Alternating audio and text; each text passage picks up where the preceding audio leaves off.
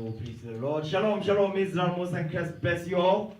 Brothers and sisters online, okay, all praises to the Lord. Stay in the spirit. Happy Sabbath to you all. Today is the closing of the Feast of Dedication.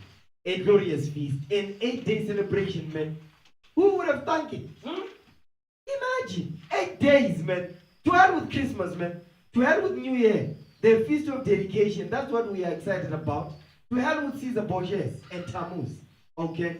Now, all praises to the Lord. We're going to go over the class now. Feast of Dedication, the closing of the Feast of Dedication. Pay close attention. I'm going to go through a lot of history. I'm going to go through some prophecy. And I'm going to go over some meat.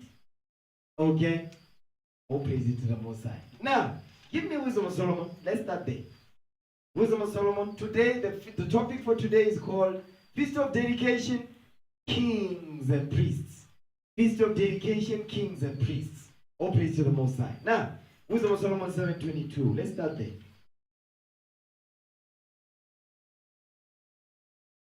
Wisdom of Solomon 7:22. Read that.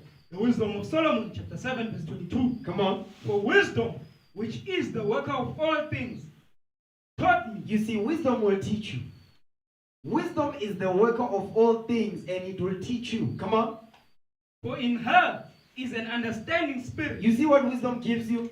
Wisdom gives you understanding. Give me that in Sirach 19, verse 19. Wisdom gives you understanding, man. You understand? The wisdom of the Lord is the keeping of God's commandments. Understand that? Come on. With Ecclesiastes, chapter 19, verse 19. Read. The knowledge of the commandments of the Lord is the doctrine of life. Go ahead. And they that do the things which please him, and they that do the things that please him, shall receive the fruit of the tree of immortality. Meaning you're going to live forever. Watch this. Come on. Verse 20. The fear of the Lord. The fear of the Lord is all wisdom. Is all wisdom. Come on. And in all wisdom is the performance of the law. You see that thing? In all wisdom is the performance of the law. You see where wisdom comes from? When you perform the laws of God. Performance is an action word. You must perform. You must do it. When you do the laws of God, you get wisdom. So go back now. Wisdom of Solomon. Did you finish that? Finish it. And the knowledge of his what? And the knowledge of his omnipotence. Omnipotence. Because the Lord is... Now go back. Wisdom of Solomon 7 verse 22 again. Read that. Wisdom of Solomon chapter 7 verse 22. Hey brothers, the stream is frozen. Can the people still hear us online? Okay, oh praise. Brothers and sisters, bear with us. We're having network issues, okay? You see, the rain network is also on demonic days that the people are celebrating. So just bear with it, okay? Now read that again. Wisdom of Solomon 7 verse 22 again. The Wisdom of Solomon chapter 7 verse 22. Come on. For wisdom, which is the worker of all things, is the worker of all things. Come on. Taught me. Read. For in her is an understanding spirit. You see what happens? When you perform the laws of God, you're going to receive understanding which gives you wisdom. Go ahead. Holy. One only. One only. Manifold. Subtle. It's subtle. Come on. Lively. Lively. You see, here's another thing. You see this part right here when it says lively? Hold this. Give me the book of Exodus 1. Because you know what? I want to deal with this. Sometimes, and let me talk to the sisters first. Exodus chapter 1, read verse 19. You see, these are foremothers, Shiphrah and Puah. When we were in Egypt, okay? It says, wisdom gives you that lively spirit. Don't be walking around here that you're part of the Walking Dead. You understand? You see that series on TV, on Netflix, The Walking Dead? I don't know how many seasons it is now. Maybe 20. It may be on season 20 now. Now read that. Exodus 1 verse 19. Watch this. The book of Exodus chapter 1 verse 19. Come on. The midwife said unto Pharaoh. Watch this. Because the Hebrew women are not as the Egyptian women. You see, the Hebrew women are not as Egyptian women. Well, how are Hebrew women supposed to be? Go ahead. For they are lively. There it is right there. They are lively. You see sisters up in here who grumpy.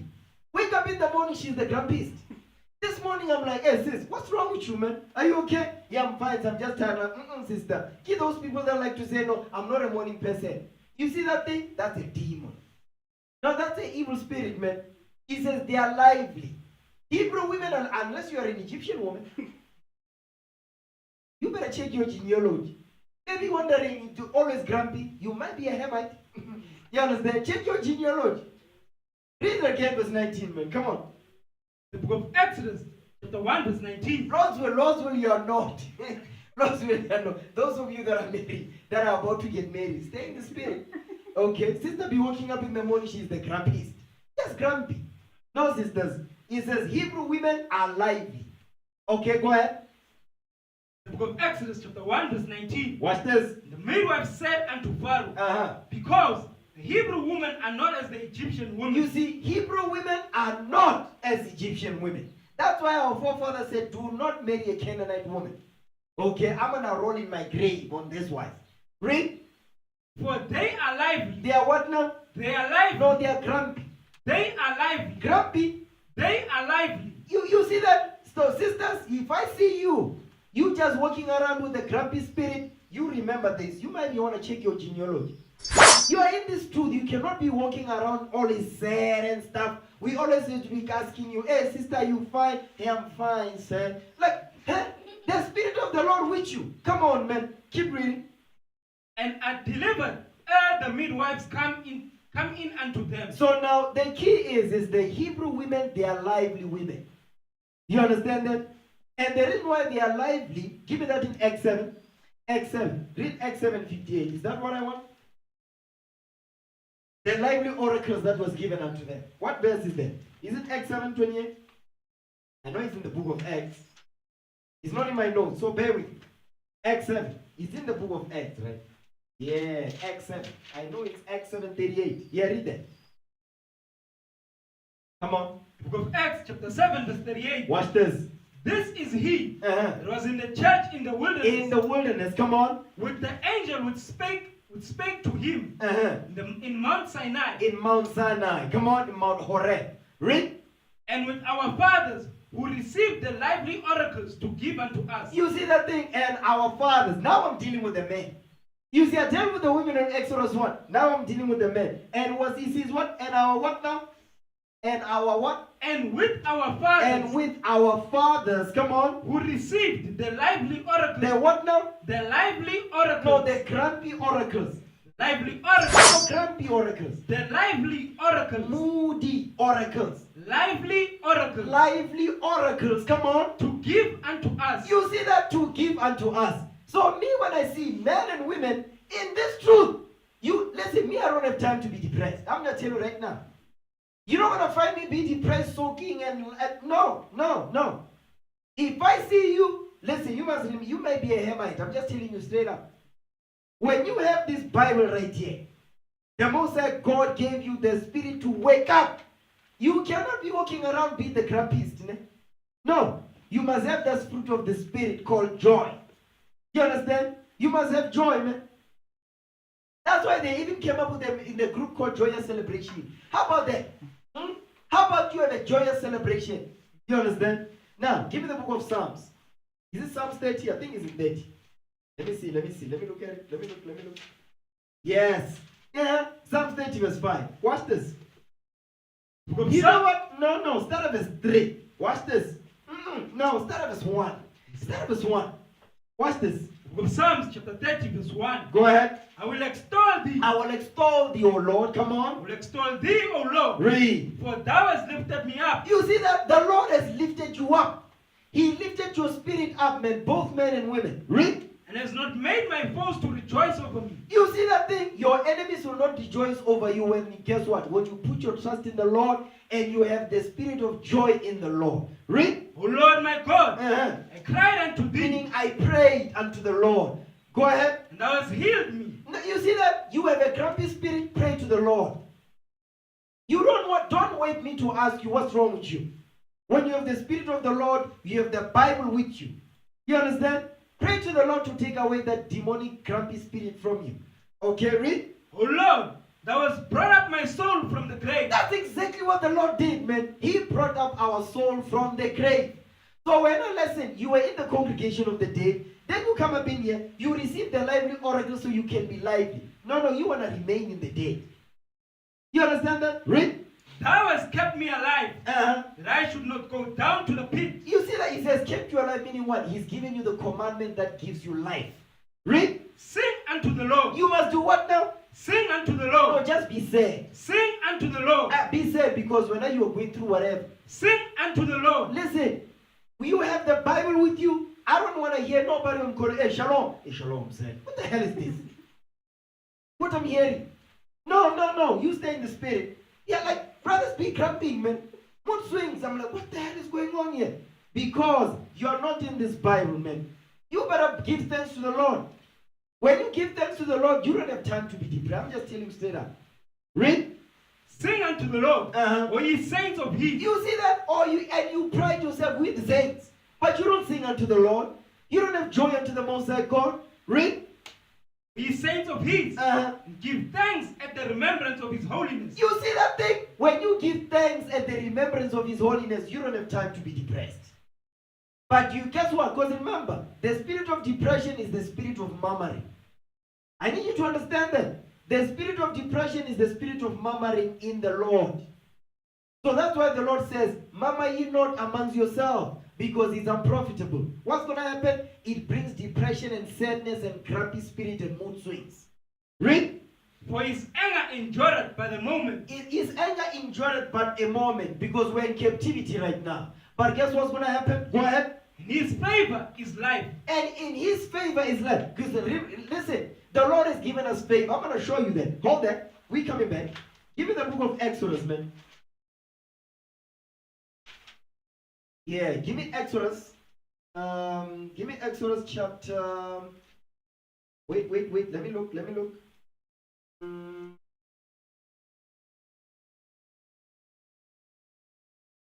Yeah, give me Exodus chapter 12. Read verse 36. Exodus 12:36. Watch this. Book of Exodus chapter 12 verse 36. Watch this. You know what? Read Exodus 11. Read verse 2 and 3. Book of Exodus. No, read verse 3. Watch this. Exodus 12 verse 3. Exodus 11 verse 3. Read that. Book of Exodus chapter 11 verse 3. Read. The Lord gave the people favor in the sight of the Egyptians. You see that? The Lord gave us favor in the sight of the Egyptian. He did it back then, and He's doing it now in spiritual Egypt. Read. Moreover, the man Moses was very great in the land of Egypt. Oh, praises. Come on. In the sight of Pharaoh's servants, and in the sight of the people. And inside of the people. Now give me Exodus 12 verse 36. Book of Exodus chapter 12 verse 36. Watch this. The Lord gave the people favor. He did what now? The Lord gave the people favor. You see, the Lord gave the people favor. He is repeating it in the next chapter. Read. In the sight of the Egyptians, so that they lent unto them such things as they required. Meaning what? The jewels of gold and of silver. We took that from them. Read. They spoiled the Egyptians. And we spoiled the Egyptians. But the point is, the Lord is giving us favor. He did it in the land of captivity when we were in Egypt. He's doing it today in the land of captivity in spiritual Egypt.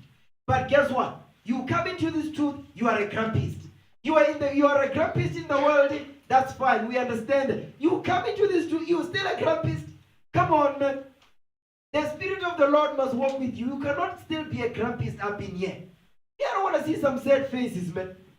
With this Bible right here, come on. People were rejoicing Guarana. When they come up in here, here's the Bible that gives you life to live forever. But you're still grumpy.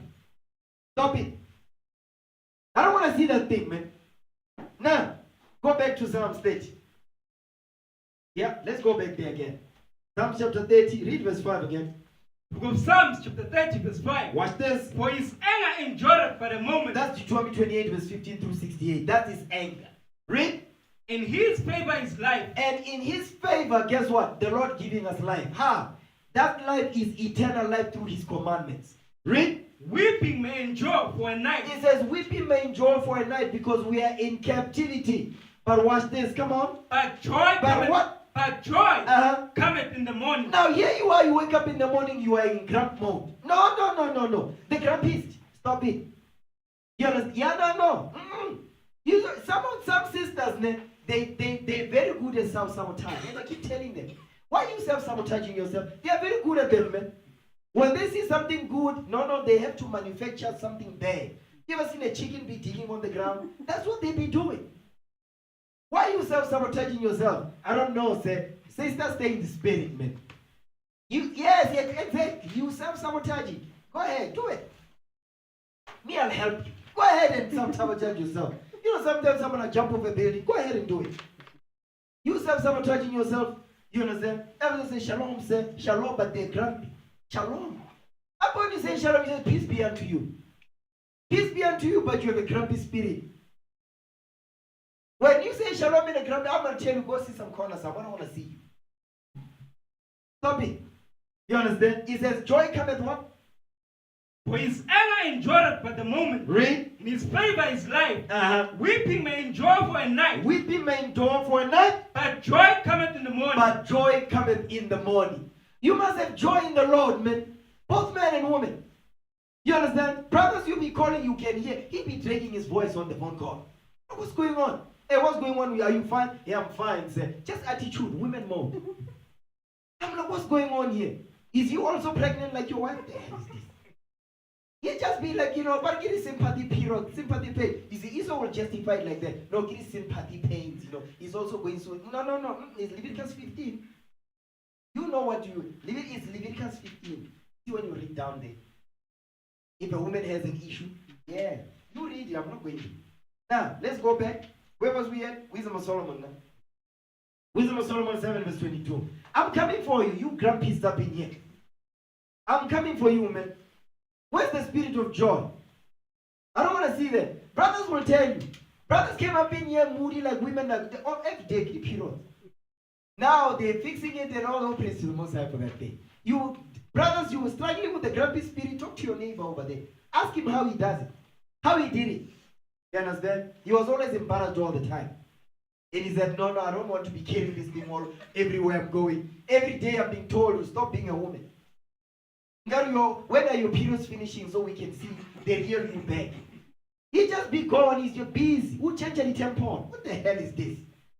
Now I'm going to tell you straight up here. Listen. Read verse 22. Come on.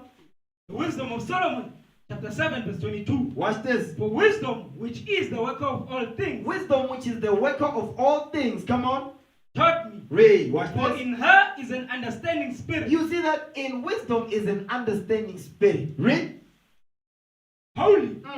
One only. One only. Come on. Manifold. Manifold. Read. Subtle. It's subtle. Read. Lively. It's lively, man. That's why it says the Hebrew women are not as Egyptian women, for they are lively.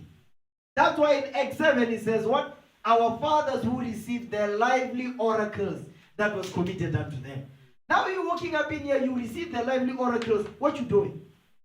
You still walking like, you still dead. Are you sure you're an Israelite indeed? An Israelite indeed will not be. You better question because you know we live among Hamites, right? There's plenty of them. Somewhere, some sisters were almost taken by Hamites. You can't make this up. A Hamite was up in here. He's like, yeah, Gwani. Come on. Is it there? Yeah. Listen, man, we're not playing. We're Jews of the Bible, man. I'm not gonna apologize for that. No, I'm a Jew. I'm not a black Jew. I'm a real Jew. I'm an Israelite indeed. Now keep reading. Clear. It's clear. So, go ahead. Where we at? Undefiled. And what now? Undefiled. It's undefiled. You see, when you have the wisdom of the Lord is undefiled. You cannot defile the wisdom of the Lord. Read. Plain. What now? Plain. It's plain. It's plain and simple. The simplicity that is in Christ. Go ahead. Not subject to hurt. Not what now? Not subject to hurt. You see that? Because remember, give me Matthew 11 verse 6. It says it's not subject to hurt. You know what that means? I'm going to read it right here. Matthew chapter 11 verse 6. I know I'm still on topic. I'm still on topic, brothers and sisters online. Because I know some of you are dealing with the spirit of grumpiness. You're always moody. Every 2 minutes you're moody. You understand? Mood swings. Mood swings is because you're not applying the laws of God to your life. That's why you have mood swings. You cannot deal with somebody that has mood swings, man. The whole house you're not going to have joy. When you get married, man, you're supposed to have joy. How are you going to rejoice your husband who not in moods? How are you going to be that pillar of rest? They always be saying it. I'm a pillar of rest to my husband. But they are moody. How are you going to be a pillar of rest with joy? Bring joy. That means you're going to cut his lifespan short. He'll die before you. and we'll know, is that woman right there? She's the one. You understand? Virtuous women, they die before their husbands. You'll say, you see, your husband died before you? Me, I'm sorry for you. I'm gonna be worried, man. Okay? No, it's not clear cut like that. There's obviously. There are those sisters there's those men, husbands that died before their husbands and all of their wives, and their wives were virtuous women. They died of natural causes. Natural causes, like Manasseh. You understand? The husband of Judah. He got a heat stroke. That's a natural cause. You understand? But stress. We're going to start to see the brothers deteriorating. What the hell is going on? That is that demon up there in the house. She will just be sucking the life out of him. Yes, because you are moody. Me, I cannot deal with moody women, man. I take no prisoners on women. They'll tell you. I'll tell you, listen, sister, you better send up the prayers about this thing. And when you come out from prayer, I want to see a big smile on your face. Yes. I don't want to see sisters be grumpy up in here. Now, what verse we have? Matthew 11. Read it. Book Matthew chapter 11 verse 6. Watch this. And blessed is he whosoever shall not be offended in me. That's it right there. Blessed is he whosoever shall not be offended in me. You see when he says wisdom is not subject to hurt. You know what that hurt comes from? When you're offended in the laws of God. Yeah. When you're offended in God's commandments, that means you don't have the wisdom of the Lord. Because if you did, you will not be subject to hurt. That's it. But if the wisdom of the Lord is not there, you are subject to hurt. Why? Because you'll be offended at what is coming out. Now let's go back to Wisdom of Solomon 7. Remember now, by the way, in case you don't know, Wisdom of Solomon 7:22, these are the fruits of the Spirit. This is Galatians 5:22 right here. Understand that. Now read. Wisdom of Solomon chapter 7 verse 22. Go ahead. For wisdom, which is the worker of all things, is the worker of all things. Come on. taught me. For in her is an understanding spirit. In her is an understanding spirit. Read. Holy, one only, manifold, subtle, lively, clear, undefiled. Go ahead. Plain, not subject to hurt. Not subject to hurt. Come on. Loving the things that are good. You see that? Good. Loving the things that is good. Read. Quick, which cannot be lettered. Which cannot be stopped. It cannot be stopped. That's why when I see you, I'm going to tell you, hey, why you being grumpy, man? What's wrong with you? Go ahead. Ready to do good. Ready to do good. But if this thing is not present in you, you will not be ready to do good. No. You will not be ready. Go ahead. Kind to men. It's kind to men. That's the fruit of the Spirit. Kindness. Go ahead. Steadfast. Steadfast, meaning unmovable. Read. Sure. It's sure, meaning confident. Read. Free from care. Free from care, meaning what? You don't care what people say when you apply this book. Go ahead. Having all power. Having all power because you keep the commandments. Read. Overseeing all things. Overseeing all things. Come on. Going through all understanding. Pure. Most subtle spirits. That's wisdom. These are the fruits of the Spirit right here. Go ahead.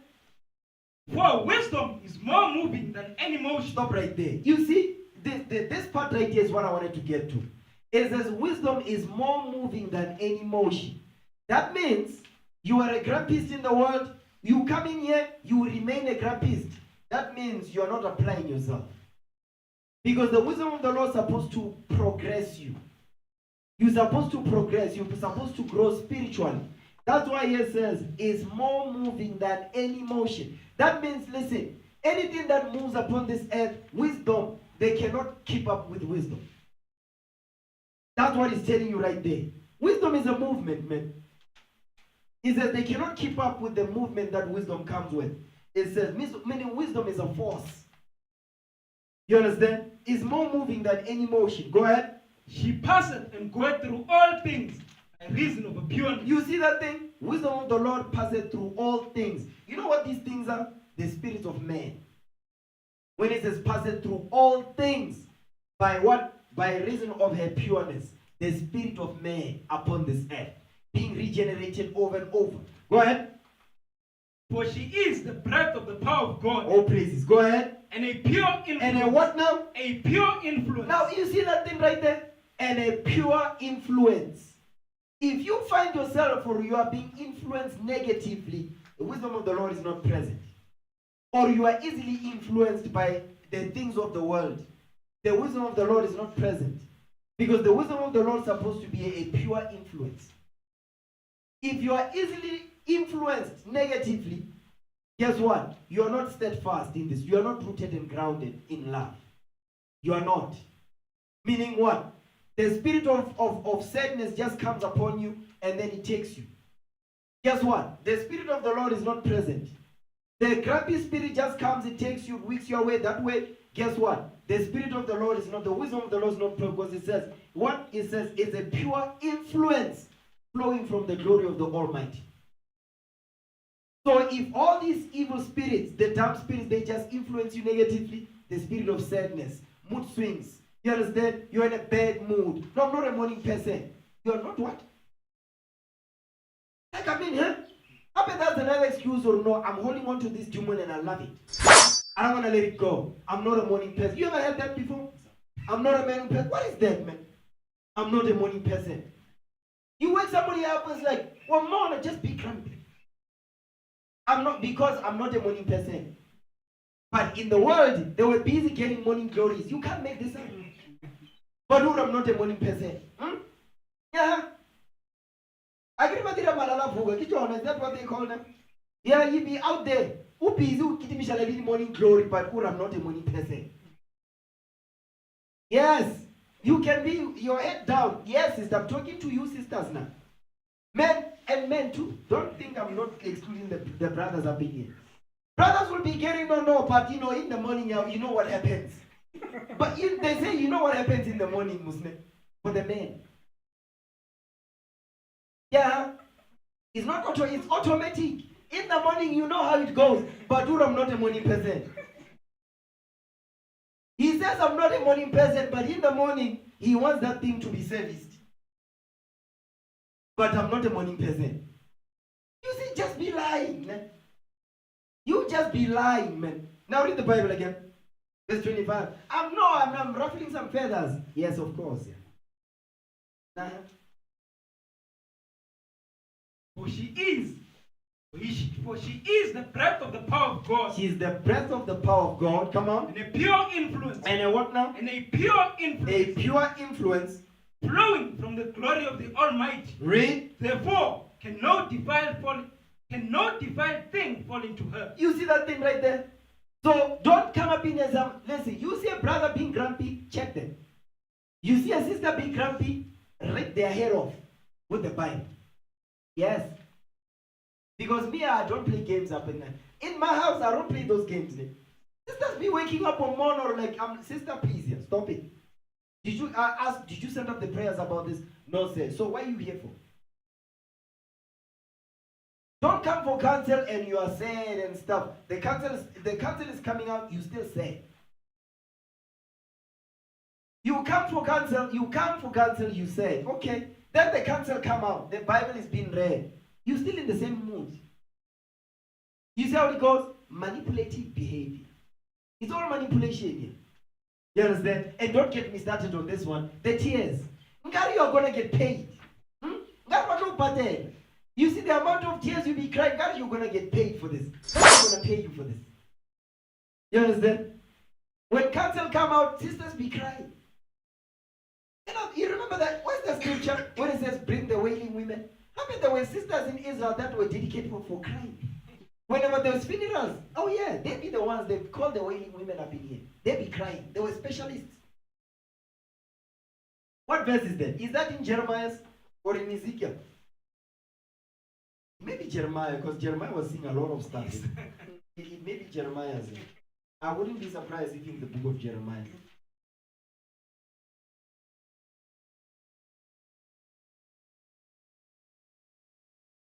Okay, what verse is that, brothers? What? Jeremiah what? 9:20. Let's go. Yeah, let's read that. Start verse 19. Watch this. Book of Jeremiah, chapter 9. No. Let's start at verse 17. Yes, that day. Watch this. Book of Jeremiah, chapter 9, verse 17. Watch this. Thus said the Lord of hosts, consider ye, and call for the mourning woman. And do what now? And call for the mourning woman. Call for the mourning women. The ones that are specialists in crying. Go ahead. That they may come. That they may what? That they may come. They may come. Come on. And send for cunning women. Send for what now? For cunning women. That they may come. Watch this. And let them make haste. And take up a wailing for us. You see that thing? So there were we had specialists in Israel. The sisters, they were specialists of crying. Crying specialists. Read on. That our eyes may run down with tears. Exactly. That's what they be doing, man.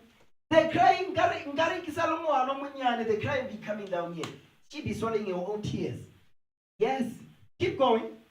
And our eyelids gnash out with water. And our eyelids gush out with waters. Go ahead. And our eyelids gush out with water. Watch this. Read. For a voice of wailing is heard out of Zion. You see that? A voice of wailing is heard out of Zion. Come on. How are we spoiled? We are greatly confounded. Go ahead. Because we have forsaken the land. Read. Because our dwellings have cast us out. You see that? Go ahead. Yet, hear the word of the Lord, O ye women. That's it. Hear the word of the Lord, O ye women. Come on. Let your ear receive the word of his mouth. You see that? Is a let your ears receive the word of his mouth. Because when you bring the word of God, they cry. The Lord said, stop crying. Hear the word of God when it's coming out. You see how this goes? So brothers, you brothers that are going to get married, you bring correction to your wife, she be crying. You bring this scripture out. You pull this scripture out. Go ahead. And teach your daughters wailing. Wow. Because that's what they do. They teach their children, their daughters to do the same thing. Go ahead. Because our dwellings have cast us out. What did you say? And teach your daughters wailing. And every one of her neighbors lamentation. Lamentation. So now, but the key is, you had crying women in Israel. Guess what? Back then, we had them. Today, we have them too. In the truth. In the congregation at SOC, you have wailing women up in here. You understand? You see, me, I've been seeing things, man. I've been seeing stuff. You understand? So, sisters, me, I don't want to see that thing. You have a problem, you open this book and apply it.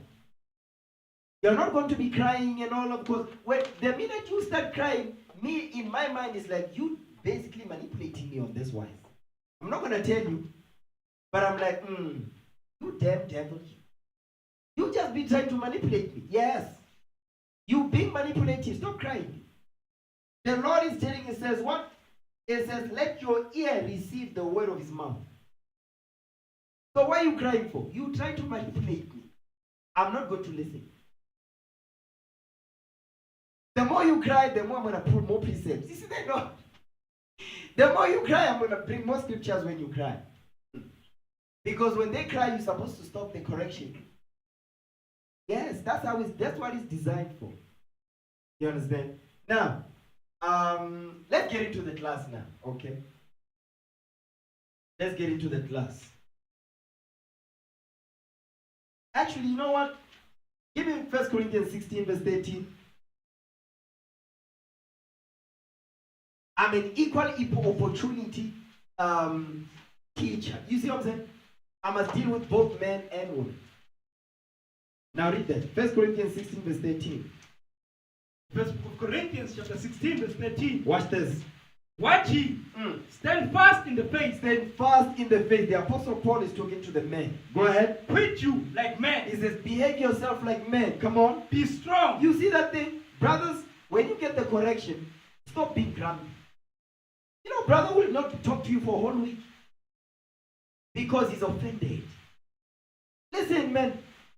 It's time to get that. Because you blaming us. No, don't blame us. Deuteronomy 23 and 1. Don't blame us. When you get correction, man, just take the correction. And so you grow up. That's it. Deuteronomy chapter 23 verse 1. Let me tell you something. If you cannot take the correction while you are not married yet, when you get married, when you council come, you and your wife must be present in the council. So if you didn't take it during the rehearsal when you were still a singleton, now when you come into the marriages, you and your wife, guess what's going to happen? The correction is going to come when you and your wife are present. And because you didn't enjoy the counsel, the correction when it came out when you were by yourself receiving the counsel, guess what you're going to do when the counsel come out when your wife is present? You're going to try to jump up like a popcorn over Rambo. You're going to try to be Rambo to try to defend your wife. When we correct you, you're going to jump up. No, my wife. I know my wife. She's not like, shut the hell up and sit in the corner somewhere. So if you cannot take it now when you are a singleton, you're not going to take it when you're with your wife. You won't do it. You understand? Some brothers I've seen, they try to come to the rescue. You understand? They got checked right there and there in front of their wife because he was being unbecoming. Because he didn't want to take the correction when he was by himself. So now he didn't rehearse. Sisters the same way. Because if you cannot take the correction while you're still by yourself, when you are in the house with your wife, you're going to give her instruction, do such and such, and then when you come for counsel, you can't take the correction, you will never be able to correct your wife. Because when you correct it, you're going to say, but you don't take the correction either. So why are you telling me that I'm not submissive? Why are you telling me that I'm not listening? The correction come out at the leadership table, you jump up like a popcorn. So, how is this going to work? You see that thing? So you don't think about this. But you must think about it. Okay? Now, let's get into the topic. You know how it goes. Before the class, I do this. Now, come on now. Give me Exodus 19. Let's get into it now. Feast of Dedication, closing of Feast of Dedication, kings and priests. Okay? The stream is still going. Exodus 19 verse 1. Watch this. The book of Exodus chapter 19 verse 1. Come on, brothers. Let's be on standby. What's going on?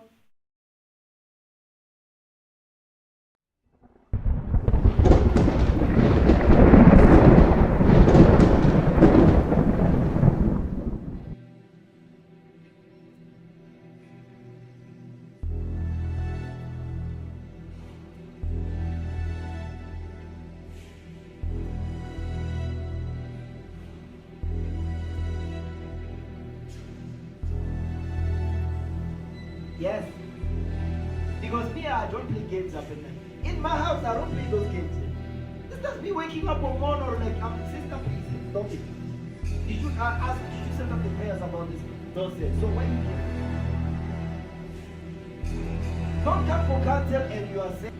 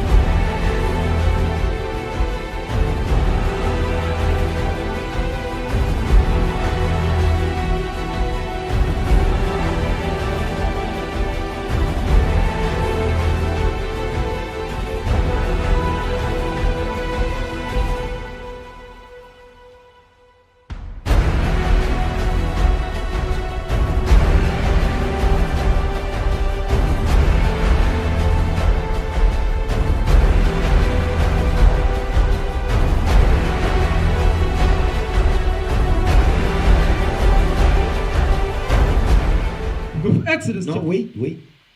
Brothers and sisters, we apologize. Bear with us. We're just fixing up the sound. Lord's will, the sound is better now. All right. Okay, just let us know if the sound is good now. Exodus 19 verse 1. Let's read that. Book of Exodus chapter 19 verse 1. Read. In the third month, when the children of Israel were gone forth out of the land of Egypt, Read. the same day came they into the wilderness of Sinai. We came into the wilderness of Sinai. This is now the third month as we're traveling. Okay? So now what I want to show you is I want to show you the routes, the Exodus route. Okay? Hold this. Give me the book of Numbers. Numbers 33. When we left Egypt in the first month. Here in Exodus 19, it's the third month when we were in the wilderness of Sinai. Okay, watch this. Numbers chapter 33, start verse 3. The book of Numbers chapter 33 verse 3. Watch this. They departed from Ramses. And we departed from Ramses. When we left. Now this is the Exodus now when we left. Go ahead. In the first month. In the what now? In the first month. In the first month, because we're observing the feast of the Passover. Come on. On the 15th day of the first month. Mm-hmm. On the morrow after the Passover. On the morrow after the Passover. Because remember, it's the 14th day at even. Okay, go ahead. The children of Israel went out with an high hand in the sight of all the Egyptians. Okay, so the Lord delivered us out of Egypt. It says we departed from Ramses. Now show the people the map now. Okay, they must see the book. And then we must go into the book so they can see the map. When we departed from Ramses, I just want to take you through the history a little bit. Bear with us. Okay? Yeah, read the title of the book. Reader's Digest. Mm-hmm. Story of the Bible world. Story of the Bible world. Story of the Bible world. Okay? Read on. In map, word, and picture by Nelson Beecher Keys. Okay, let's go into the book now. Page 29. Is it visible? Okay. What does it say there? The route of the Exodus. The route of the Exodus. Okay, let's scroll up. Up. Yes. Zoom in. Yeah, that part right there on the red. Those red lines, we're going to start there. Zoom in. Yeah, zoom in some more. Yeah, zoom out a bit. Yes. So right there. Now read that verse again. Verse 3. Actually, you know what? Read verse 5. Because it's saying the same thing somewhat. Go ahead. The book of Numbers chapter 33 verse 5. Watch this. And the children of Israel removed from Ramses. We departed, meaning we removed from Ramses. That's the part you see right there. You see that beginning of the arrow? It says Ramses. In brackets it says Tanis. I think that's Tunis. Okay, come on. And pitched in Succoth. And we pitched in Succoth. There's Succoth down there. Okay, scroll up so the people can see it. Show them with the air. Right there. That's Succoth right there. We pitched in Succoth. Go ahead. Verse 6. Verse 6. Uh-huh. And they departed from Succoth. Read. And pitched in Etham. And we pitched in Etham. Scroll up so they can see it. There's Etham right there. Okay, show the people. Yeah, that's Etham right there. Go ahead. Which is in the edge of the wilderness. Which is in the edge of the wilderness. Come on, verse 7. They removed from Etham and turned again to Piharoth. And turned again unto Pihahiroth. And turned again unto Pihahiroth. Unto. You see Pihahiroth is up there. Pihahiroth. Zoom out a little bit. Okay. Let me see. Baal Zephon. I'm seeing Baal Zephon. I don't see Pihahiroth here. Scroll up, let me see. Yeah, that's it right there. No, that's not it. Scroll up, let me see something. Up. Meaning, yeah, move it up. Okay, that's fine. Okay, I don't see Pihahiroth there. Go down. Zoom in a bit. Yeah, that's it right there. Keep reading. Which is before Baal-Zephon. Baal-Zephon. That's Baal. Baal-Zephon is up there. You see Baal-Zephon. That means Pihahiroth is between Etham and is between Succoth and Baal-Zephon. Okay, go ahead. which is before Baal-zephon, Mhm. and they pitched before Migdol. We pitched before Migdol, not in Migdol. Go ahead. They pitched before Migdol, Read. and they departed from before Pihahiroth, Okay, we left Pihahiroth. Where did we go? and passed through the midst of the sea Mhm. into the wilderness, Into the wilderness. and went 3 days' journey Uh-huh. in the wilderness of Etham. In the wilderness of Etham. Where is Etham? That's Etham right there. Okay. It says crossing of the Red Sea. Sea of reeds. So we crossed the Red Sea. Come on. And pitched in Marah. And pitched in Marah. Scroll up. Yeah, that's Marah right there. You see the wilderness of Etham? Scroll down. Scroll down just a bit. Move it down a bit. Yeah, you see, zoom in so you can see the wilderness of Etham. That's the wilderness of Etham right there. Okay, go ahead. You see that it says the Amalekites, enemies of the Israelites, wandered as nomads between Canaan and Mount Sinai. You see that thing? Because they are the ones that met us when we came out, Pell. Remember that. Okay, go ahead. And they removed from Marah Mhm. and came unto Elim. And came into Elim. Go ahead. And where's Elim? There's Elim right there. Go ahead. And in Elim were 12 fountains of water, and 70 palm trees. And they pitched there. And we pitched there. Okay, come on. And they removed from Elim and encamped by the Red Sea. And we encamped by the Red Sea. Now scroll up. I'm going to show you something. Scroll up. Okay, up. Yes, yes. No. We want down there. Yes, now zoom in. Okay, move it up. Some more. Some more. Zoom. Yeah, that's the Red Sea. See the Red Sea right there? That's the Red Sea right there. It says, what did we do? Read that again, verse 10. The book of Numbers, chapter 33, verse 10. Read. They removed from Elim Mhm. and encamped by the Red Sea. Because the Red Sea was adjacent to us. Go ahead. And they removed from the Red Sea and encamped in the wilderness of Sin. Now scroll down so we can go to the wilderness of sin. There's the wilderness. Zoom in. There, the wilderness of sin. You see the wilderness of sin right there? That's the wilderness of sin. Okay. Let me see. Yeah, go ahead. They took their journey out of the wilderness of Sin and encamped in Dovka. Dovka. Go up now so we can see. There's Dovka right there. There is that. That's it right there. See, the Bible is a true book, man. They use the Bible to make these maps, not the other way around. Understand that? Okay, come on. They departed from Dovka and encamped in Elush. And Alush, that's it, Alush right there. You see that? Go ahead. And they removed from Alush and encamped at Rephidim. Rephidim, go ahead. Where was no water for the people to drink. Oh, you see, that's where the people were murmuring against Moses. When you read Exodus, is it Exodus 17? Yeah, Exodus 17. They murmured against Moses. Read that again. And they departed from Rephidim and pitched in the wilderness of Sinai. And they pitched in the wilderness of Sinai. Now, you see this right here? Read verse 14 one more again.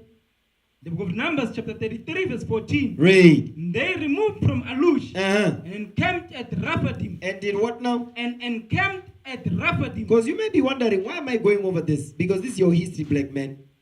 You understand? That's your history. Yes. Watch this. Go, give me Exodus 17 verse 1. Exodus 17 verse 1. You see, the reason why I'm going over this is so that you can be able to see where we were, how we traveled, what the maps look like. Okay, watch this. Read that. The book of Exodus, chapter 17, verse 1. Read. And all the congregation of the children of Israel journeyed from the wilderness of Sin. That's it. Stop right there. Now scroll down so they can see the wilderness of sin. Come on, stay with me. Yeah, that's it right there. Read that verse again. The book of Exodus, chapter 17, verse 1. Read. And all the congregation of the children of Israel journeyed from the wilderness of Sin. That's the wilderness of sin. So move the cursor so the people can see it. The wilderness of sin. That's the wilderness of sin right there. Where did we go? Come on.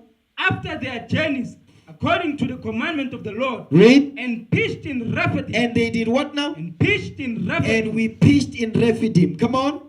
And there was there was no water for the people to drink. Now scroll up. There's Rephidim right there. Zoom in. So we left the wilderness of sin. We pitched in Rephidim. It says there was no water for the people to drink. What did we do? We were chiding with Moses, man, on this wise, right here. You understand? So the Bible is a true book, man. Okay, now go back to Exodus 19. That's it on that. Exodus 19. Verse 1 again. The book of Exodus chapter 19 verse 1. Read. In the 3rd month, when the children of Israel... Now remember, now this is the 3rd month. We left Ramses on the 1st month. Okay? The 14th day at even. Go ahead. And in the 3rd month, when the children of Israel were gone forth out of the land of Egypt. Read. The same day came they into the wilderness of Sinai. We came into the wilderness of Sinai. That's the wilderness of Sinai. Is down there at Rephidim. Down there. You see that? Go ahead. For they were departed from Rephidim and were come to the desert of Sinai. We came to the desert of Sinai. So we left Rephidim. We came into the desert of Sinai or Mount Horeb. Go ahead. And pitched in the wilderness. And there Israel camped before the mount. We camped before the mount, meaning Mount Zion or Mount Horeb. Go ahead. Moses went up unto God, and the Lord called. Apologies, sir. Come on. The book of Exodus chapter 19 verse 3. Read. Moses went up unto God. And the Lord called unto him out of the mountain, saying, Thus shalt thou say to the house of Jacob, and tell the children of Israel. The house of Jacob is the children of Israel. The children of Israel is the house of Jacob. Go ahead. Ye have seen what I did unto the Egyptians, and how I bare you on eagle's wings. Read. And brought you unto myself. When the Lord delivered us out of Egypt. Go ahead. Now, therefore, if ye will obey my voice. If you will obey my voice indeed, come on. Now, therefore, if you will obey my voice indeed, and keep my covenant, then ye shall be a peculiar treasure unto me above all people. For all the earth is mine. For all the earth is mine. Come on. And ye shall be unto me a kingdom of priests. Stop right there. Ye shall be what now? And ye shall be unto me a kingdom of priests. This is prophecy. It says, and ye shall be unto me a kingdom of priests. So it's prophesying what's going to happen when we are in the kingdom. Go ahead. And in holy nation. And in holy nation. These are the words which thou shalt speak unto the children of Israel. It says, these are the words that thou shalt speak unto the children of Israel. Now give me the book of Revelation 1 verse 6. Revelation 1 and verse 6. It says, ye shall be unto me a kingdom of priests. Okay, come on. Revelation 1 verse 6. Watch this. The book of Revelation chapter 1 verse 6. Go ahead. And hath made us kings and priests unto God and his Father. That's Christ. He says, and made us kings and priests unto God and his Father. Come on. To him be glory and dominion forever and ever. Amen. You see that thing? So this is the fulfillment of the prophecy. This prophecy has not been fulfilled yet. It is yet to be fulfilled. We are still going to be what? Kings and priests unto God in the coming kingdom. Right now we're getting our minds right. You understand? Because you may be wondering, what does the Feast of Dedication have to do with it? Everything. It has everything to do with it. Read that verse 6 again. The book of Revelation chapter 1 verse 6. Read. And hath made us kings and priests unto God and his Father. To him be glory and dominion forever and ever. Amen. Amen. We're going to come back to this. We're going to come back to this. So keep in mind of those two verses, Exodus 19 verse 6, Revelation 1 verse 6. Keep that in mind. Now give me the book of John 10:22 now. John chapter 10 verse 22. Let's get into it. The Feast of the Dedication, man. The Feast of the Dedication is in the Bible, and Jesus Christ himself observed the Feast of the Dedication. So brothers and sisters online, those of you that have never observed the Feast of the Dedication, today is your day. Today is the closing of the Feast of Dedication. We've been observing the feast the whole week. It's an 8-day celebration. You understand? Because we know some of you, you have not been woken up yet. You're only now coming into the truth. All praises to the Lord. You're going to begin to observe the Feast of the Dedication in the Spirit of the Lord and Savior, the Black Messiah, Jesus the Christ. Okay, read that. Book of John chapter 10 verse 22. Read. And it was at Jerusalem. And it was at Jerusalem, come on. The feast of the dedication. The what now? The feast of the dedication. The feast of the dedication, come on. And it was winter. And it was winter. Read on. And Jesus walked in the temple in Solomon's porch. And Jesus did what now? Jesus walked in the temple in Solomon's porch. So during the feast of the dedication, Christ observed it. Christ observed the feast of the dedication in Jerusalem with our forefathers. Give me 1 Peter 2:21. 1 Peter chapter 2 verse 21. Christ the Messiah, he observed the feast of the dedication. Okay? 1 Peter 2:21. Read that. The first book of Peter chapter 2 verse 21. Watch this. For even hereunto were ye called. Brothers, you can take the map of the screen now. Come on, read that again. The first book of Peter chapter 2 verse 21. Watch this. For even hereunto were ye called. Come on. Because Christ also suffered for us. Read. Leaving us an example. Christ left us an example. Come on. That ye should follow his steps. That we should follow his steps. So guess what? The same way Christ observed the feast of the dedication, we must do the same thing. We must also observe the feast of the dedication to follow after his steps. Read that again. The first book of Peter chapter 2 verse 21. Read. For even hereunto were ye called. Read. Because Christ also suffered for us, leaving us an example that ye should follow his steps. That we should follow his steps. So guess what? Christ observed the feast of dedication. We must do the same thing this day. That's what we're doing. We're observing the feast of the dedication. We're walking after the footsteps of our Lord and Savior Jesus the Christ. Okay? Now watch this. Give me the book of Daniel chapter 8. Daniel 8 verse 14. Because Christ, we're reading about it in the New Testament. We're going to read about it in the Old Testament as well. Daniel chapter 8 verse 14. Watch this. Book of Daniel chapter 8 verse 14. Come on. And he said unto me, unto 2,300 days. Read. Then shall the sanctuary be cleansed. Then shall the what now? Then shall the sanctuary be cleansed. The sanctuary that needed to be cleansed goes into the feast of the dedication. Because why? The Greeks had polluted our temple with swines. They put upon the altar the abomination that make it desolate. We're going to go into that. What the feast of the dedication is about is to dedicate the temple by cleansing it of the filthiness that was put up in there by the heathens. You understand? Read that again, verse 14. With Daniel chapter 8 verse 14. Come on. And he said unto me, read. Unto 2,300 days. Read. Then shall the sanctuary be cleansed. Then shall the sanctuary be cleansed. Unto 2,000 what now? Unto 2,300 days. Unto 2,300 days. That's around 171 BC to 165 BC. Unto 2,300 days. 171 BC to 165 BC. That's what it's going into. So because during that time, the sanctuary was what was polluted. So it took us from 171 to 165 when the temple was polluted. So we had to cleanse it after the fact. You understand? After 2,300 days. That's when the sanctuary was cleansed. You understand? That's what is called the feast of the dedication. To dedicate the temple being cleansed. Now, give me the book of Daniel chapter 8 and 1. Let's get into it. Daniel 8 and 1. The book of Daniel chapter 8 verse 1. Read. In the third year of the reign of King Belteshazzar, a vision appeared Belshazzar. Read that again. Apologies, sir. Come on. In the third year of the reign of King Belshazzar, a vision appeared unto me. Belshazzar is Nebuchadnezzar's grandson. Belshazzar. Come on. Vision appeared unto me, even unto me, Daniel. Read. After that which appeared unto me at the first. Go ahead.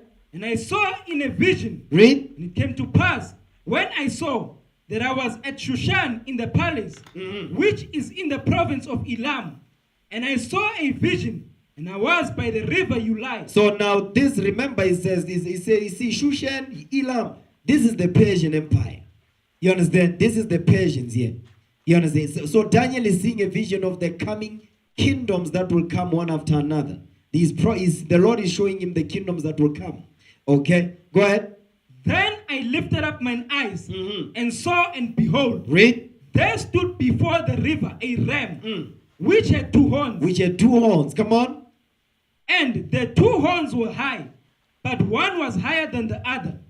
And the higher came up last. Yeah, then the higher came up last. Come on. I saw the ram pushing westward and northward. Conquering. Come on. And southward. Read. so that no beast might stand before him. Go ahead. Neither was there any that could deliver out of his hand.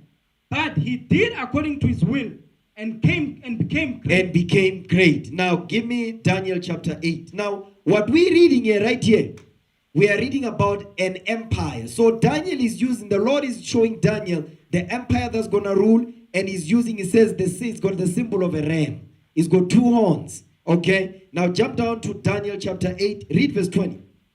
With Daniel chapter 8 verse 20. We're going to see who the ram is. Come on. The ram which thou sawest, having 2 horns, are the kings of Media and Persia. Are the kings of Media and Persia. Remember, Media came up first and Persia came up last. So Media was a little horn and Persia was a bigger horn. You understand? So that's what he's explaining here. Okay, now jump back up. Daniel chapter 8 verse 5 now. Daniel chapter 8 verse 5. Read. And as I was considering, come on, behold, and he goat came up from the west on the face of the whole earth, and touched not the ground. That's how powerful it was. It was so powerful that it did not even touch the ground. You understand? Because this is a kingdom that's coming up to take over the kingdom of Media and Persia, because Persia came up last. Go ahead. And the goat had a notable horn between his eyes. Come on. And he came to the ram that had 2 horns, which I had seen standing before the river. Go ahead. And ran unto him in the fury of his power. In the what now? The fury of his power. Meaning what? This goat did not come as good people on the scene. They came to cause havoc. Go ahead. And I saw him come close unto the ram. Read. And he was moved with the choler against him. He says he was moved with choler against him, meaning great anger against him. The him is Persia. Read. And smote the ram. And did what now? Smote the ram. And smote the ram. Come on. And break his 2 horns. And destroyed the empire of Persia and Media. He took over the kingdom of Media and Persia. What verse you in? Verse 7, sir. Verse 7. Did you finish verse 7? No, sir. Go ahead. There was no power in the ram to stand before him, but he cast him down to the ground. Not only did he kill the ram, but he cast the ram down to the ground. He was stamping upon him to make sure that he was dead. It was destroyed. Read. And stamped upon him. And there was none that could deliver the ram out of his hand. You see that? There was none that could deliver the ram out of his hand. Now jump down to verse 21 now. Let's see who is this ram. Who is this goat that came and destroyed the ram and make sure that he stamped upon him that the ram don't no longer get up. Go ahead. With Daniel chapter 8 verse 21. Watch this. And the rough goat is the king of Grecia. And the rough goat is the what now? Is the king of Grecia. Is the king of Grecia. This rough goat is the king of Grecia. Grecia means Greece. The king of the Greeks. Go ahead.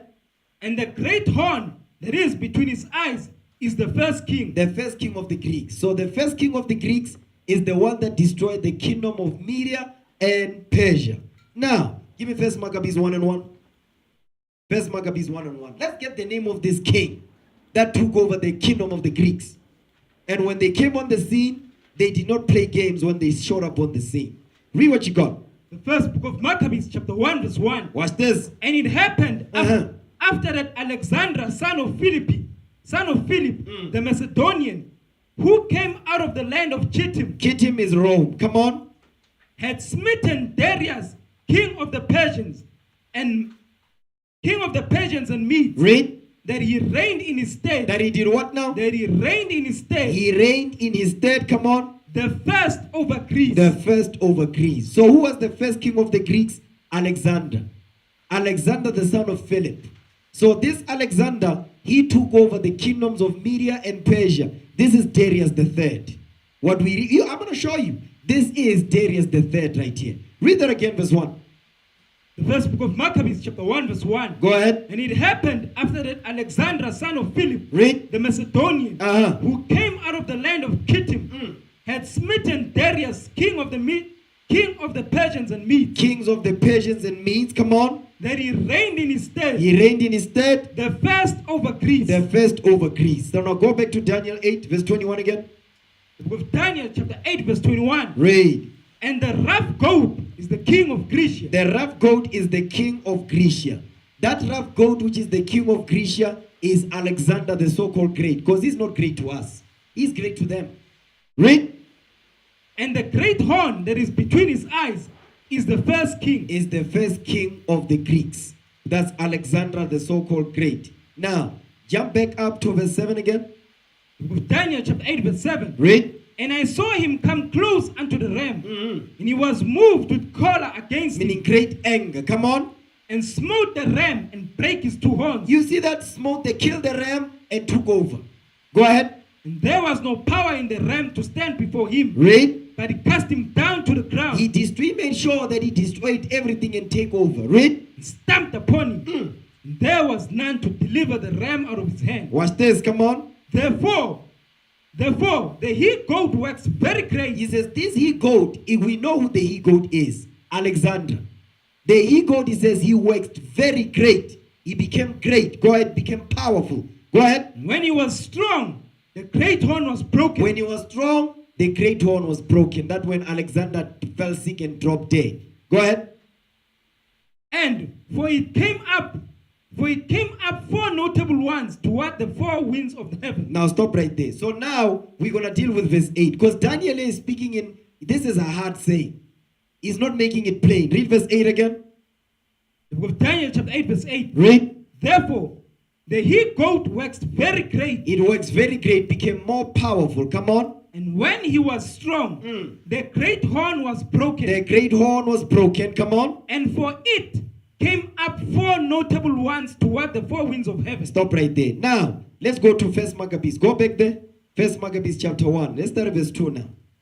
First Maccabees 1 verse 2. Watch this. The first book of Maccabees chapter 1 verse 2. Come on. And made many wars. This is Alexander. After Alexander took over the kingdom of Media and Persia from Darius III, what did he do? And made many wars. He made many wars. That's why it says, the he-goat became works very great. He made many wars. He went around conquering. Go ahead. And won many strongholds. And won many strongholds of great nations. Read. And slew the kings of the earth. You see what he was doing? He was taking their crowns. He was conquering and taking over. Read. And went through the end of the earth. And took spoils of many nations. You see that? He took the riches of many nations when he's conquering. Go ahead. So much that the earth was quiet before him. Meaning nobody could stand before before this goat. Remember what we read in Daniel 8. He says, the ram could not deliver itself from the goat. That's what he's saying. He says what? In so much that the earth was quiet before him. Nobody stood up to Alexander. Read. Whereupon he was exalted and his heart was lifted up. Meaning he was proud. He was lifted up. Watch this. Come on. And he gathered a mighty strong host. He gathered a mighty strong host. Come on. And ruled over countries and nations. He says he gathered a mighty strong host, meaning an army. So Alexander had a great army with him. What did he do? He ruled over countries and nations and kings of the earth. Read. And kings who became tributaries unto him. Meaning what? They paid him taxes. He was collecting tax from the nations he conquered. That's what America does. That's what Europe is doing. The EU is doing the same thing upon us. Okay, come on. And after these things, he fell sick and perceived that he should die. Go ahead, because he caught syphilis and he dropped dead. Go ahead. Wherefore, he called his servants, such as were honorable, and had been brought up with him from his youth. So now these are the 4 notable ones. These 4 notable ones is what we're reading in the book of Daniel. Okay, come on. And parted his kingdom among them. He parted his kingdom among these 4 notable ones. Go ahead. Meaning his generals. The 4 notable ones in Daniel, the 8th chapter, is Alexander's 4 generals. Okay, go ahead. While he was yet alive. While he was yet alive. Come on.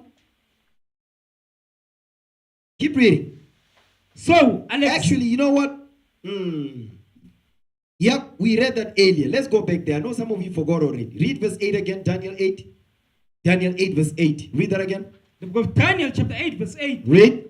Therefore, the he-goat works very great. This is Alexander now. The he-goat works very great. He made wars with many nations and took spoils of many nations and their kings. Read.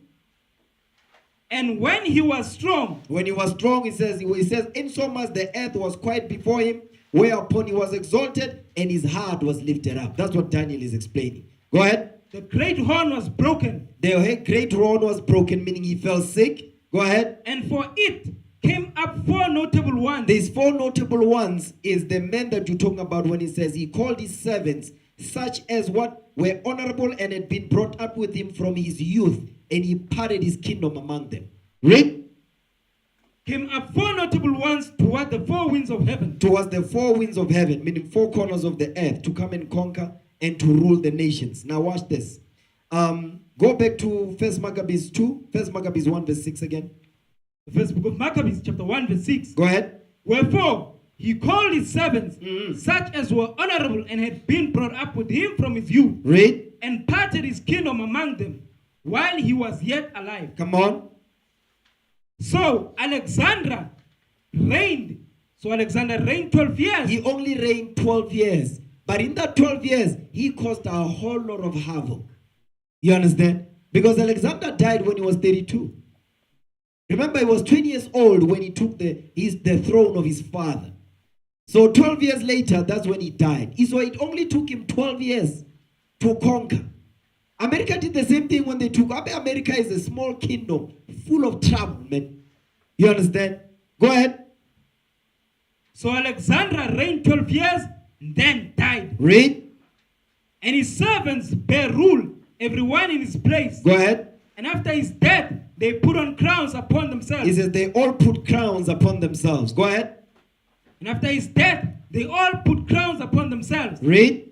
So did their sons after them many years. Watch this. And evils were multiplied in the earth. What happened now? And evils were multiplied in the earth. So you see, when the Greeks took over, when the white men took over upon this earth, is as evils were multiplied on the earth. It doesn't mean there was no evil on the earth. But when the white men showed up, it says evil was multiplied on the earth. Meaning it became worse. Because guess what? They are the beginning, the cause, and the end of all evil on earth. You understand? Now watch this. Now let's get into the book now. Reader's Digest, page 104. Reader's Digest, page 104.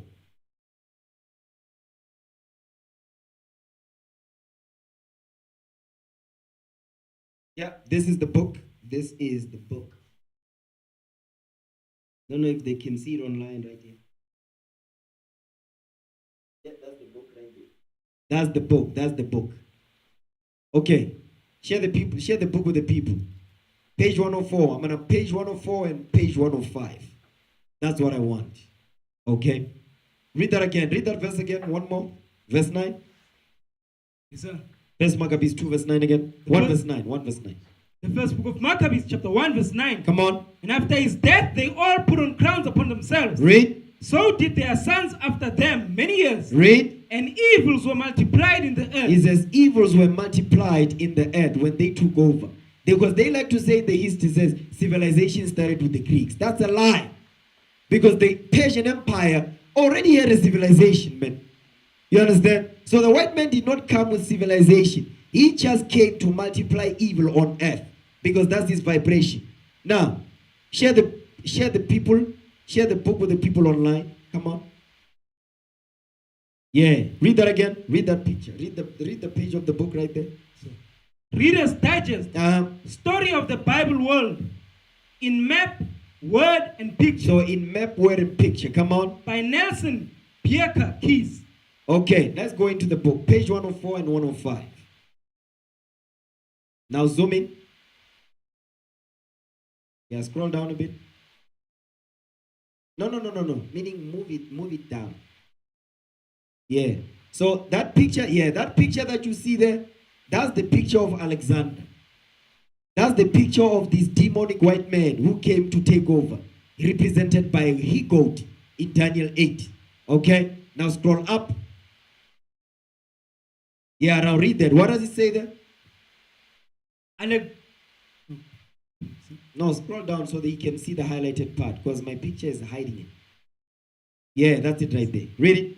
Alexander and the Grecian era. Alexander and the Grecian era. Alexander and the Grecian era.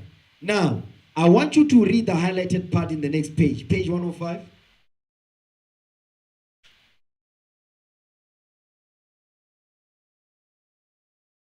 Yeah, that's it right there. Zoom in. Because I want the people online to see what we're looking at. All right? Okay, now read that. One of the European countries that Xerxes crossed was Macedon. Was Macedon. Because remember, Xerxes was during the time of Esther. Esther the queen. When you read about the immortals, yes, that's during the time of our foremother Esther when she was the queen in Persia. Okay? Read. The mountainous area to the north of Greece. Read. This little land remained Unimportant. Until in the 359 BC. Until in 359 BC. Come on. Until in 359 BC. Read. Its throne was seized by an able, crafty young man named Philip. Who's Philip? Alexander's father. Read that. Go back to 1 Maccabees 1:1. Yeah, read that.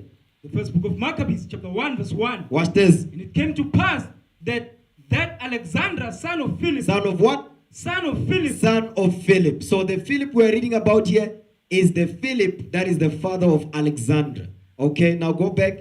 Go back to the book now. Yes, sir. Yes. Reading from Reader's Digest.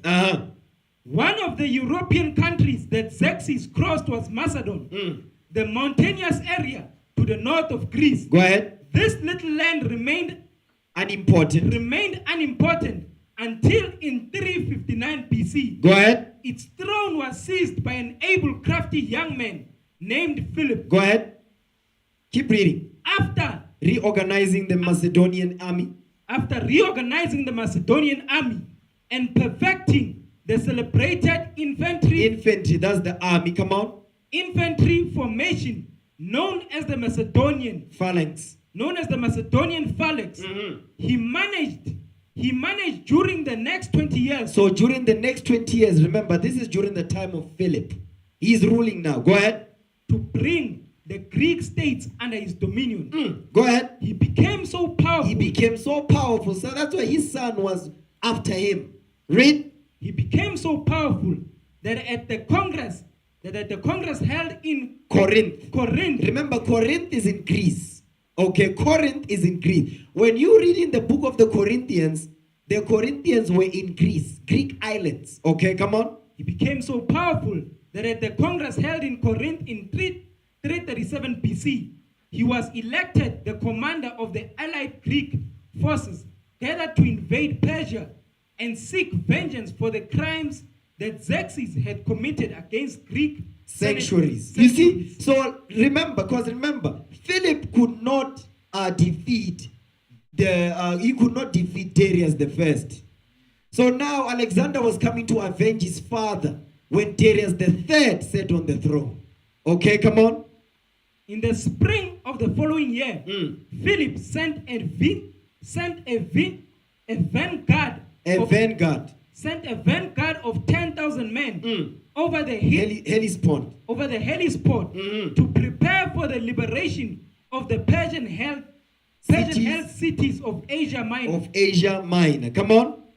In midsummer of Asia Minor is in Greece. Okay, come on. Meaning Asia Minor was conquered by the then Persian Empire. So he wanted to liberate them. Okay, go ahead. In midsummer of 336 BC, he was assassinated. They took him out. 333 BC, Philip is assassinated, right? Go ahead. He was succeeded by his 20-year-old son. Stop. You see how old was Alexander? He was 20. So he only reigned 12 years and then died. So he was 32 when he dropped dead. Go ahead. He was succeeded by his 20-year-old son, who came to be known as Alexander the Great. You see that thing? Go ahead. That's why Daniel said, the he-goat works great. Okay, he worked strong and became great. That's why he's called Alexander, the so-called great. Okay, God, because it's biblical. Read. This young man had been educated by no less teacher than Aristotle. And his father had made him at 16 when he was 16 years old. At 16, regent of Greece. Go ahead. He was accomplished both as ruler and as general by the time he ascended the throne. You see that by the time he was 20, he was already a general. That's what they say. Because guess what? You know why this is true? Because they teach their children from when they are young. So don't be surprised by that. We're surprised by that because why? Our children are being raised by TikTok, Instagram, Facebook, and OnlyFans. Yes. So OnlyFans is men too, by the way. Men be doing... Man, you can't make this up. Okay, anyway, go ahead. In 334 BC, Alexander crossed into Asia with some 30,000 foot soldiers and about 5,000 cavalry. His position was at first uncertain, but was much strengthened by a decisive victory over the Persian forces near Zelia. Okay, go ahead. Along the banks of the Granicus. Along the banks of the Granicus, a mountain stream emptying into the Propontis. Watch this. Now watch this. Who did he avenge? Keep reading.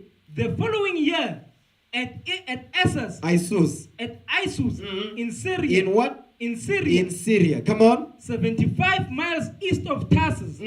Alexander met the army of Darius III. You see that thing? So he met the army of Darius III. So the Darius that you're reading about in 1 Maccabees 1:1 is Darius III. Come on. Met the army of Darius III and destroyed it so completely that the Persian kingdom took to his heels. Took to his, meaning they ran. Go ahead. Leaving his harem of many wives behind. You remember when we were watching, is it 300? You see how he was, Xerxes? When he was on the... Listen, even when he was getting from off the elephant, you see how he was? The people he was sitting on top of the people here. That's how they're going to carry us. They're going to be doing that. Okay, read the next part, the highlighted part. The following year at Issus. No. The next highlighted part. The year was 324 BC. That part right there. Yep, read that. Yeah, read that. The year was 324 BC. He did not, however, give up his hopes of further conquest. Meaning what? He kept conquering nations. Read. The following year at Babylon, while he was busy, because remember now, pay attention, brothers and sisters. You see what we're reading here? The cities that his father conquered, he conquered them as well. Asia Minor, you understand? Babylon, okay, Persia. Now you see where he's going? Yeah, Babylon, Persia, Babylon now. Go ahead. While he was busily making plans for transporting his troops by sea around the Arabian Peninsula. Around the Arabian Peninsula. Come on. He fell sick of a fever and died. They lying. He fell sick of syphilis and he dropped dead. Go ahead. He fell sick of a fever and died, aged but 32 years. He was 32 years old when he died. Now, let's go back now. Go back to 1 Maccabees, chapter 1, verse 9. 1 Maccabees 1 and 9. Pay close attention. We're going over the history, man. This is our history when we interacted with the other nations. So that's why we're going into this history, because they are written in our book. Okay? Now read that. 1 Maccabees 1 and 9. One more again. The first book of Maccabees, chapter 1, verse 9. Come on. And after his death, they all put crowns upon themselves. So did their sons after them many years. Read. And evils were multiplied in the earth. And evils were multiplied in the earth. Come on. Okay, that's it on there. Now, because remember, we're reading about Alexander's 4 generals, the 4 notable ones. You understand? These 4 generals, I'm going to give you their names right now. The first one is Seleucus or Seleucus. Okay, he took over Babylon and Syria. Okay, Babylon, Syria, and Persia. That's Seleucus. Okay, and then you've got Ptolemy the First. He took over Egypt. Okay, you've got Lysimachus. He took over Thrace and Asia Minor. You've got Cassander, who took Macedonia and Greece. So he departed his kingdom among these 4 generals. Now I'm gonna read about some of them. Let's go into page 107 in the book. Page 107. Okay, we read about Seleucus, right? Go to page 107.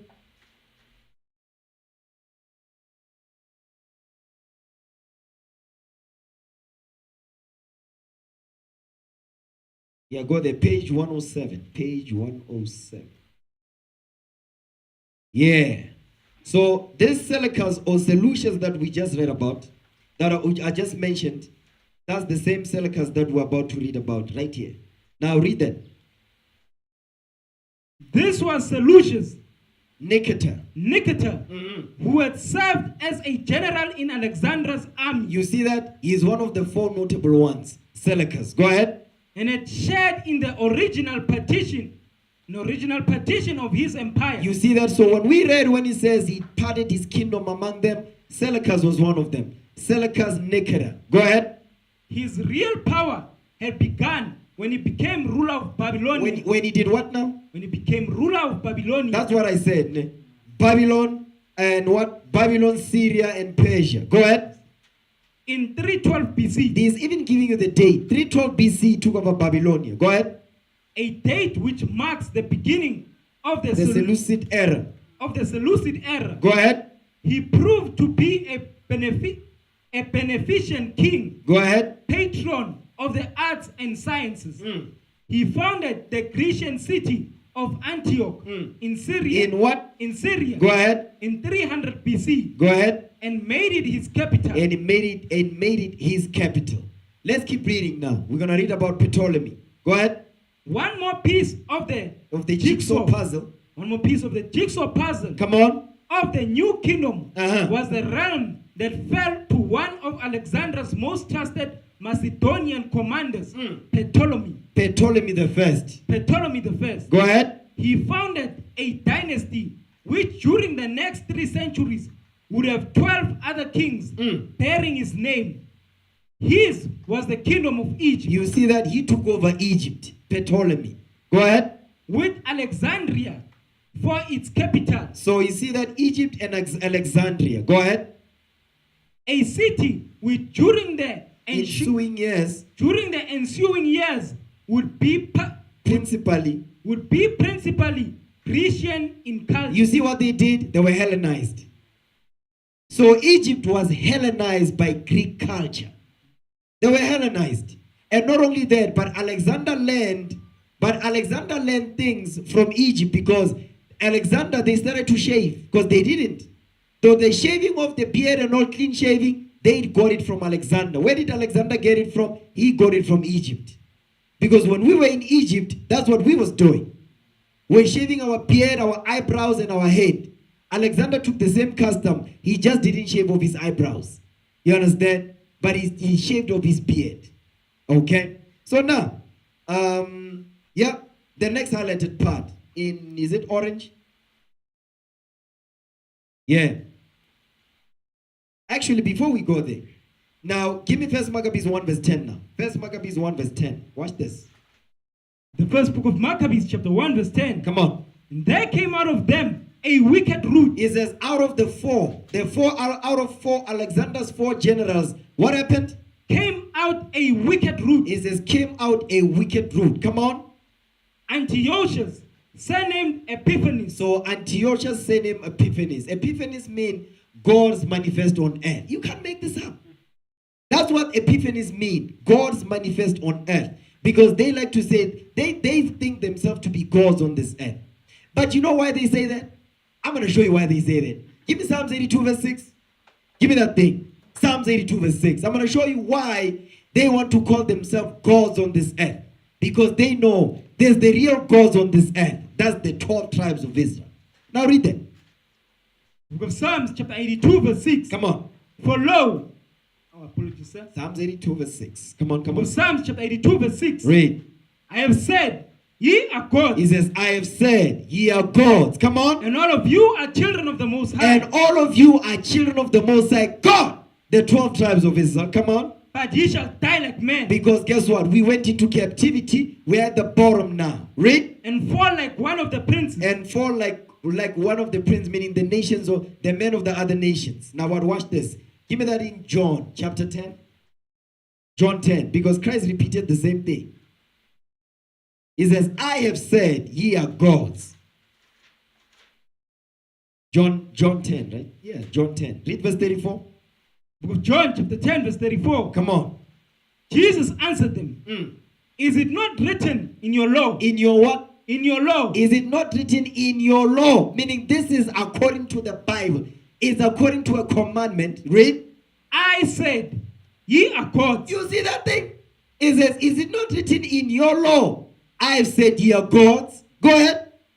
If ye call them gods. If he, meaning if the Most High God called them gods, go ahead. If ye call them gods, unto whom the word of God came. The word of God only is given to gods on this earth. The word of God is only given to the gods of the earth. Read. The scripture cannot be broken. Listen, you see that meaning this thing is written in stone. It cannot be broken. Understand that? Now watch this. Where is this written? Give me Exodus 7:1. Watch this, man. Pay close attention. You see, when we come with this Bible, this is how the nations look at us. Watch this. Come on. The book of Exodus chapter 7 verse 1. Watch this. The Lord said unto Moses, See, I have made thee a god to Pharaoh. That's it right there. You see that thing? It says, I've made thee a god unto Pharaoh. Go ahead. And Aaron thy brother shall be thy prophet. You see that thing? And Aaron your brother shall be there. So they know. It says, I have made thee a god unto Pharaoh. Then when we come with this Bible, man, when you come with politics, toying, what's going on with the stream? Is it good? Okay. What's going on? Okay. Yeah, read that again. The book of Exodus chapter 7 verse 1. Read. And the Lord said unto Moses, Go ahead. See, I have made thee a god to Pharaoh. He says, I've made thee a god to Pharaoh. Come on. And Aaron thy brother shall be thy prophet. And Aaron your brother shall be thy what now? Thy prophet. You know what it means? I've made thee a god unto Pharaoh. Give me first Esdras. Second Esdras? I think that's second Esdras what I want. He's saying the same thing. Second Esdras 1. Second Esdras chapter 1. Yeah. Second Esdras 1 verse 13. Watch this. The second book of Esdras chapter 1 verse 13. Come on. I led you through the sea. And in the beginning gave you a large and safe passage. Read. I gave you Moses for a leader. I gave you Moses for a what? For a leader. A god. I gave you Moses for a god. Come on. And Aaron for a priest. That's the same thing we just read. You see that thing right there? Go ahead. I gave you light in a pillar of fire. And great wonders have I done among you. When it says I gave you light in the pillar of fire, that says I put upon you, I use what? I'm paraphrasing. Eagle's wings. Yes, that's it right there. Go ahead. And gave you a large and safe passage. Apologies, sir. I gave you light in a pillar of fire. You see that thing? A pillar of fire by night. Go ahead. And great wonders have I done among you. Read. Yet have you forgotten me, said the Lord. That's Israel for you. You see, Israel, you can always trust Israel to do this. You understand? But guess what? The Lord is changing our minds. He's having mercy upon us. He's rejuvenating our spirits. We're not going to do this no more. Now, the mission is a go. We keep the commandments until the Lord returns. Okay? Now, go back. Exodus 7 verse 1 again.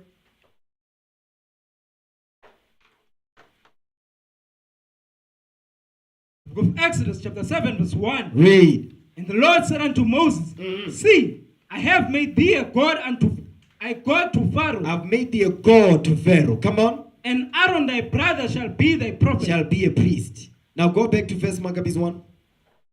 Verse 10 now. The first book of Maccabees chapter 1 verse 10. Go ahead. And there came out of them a wicked root. A wicked root. Come on. Antiochus. This is Antiochus the fourth.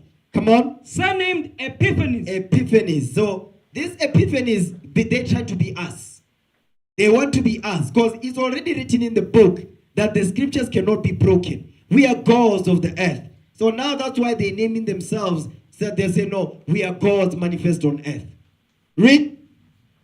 Son of Antiochus the king. This is Antiochus the great. Come on. Who had been an hostage at Rome. And he reigned in the 137th year of the kingdom of the Greeks. Now, before we proceed, let's just deal with that for a second. Go to page 108.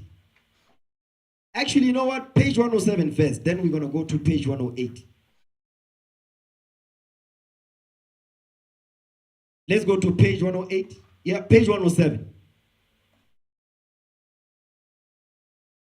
We got it? Actually, you know what? There's a map I sent you. There's another map. Show the map. The map that shows the empire of the Greeks. I'm going to show you all those 4 generals. Yeah, that one. Rotate it so the people can see it. Is there a rotated one? They should be.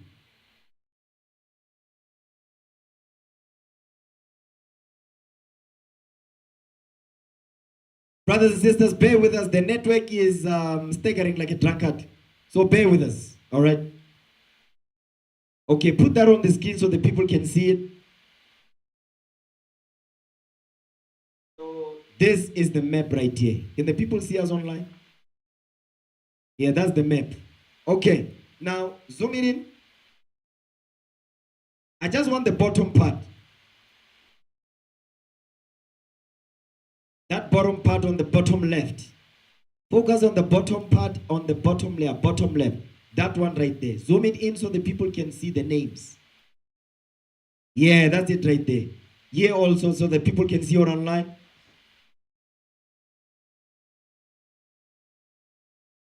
Yes. So the 4 notable ones, they start on the second one. The one highlighted in green.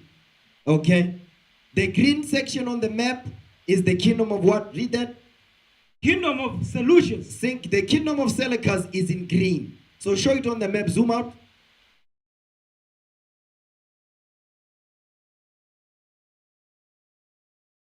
Zoom out some more so the people can see that. Yeah. So you see that green part? That's the kingdom of Seleucus or Seleucus.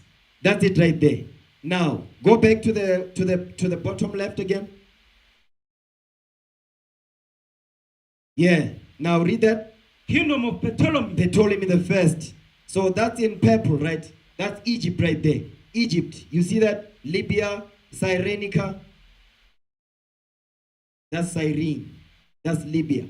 Okay. So that purple section right there, that's Ptolemy the first. Okay. This is Alexander's most trusted commander. That's what we read, right? Okay, come on. Zoom in some more. So the kingdom of Seleucus was in light green.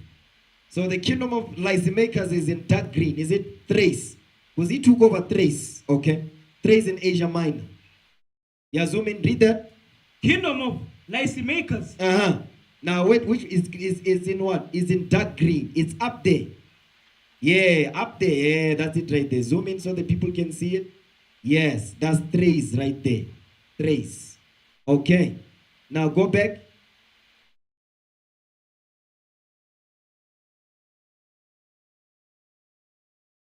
Let's get the Alexander's 4th general. Okay. Yeah, read that. Kingdom of Cassandra. Cassander. The kingdom of Cassander. Okay. It's in pink. You see, he took over Macedonia and Greece. Macedon. That's it right there. Yeah. That's like that right there. That's Cassander. Cassander took that. Is this Thessalonica? That's it. You see Thessalonica right there? That's it right there. Yeah, that's it right there. You understand? That's where the unbelievers are. Thessalonica. You know how many years we taught in Thessalonica, man? They don't hear nothing. Nothing. You know, in fact, in Thessalonica, there's nobody that repented from Thessalonica. No one. No one, because Israelites over there they don't believe nothing. Macedon, on the other hand, Macedon has a lot of believers, man. You see up there. And then you see they're not even far from each other. Macedon is just up towards the north and Thessalonica is down towards the south. They are not even far from each other. But guess what? The ones on the top believed, the ones at the bottom, they did not. Okay? Now go to page 107 now. We're going to read the highlighted part. We're going to read the highlighted part in light pink. Is it light orange or what? Light pink. Whatever the color is. Yeah. Zoom in.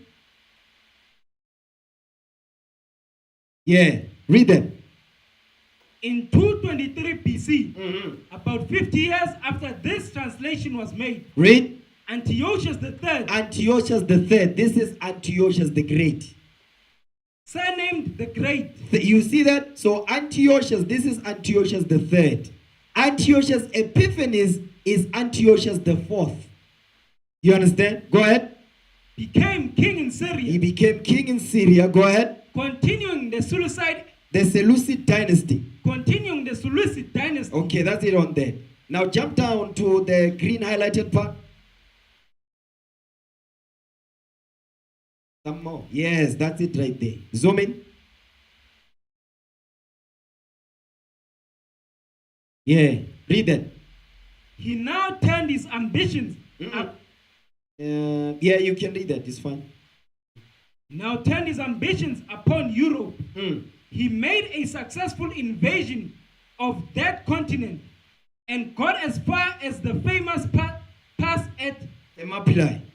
Thermopylae. Go ahead. Thermopylae, Read. Thermopylae, only to meet with a sorry defeat at the hands of a new and rising power, Rome. You see that thing? Because remember, the Greeks were the first to rise up. Then you've got the Romans also rising up because Rome was going to swallow the Greeks. That's why it's called the Greco-Roman Empire. Okay? It's the same people. You understand? But guess what? Rome was coming into power because what Rome did is Rome took hostages.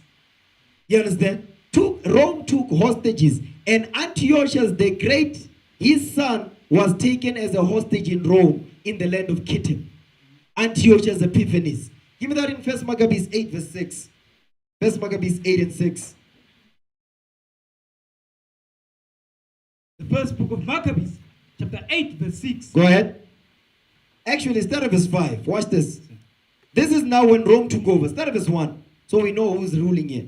The first book of Maccabees, chapter 8, verse 1. Come on. Now Judas had heard of the fame of the Romans. Of the fame of the Romans. Come on. That they were mighty and valiant men. Read. And such as would lovingly accept all that join themselves unto them. Meaning to make league with them. Read. And make a league of enmity with all that came unto them. Meaning what? If you join yourself to Rome, meaning what? You are an ally to Rome. They protected you. They looked after you. That's what America is doing today because it is an extension of ancient Rome. Okay? Read verse 5 now. Come on. Verse 5. Mm-hmm. Besides this, how they had discomforted in battle Philip. You see that? Philip, the father of what? Alexander. Go ahead. And Perses, king of the Kittims. Go ahead. With others that lifted up themselves against them. That lifted up themselves against Rome. What happened? And it overcame them. They overcame them. Watch this. How also Antiochus, the great king of Asia. You see that Antiochus, the great king, is Antiochus the third we're reading about here. So that's why he says he suffered defeat at the new and rising power, the Roman Empire. Go ahead. That came against them in battle, having 120 elephants. Read. With horsemen. Come on. And chariots. Read. And very great army was discomforted by them. Read. And how they took him alive and covenanted that he and such as reigned after him should pay a great tribute. You know, they must pay tax. Go ahead, watch this. And give hostages. And do what now? And give hostages. You see that? So Antiochus Epiphanes was a hostage at Rome. You understand? Go ahead. And that which was agreed upon, and the country of India and Media and Lydia, and of the goodliness of the goodliest countries, come on. And of the goodliest countries which they took of him and gave to King Eumenes. Okay, that's it on there. Now go back now. Go back to the highlighted part. Read that again. Pay close attention. We're going over the history, man. Okay, read. He made a successful invasion of the continent. Of that continent, which is Europe. Come on. He made a successful invasion of that continent and got as far as the famous pass at Thermopylae. At Thermopylae. Go ahead. Only to meet with a sorry defeat at the hands of a newly and rising power. And a new and rising power, Rome. That's the Roman Empire. Sisters, you must pay attention to this. You're going to be the ones teaching our children better. Don't be slumbering up in here.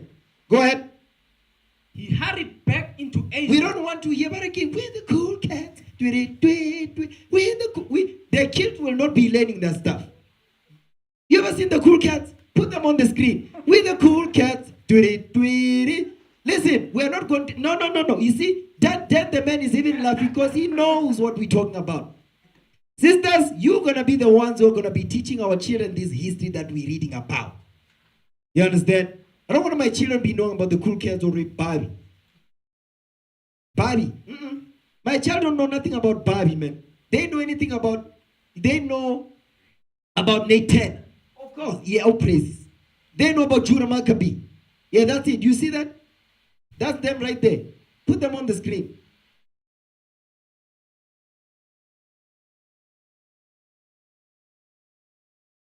The volume. Where's the volume? Put the disclaimer too. Because it is not ours. Put it on the screen.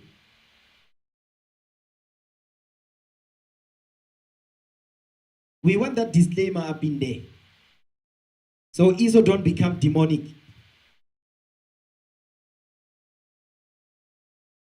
All this shadow banning, you see Esau, all this shadow banning our channel that you think you're doing, the Messiah is coming for you. Mark these words that are written up in. The Lord is coming for vengeance. Okay? You keep playing. Yeah, you can zoom. Yeah, you can play. They don't need to be zoomed in. Let's hear the volume. Let's hear the audio. And Wildcat.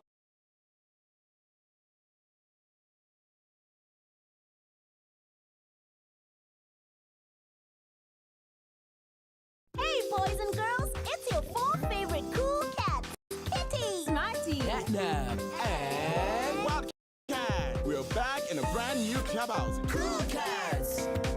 Catch all new episodes every Sunday at 8:05 only on Lil E. Our children are not supposed to learn about this. No, they changed the tones. It wasn't like this. It was not like, because we used to know this. That's why I can tell you the tone is different. It's not the same. Take it off the screen before we take them back into time. You understand? Now, let's read that thing again, man. Put it on the screen so we read it. So, sisters, our children will not know about the cool cats. They're going to praise famous men. They must know about those famous men. You understand? Those famous men are being raised up right now. Now, read the Bible. Come on, zoom in. Read that. Reading from Reader's Digest. He made a successful invasion of that continent and got as far as the famous pass at Thermopylae. Go ahead. Only to meet with a sorry defeat. Read. At the hands of a new and rising power, Rome. Go ahead. He hurried back into Asia. That's Asia Minor. Come on. Where his army was again decisively vanquished at Magnesia. Go ahead. Come on, brothers. The next page. I want the next page. Yeah, that's it right there. Come on. Yeah, zoom in. Yeah, right there at the top there. At Magnesia, near Ephesus. Okay, come on. By another Roman army under the general Scipio. This is Scipio Africana. So, Leo Scipio Africana, guess what? He also crossed paths with who? With Antiochus III, which is Antiochus the Great. Because remember, it says there was a new rising power, Rome. Leo Scipio Africana was a what now? A Roman general. So that's what we're reading about here. You see that thing? You see how the pieces fit together? Oh, praises. Now, jump down. Yeah. In addition to the payment of an enormous tribute, Antiochus was forced to send 20 hostages to Rome as proof of his goodwill what is conquerors. You see that? That's what we read in 1 Maccabees 8. When Rome took over, they wanted not only tribute, but they wanted hostages. You understand? For goodwill and good business. Go ahead.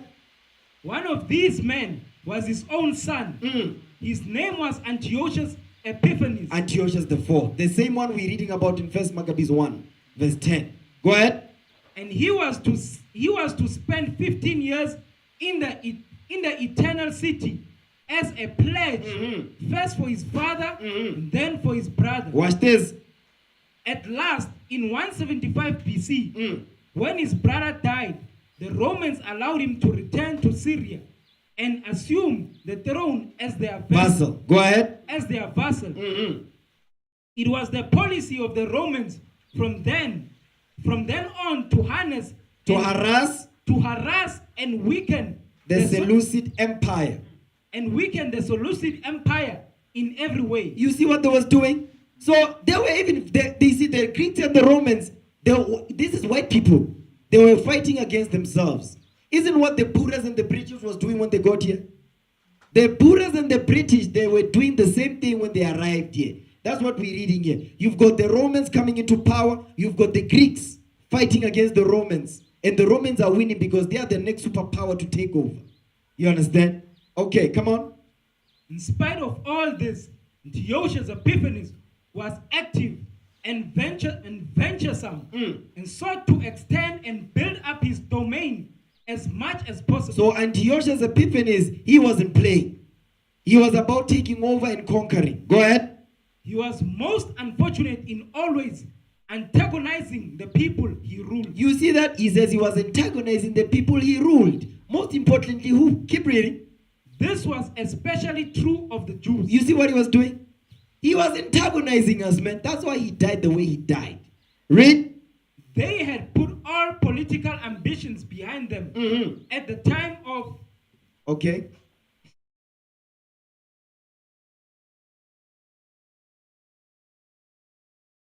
Yeah, that part right there. Zoom in.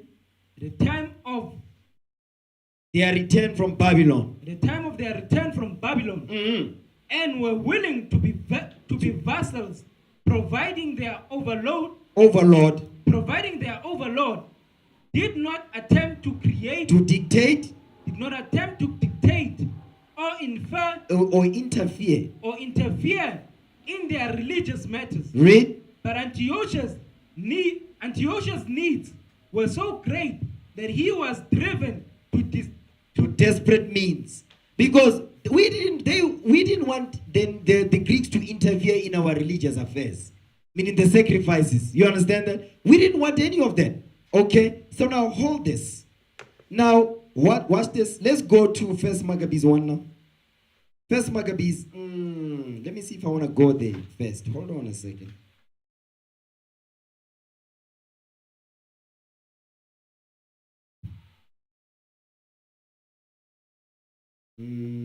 Give me a sec. 1 sec. Okay. Yeah, 1 Maccabees 1, verse 10. We're going to read 10 and 11. We're coming back to this book. 1 Maccabees 1, verse 10. No, I'm going to be skipping stuff here.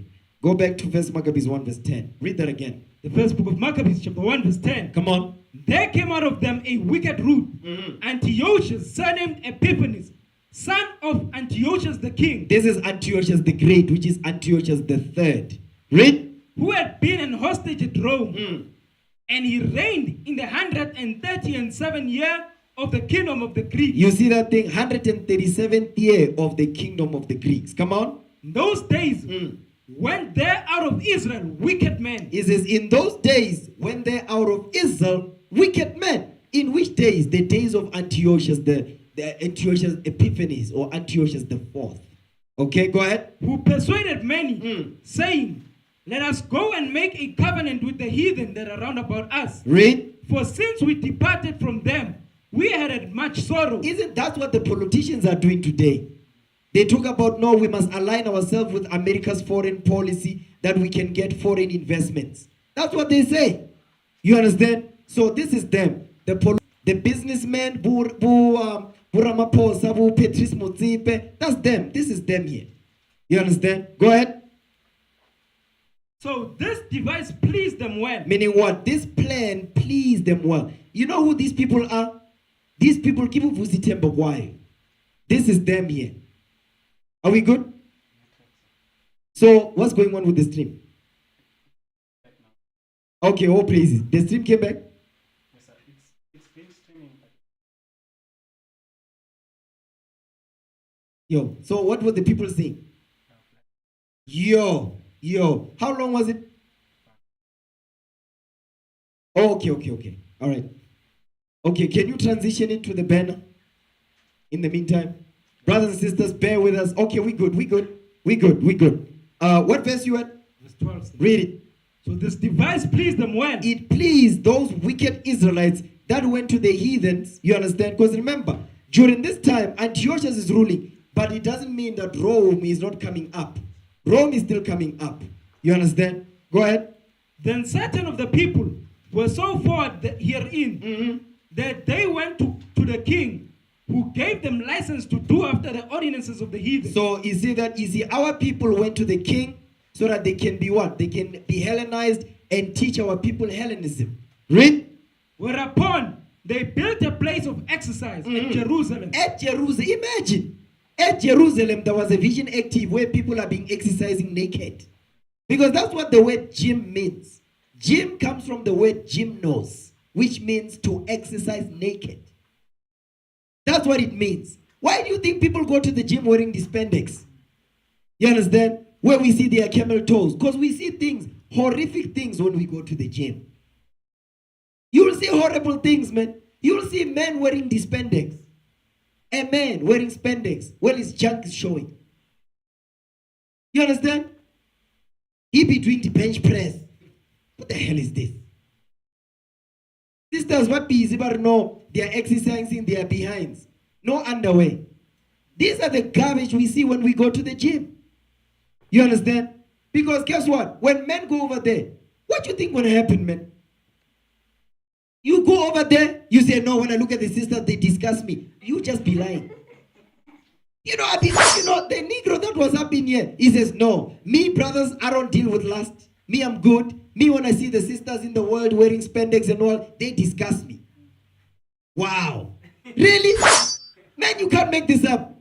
And not only that, just the slick nick. It's crazy because we are a class called slick nicks. Slick nicks. Slick nicks.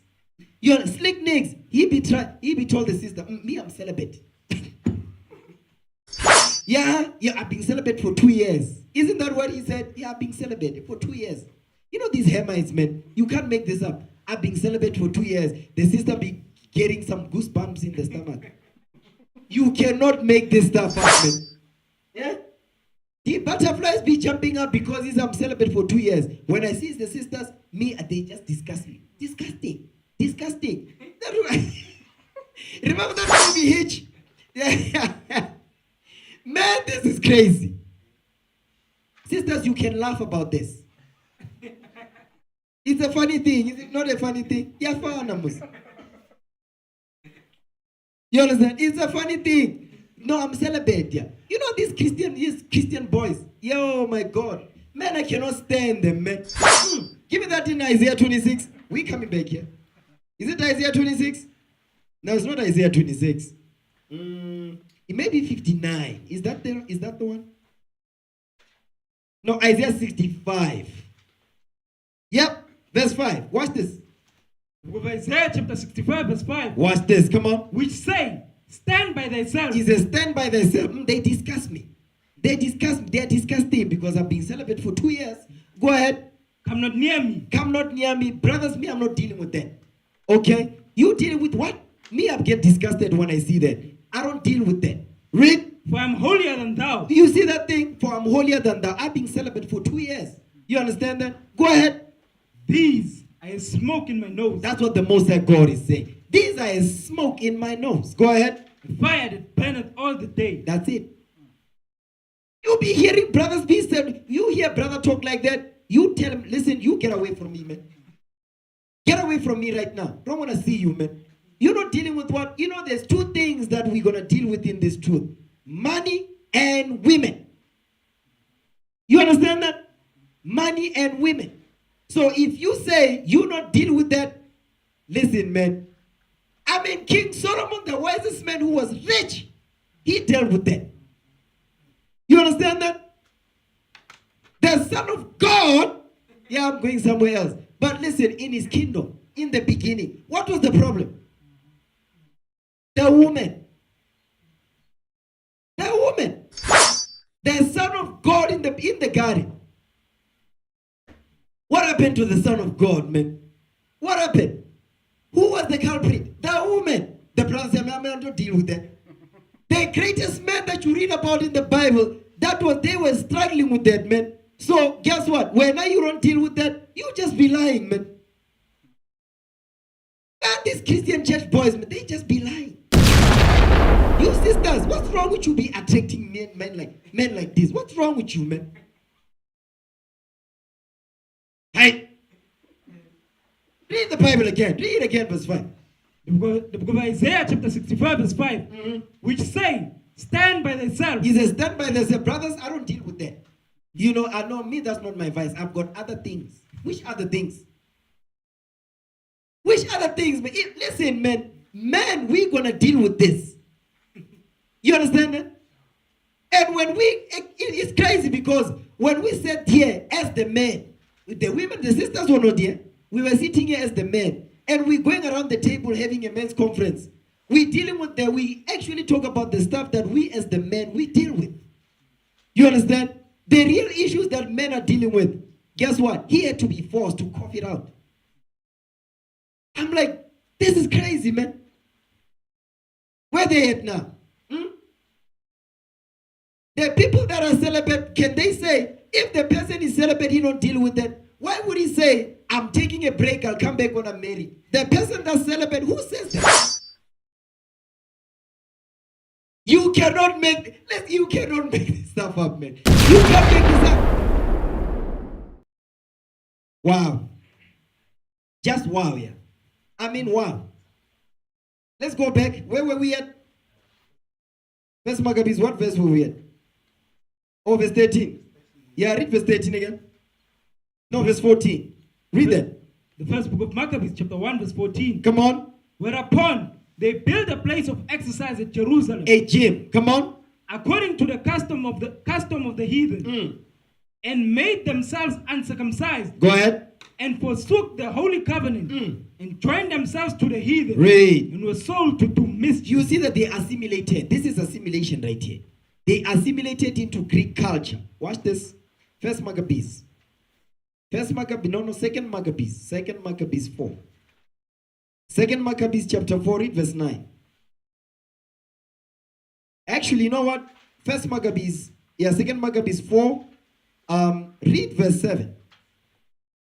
Second book of Maccabees chapter 4, verse 7. Watch this. But after the death of Seleucus, when Antiochus called Epiphanes took the kingdom. You see that? You see? Antiochus took which kingdom? The Seleucid dynasty. Okay? Go ahead. When Antiochus called Epiphanes took the kingdom, Jason, the brother of Onias, labored underhand to be high priest. Go ahead. Promising unto the king by intercession 303 score talents of silver and another revenue 80 talents. This is now Jason, that demon. These are Israelites now, buying their priesthood. You understand? Read. Beside this, he promised to assign 150 more. Read. If he might have license. He might have license to set him up a place for exercise. You see, that's what we read in First Maccabees 1. You understand? Go ahead. And for the training up of youth in the fashions of the heathen. Go ahead.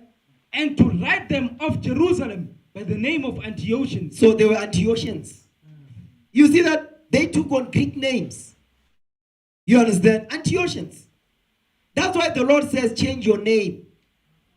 Because your name is an Antiochian name, if you will. It's a curse unto you. You understand? You shall leave your name unto what? Go ahead. Sir. Which, when the king had granted, and he had gotten into his hand the rule. He forthwith. He forthwith brought his own nation to the Greekish fashion. You see what Jason was doing? This is what Jason was doing, man. He was recruiting. That's why many of the Israelites many of the Israelites were persuaded to go unto the heathens and to do license of the heathens. I'm paraphrasing it. But that's what they did. They persuaded many of our people to join Greek customs. You understand? And that's what you are seeing today. Politics is one of them. Politics is a Greek custom. Okay? Now, go back to 1 Maccabees 1. 1 Maccabees 1. Read verse 16. The first book of Maccabees, chapter 1, verse 16. Now, when the kingdom was established before Antiochus, he thought to reign over Egypt. You see what? Now he went against who? Ptolemy the first.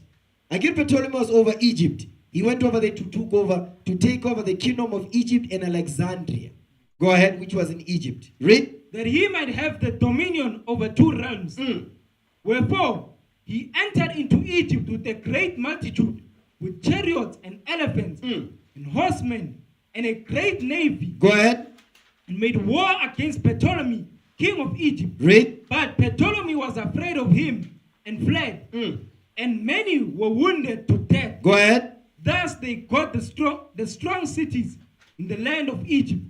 And he took the spoils thereof. Go ahead. And after that Antiochus had smitten Egypt, he reigned again in the 143rd year, and went up against Israel. He did what now? And went up against Israel. He went up against Israel. Now he's coming against us now. Go ahead. And Jerusalem with a great multitude. With a what now? With a great multitude. Read.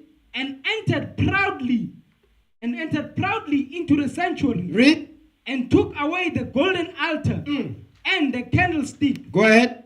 And the candlestick of light and all the vessels thereof. Because they always be robbing us, these heathens, man. Always. That's why when you read 1 Maccabees 1, it says Alexander spoiled many nations.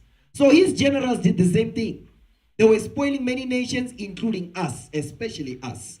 Go ahead. And the table of showbread. And the table of showbread. What verse you in? Yes, sir. Pouring vessels. Verse 22. Sir. Read again. The first book of Maccabees, chapter 1, verse 22. Come on. And the table of the showbread, and the pouring vessels, and the vials, and the censers of gold. Read. And the veil, and the crowns, and the golden ornaments that were before the temple. Go ahead. All which he pulled off. Go ahead. He took also the silver and the gold, and the precious vessels also he took, and hidden treasures which he found. Even the treasures that we hid from prying eyes, he found them. So guess who guided him? Jason. That black ashy demon. Jason. You understand? I'm sure Liana, he was celibate. He must have been. Go ahead. And when he had taken all away, he went into his own land, having made a great massacre and spoken very proudly. Yeah, you see that? He made a great massacre in the nation of the Jews. So he was killing us. You see the level of hatred that he had towards us? Now, I'm going to show you something. Let me see. Yeah, keep reading actually. Keep reading. Therefore, there was great mourning in Israel, in every place where they were, so that the princes and elders mourned, the virgins and the young men were made feeble. Go ahead. And the beauty of women was changed. Every bridegroom took up lamentation, and she that sat in the marriage chamber was in heaviness. Because their husbands were dead. They were killing them, pen. Imagine you are in the marriage chamber, you're waiting to consummate the marriage with your husband, and he's dead. That's what Antiochus was doing at the help of Jason. Okay, come on. The land also was moved for the inhabitants thereof, and all the house of Jacob was covered with confusion. You see what was happening in Jerusalem, man? This is what was happening in Jerusalem. Now watch this. Give me. Let me see. Before we go there, go back to the book now.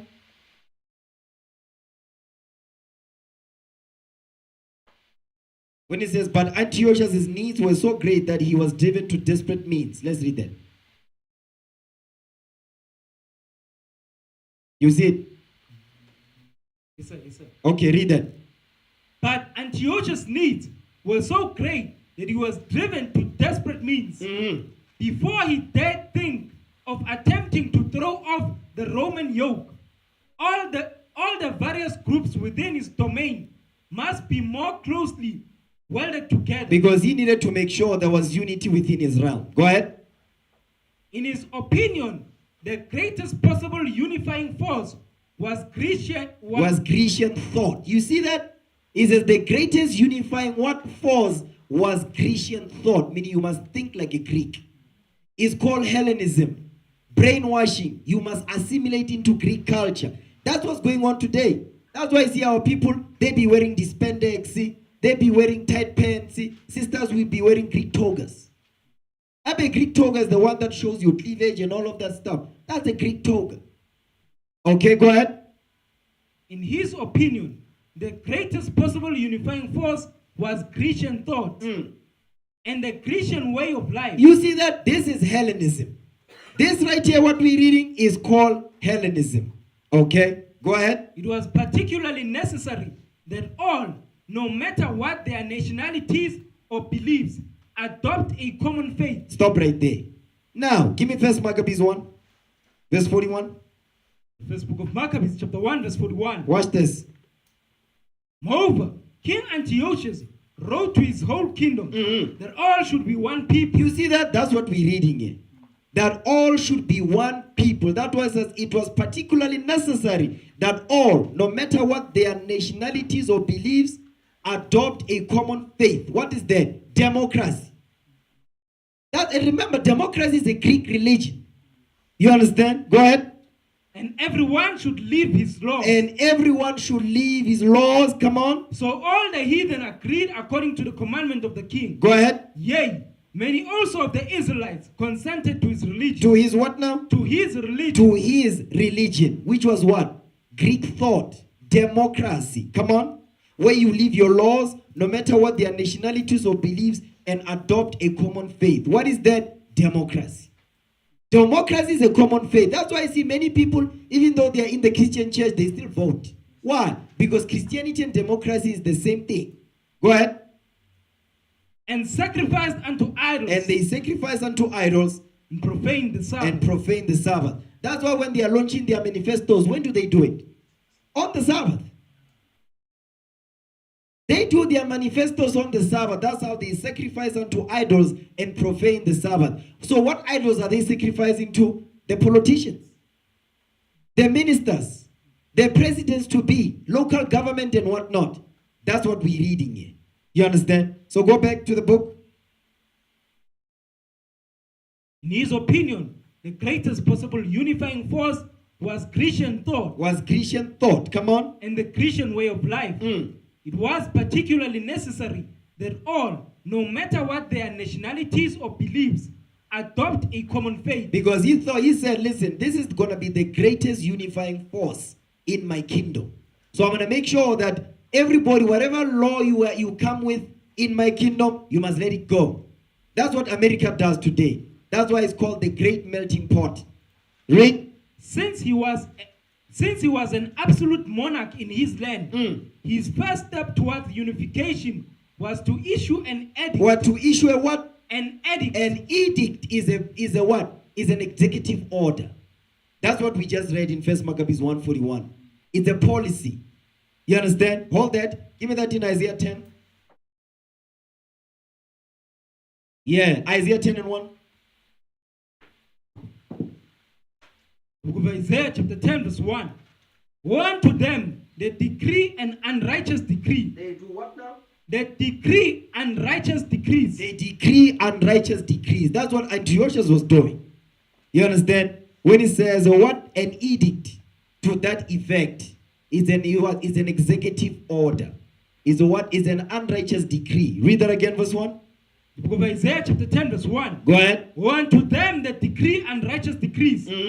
And that right grievousness which they have prescribed. The grievousness which they have prescribed is what? democracy, Christianity, you understand, feminism, LGBTQAYZ, that it all falls under these unrighteous decrees. It's the same thing. Now go back to the book. Little did he realize the intense loyalty to God felt by the Jews. All praises to the Most High God. Isn't this is beautiful, man? Let's give the Lord a hand, man. Read that part again, come on. Little did he what? Little did he realize the intense loyalty to God felt by the Jews. Go ahead. Especially since the day of Ezra and Nehemiah. Go ahead. He was immediately in conflict with them over their faith. You see, immediately. It didn't take long. It was immediate. Because our forefathers were about this. They are about this book. You understand? One of which being Matthias. You understand? We're going to read about that. All praises to the Most High. Now, let's go to page. Let me see. Actually, you know what? Let's keep reading on that. Wait, let me see. Yeah, go back to 1 Maccabees 1:41 again. 1 Maccabees 1 verse 41. First book of Maccabees, chapter 1, verse 41. Watch this. Moreover, King Antiochus rose to his own kingdom, that all should be one people. That all should be one people. Come on. And everyone should leave his laws. So all the heathen agreed according to the commandment of the king. This is in Athens, by the way. Go ahead. Yea, many also of the Israelites consented to his religion. You see what the religion of the Greeks was? Democracy. You understand? Go a rainbow nation. Isn't that what they be pushing here in Mzansi for sure? They say rainbow nation. Rainbow nation is a Greek religion. Go ahead. And sacrificed unto idols and profaned the Sabbath. Well, go ahead. Watch this. For the king had sent letters by messengers unto Jerusalem. That's the unrighteous decrees that you read about in Isaiah 10. Go ahead. And the cities of Judah, that they should follow the strange laws of the land. The strange laws of the land is the what? Is the edict that Antiochus ordained for everybody in his kingdom and in his realm to follow, to unite the people in a one Greek thought. Go ahead, Hellenism. Go ahead. And forbid burnt offerings. So they stopped us from sacrificing. Go ahead. And sacrifice and drink offerings. So we could not sacrifice drink offerings. Go ahead. In the temple. And that they should profane the Sabbath and festival days. You see that? So they should profane the Sabbath. How do they make our people profane the Sabbath today? The people that are now playing soccer, when does it play? Because it plays on the Sabbath. Saturday. The biggest matches they play on the Saturday. So it's not a coincidence. It's by design. Because the same people that are owning the media that do the scheduling of these sports games is the white man. Those are the Greeks, the Romans, Esau, Edom, Idumea, the devil. Okay? Read. And forbid burnt offerings and sacrifice and drink offerings in the temple. And that they should profane the Sabbaths and festival days. So now, how do they profane the festival days? Our people celebrate Christmas when they're supposed to celebrate the Feast of Dedication. Because remember, the white man set it up in such a... Why do you think this demonic day called Christmas is happening during this time of the year? Because this time of the year, in our spirits, we know that we're supposed to be celebrating something. We just don't know what it is. But now that we have been woken up, we know we're celebrating the Feast of Dedication. That's why people are so excited about this time of the year. But they are doing it for the wrong thing, which is Christmas. They're supposed to have the excitement for the Feast of Dedication. Look at Easter. Easter's happening round about the time of the Passover. So the white man knows that during this time, our people are supposed to celebrate the Passover. He said, no, I'm going to introduce Easter. And the same Easter that he stole from ancient Babylon. Right? So he brought it into his kingdom. So all the sins, the evils, the demonic activities, he brought them, all of them from the previous kingdoms. Assyria, Babylon, Persia, Media, Greece, Rome. He said, listen, in this kingdom right here, he's going to learn and make sure that all the mistakes of the previous kingdoms, he don't make the same mistakes. So now, during the Easter, when we celebrate Passover, he said, no, there's Easter. When we at camp, we teach our people, listen, you're supposed to celebrate the Passover. They say, oh, is that Easter? You see that? And Easter is not 7 days, is it? Is it 7 days? No. 3 days, right? But guess what? And even that 3 days is still a lie. They say 3 days and 3 nights. So you see that? So, but the thing is, the point I'm making is the white man is very crafty. So he made sure that the times where we celebrate our customs, he's going to set up his customs as well, just next, round about the same date, so that Israel gets confused. Understand that? Now our people are celebrating these demonic days, not with the right spirit, with the demonic spirit of Esau. Okay? Now, what verse we at? Read it. Yes, Maccabees. The first book of Maccabees, chapter 1, verse 46. Go ahead. And pollute the sanctuary and holy people. You see what he did? He polluted the sanctuary, because the sanctuary is the temple where we do sacrifices and we learn our laws and how to serve our God in righteousness. He said, no, I'm going to open churches all over. And in those churches, I'm going to teach white Jesus. You're going to worship the white man as God and Christ. Because the thing of worshiping the white man, it still comes from the Greeks. Because remember, it's Antiochus Epiphanes. God's manifest on earth. He said, no. In the future, I'm going to set up who? Caesar Borgia. The second son of Pope Alexander, they're going to worship him. That's what's going on. The white man is the devil, man. Give me that in, is that in Wisdom of Solomon? We're coming back here just to touch on that. Wisdom of Solomon, chapter 14. Read verse 16. Actually, read verse 14. Watch this. Verse 12. Wisdom of Solomon, chapter 14, verse 12. You know what? Read verse 11. Watch 11. this. Therefore, even upon the idols of the Gentiles. The idols of the Gentiles is the idols of the heathens, the Greeks, the Romans. Read. Shall there be a visitation? Because in the creature of God. In the creation of the Lord. In the creature of God. Yes, the creature of God means the creation of God. Come on. They are become an abomination. You see, they have become an abomination. This white image of Jesus is an abomination. The image of Krishna is an abomination. The black rock in Mecca called Allah is an abomination to the Lord. Come on. And stumbling blocks to the souls of men. You see that thing? So these idols, they are a stumbling block to the souls of men. Buddha is a stumbling block to the souls of men. Krishna, another stumbling block. Is it?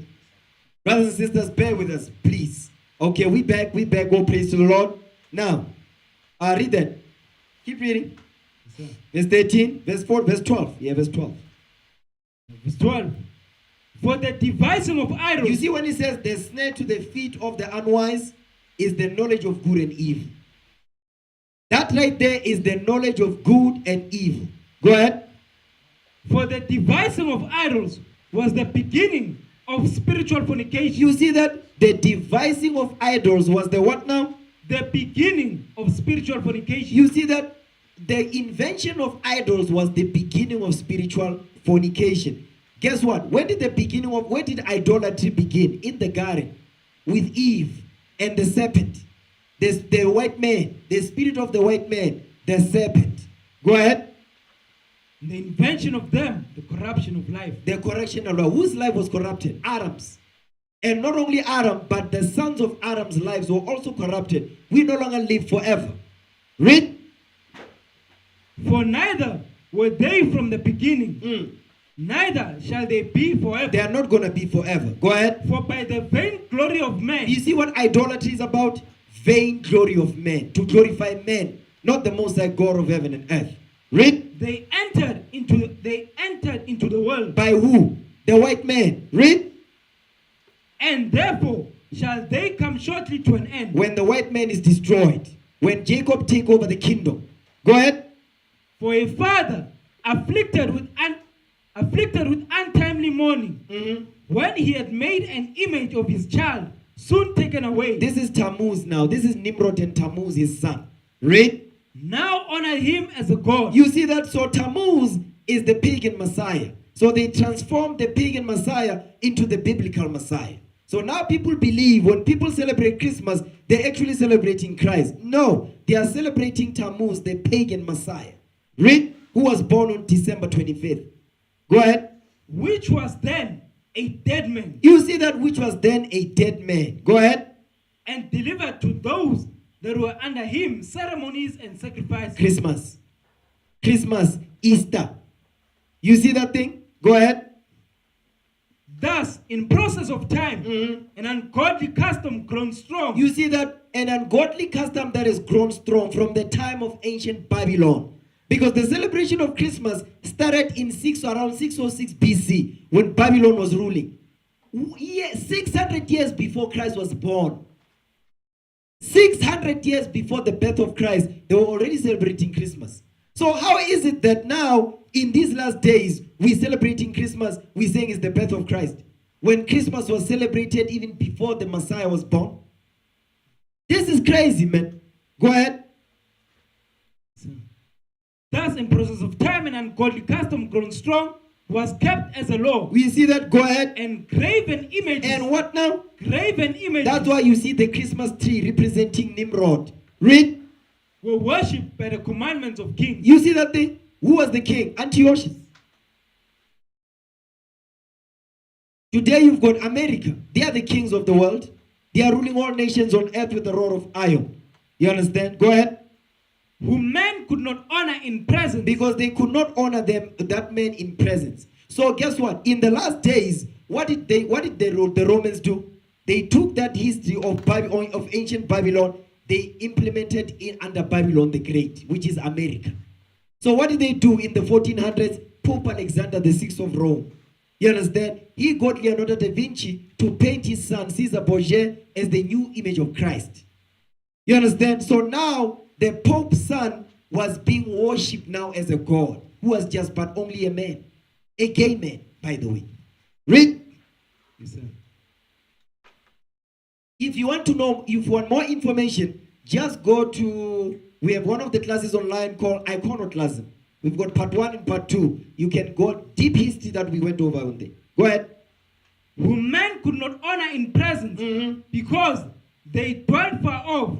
They took the counterfeit of his visage. You see that they took the counterfeit of his image, of his face.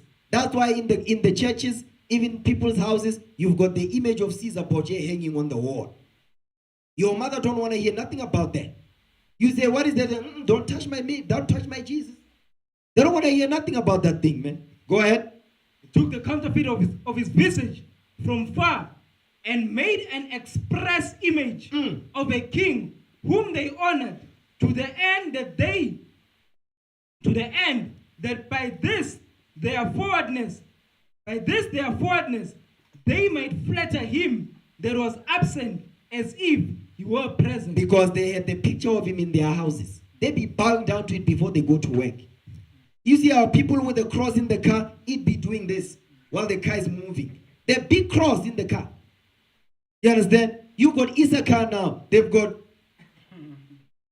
bubblehead. You see it bubbling like on the dash. You understand that? He's got a scripture at the bottom. As if that's going to do nothing. You know, you got your grandmother who will Bible as if it's going to do something. When they sleep, they put it under the pillow. You understand? Sisters, they be doing that too. They write some scriptures, put under the pillow. Like it's going to do anything. It won't do nothing. They put the Bible next to them. You know, say, we know you.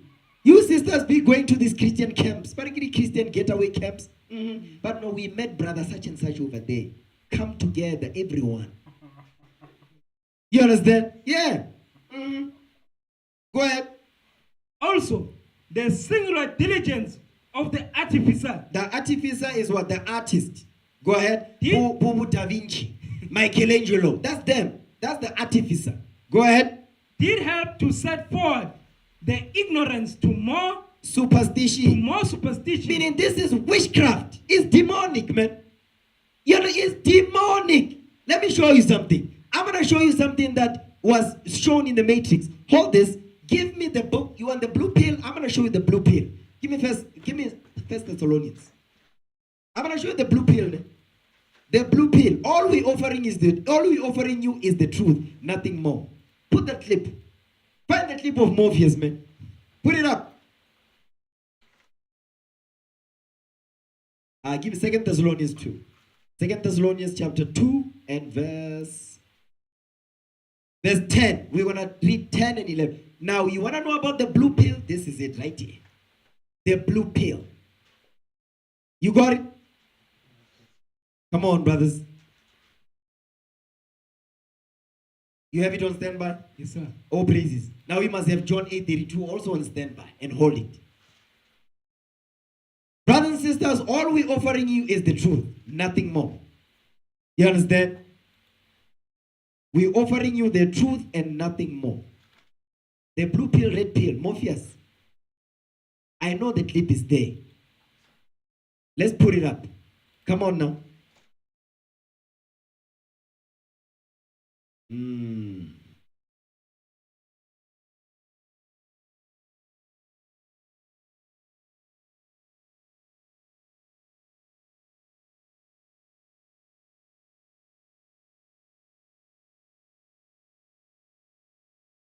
Yeah, it's fine. Right there is fine. Let's start it from there.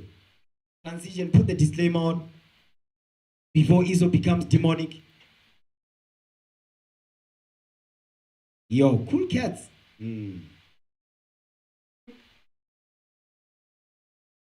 Okay, let's go. Let's do it.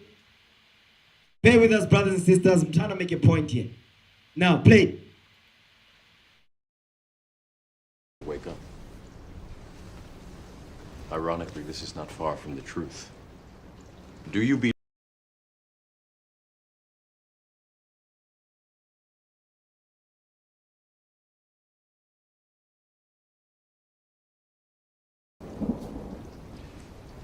I imagine that right now you're feeling a bit like Alice. Tumbling down the rabbit hole? You could say that. I can see it in your eyes. You have the look of a man who accepts what he sees because he is expecting to wake up. Ironically, this is not far from the truth. Do you believe in fate, Neil? No, Why not? because I don't like the idea that I'm not in control of my life. I know exactly what you mean.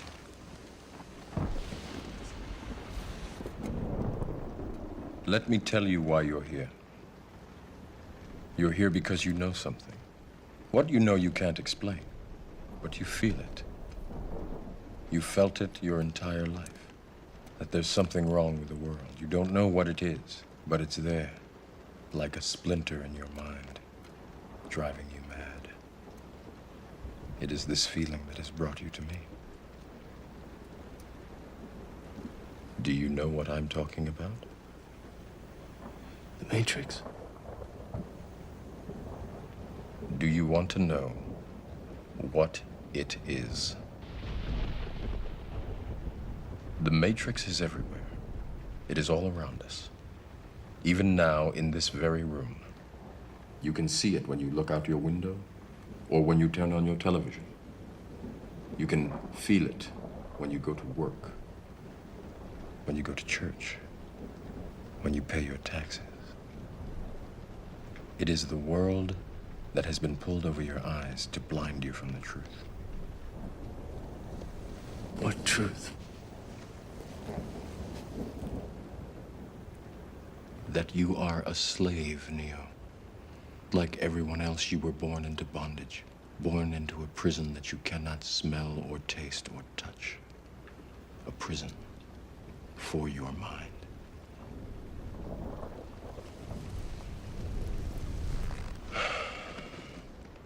Unfortunately, no one can be told what the Matrix is. You have to see it for yourself.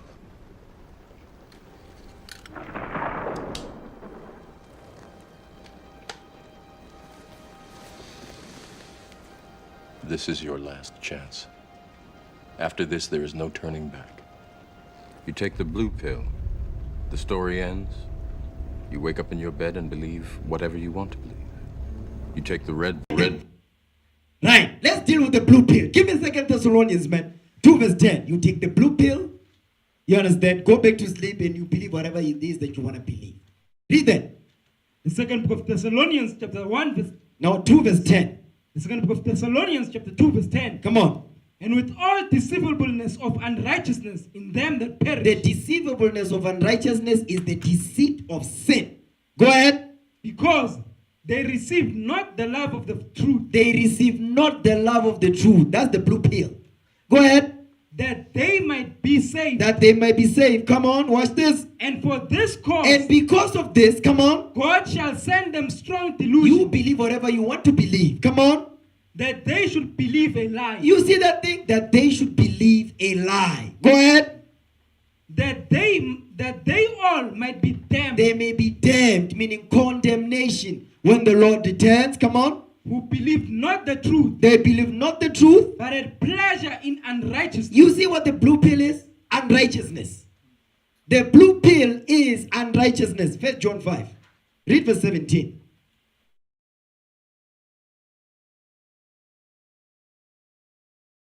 The first book of John, chapter 5, verse 17. Come on. All unrighteousness is sin, All unrighteousness is sin. Come on. and there is a sin not unto death. You see that thing? So when it says they might have pleasure in unrighteousness, the blue pill is sin. So when you hear men say, I'm taking a break, I'm going into the world, I'll come back when I'm married, what did they just do? They took the blue pill. You understand? Because all unrighteousness is sin. They have pleasure in unrighteousness. Now play on. Go back a little bit.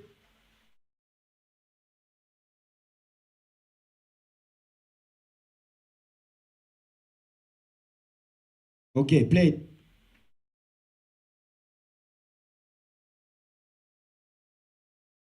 Story ends. You wake up in your bed and believe whatever you want to believe. You take the red pill. You stay in Wonderland. And I show you how deep the rabbit hole goes. Is that you see, you take the red pill and you what? You stay in Wonderland and I'll see you how deep the rabbit hole goes. Now keep playing. Watch this.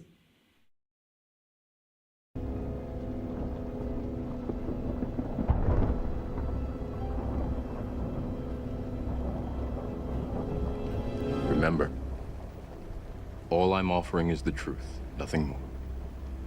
That's it. That's it right there. All I'm offering you is the truth and nothing else. John 8:32. Get that? The book of John, chapter 8, verse 32. Watch this. And ye shall know the truth, And ye shall know the truth. Come and on. the truth shall make you free. And the truth shall make you free. Read again, read again. The book of John, chapter 8, verse 32. Come on. And ye shall know the truth, Uh-huh. and the truth shall make you free. And the truth shall make you free. Read verse 36 now. Verse 36. Uh-huh. If the Son therefore shall make you free, Go ahead. ye shall be free indeed. That's it right there. You shall be free indeed. Luke 171. No, Luke 174. Is that what I want? Luke 171. Read that.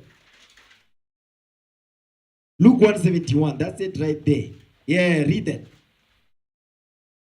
That's the red pill. This, we're giving you the red pill. You understand? Watch this.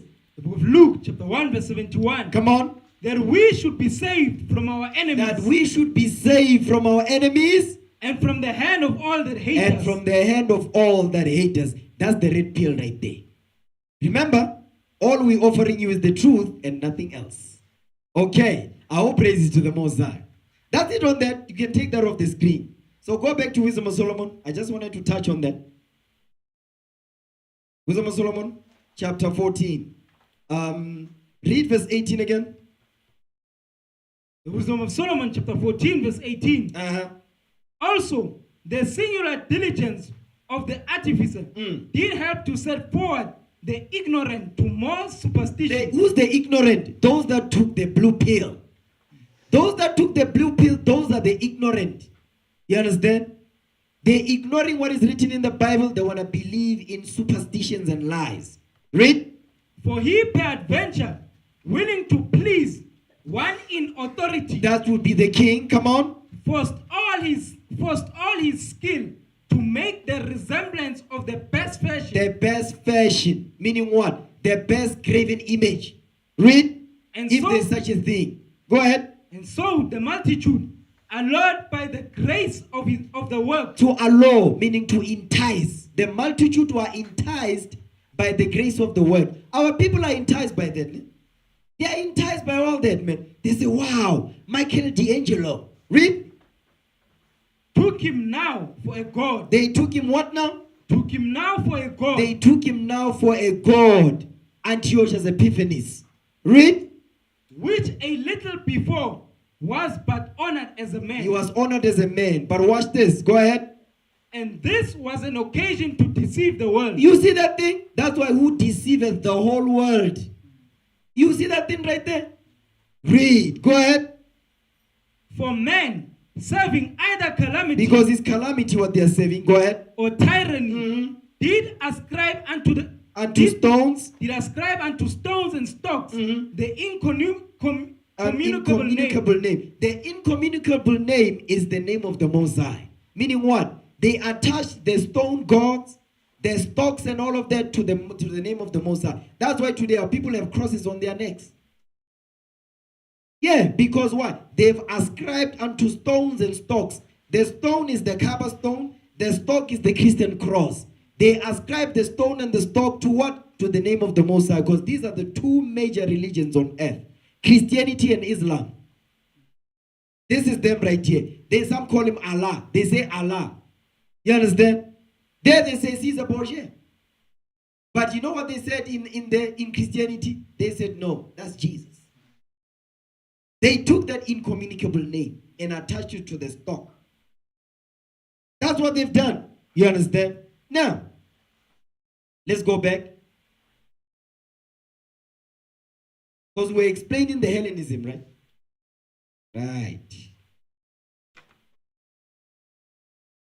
First Maccabees 1. Yeah, say First Maccabees 1. Read verse 46 again. The first book of Maccabees, chapter 1, verse 46. Come on. And pollute the sanctuary and holy people. Set up altars and Meaning groves. they set up altars now in our temples. Go ahead. And set up altars and groves. And chapels of idols. Read. And sacrifice swine's flesh and unclean beasts. In our temple on the altar, where we're supposed to sacrifice clean animals, goats, sheep, turtle doves. You understand? They brought goats. They brought pig into our temples. And you know how that goes? I remember there was this guy who wrote the book, The Church Mafia or something like that. He was coming to come and testify before the Department of Arts and Culture. And he wrote Church Mafia, something like that. And he was explaining how he was an upcoming pastor. And he started to notice all these pastors in South Africa and Pretoria and all that. They just had, huge amounts of numbers coming onto them. Thousands. He's like, how do they do it? Me, I just have a few people. How do I get so many people? And he started to investigate and he found out how they do it. At the altar, there's the head of a pig that is getting installed at the bottom of the altar. They chop the head of a pig, they put it under there. They perform witchcraft. And the people will be coming into the congregation. So he did that. He went to Nigeria. You understand? Ephraim there with the voodoo of the hoodoo. Ephraim. He went over there and talked to Ephraim. Ephraim like, don't worry, we got this. We're going to give you some bewitching medicines and whatnot and potions and incense and whatnot. You're going to burn it up in there. You understand? And the people will come. And that's why you see all these mega churches, they are so big, is because that's what they have at the altar. Swine's flesh, groves, you understand, of unclean beasts. That's what they have in their altar, in their chapels. Understand that? There's nothing holy they are doing up in there. Now, keep reading. Verse 48. That they should also leave their children uncircumcised, make their souls abominable. Because this is not just physical circumcision, it's also spiritual circumcision here. That's why it says, and make their souls abominable. Go ahead. With all manner of uncleanness and profanation. Read. To the end that they might forget the law and change all the ordinances. Because that was the whole point. You understand? Now jump down to verse 52. Watch this. Verse 52. Then many of the people were gathered unto them, to wit, everyone that forsook the law. So everyone that forsook the laws of God, they joined themselves unto these heathens, Antiochus and Jason, and all those demonic, wicked, abominable Israelites that consented to the Greek religion, which is politics, democracy, and feminism. Read. And so they committed evils in the land. They did what now? They committed evils in the land. They committed much evils in the land. Remember, in 1 Maccabees 1, it says when the Greeks took over, what happened? It says evils were multiplied on the earth. Read. And drove the Israelites into secret places, even wheresoever they could flee for succor. For comfort. Go ahead. Watch this. Now, the 15th day of the month Keslu. Keslu, This is the month we are on. This is the month Keslu. Read. in the 145th year, they set up the abomination of desolation upon the altar. You see that? What did they do now? They set up the abomination of desolation upon the altar. So you see what the abomination of desolation is? Jump up to verse 47. Read 46 and 47 together. This book of Maccabees, chapter 1, verse 46. Come on.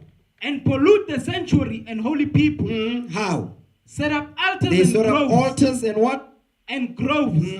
And chapels of idols. And sacrifice swine's flesh. And unclean beasts. That's the abomination of desolation that they set up upon the altar. You understand that? Okay, go ahead. Jump down now. Verse 53 again. No, verse 54. Come on. Verse 54.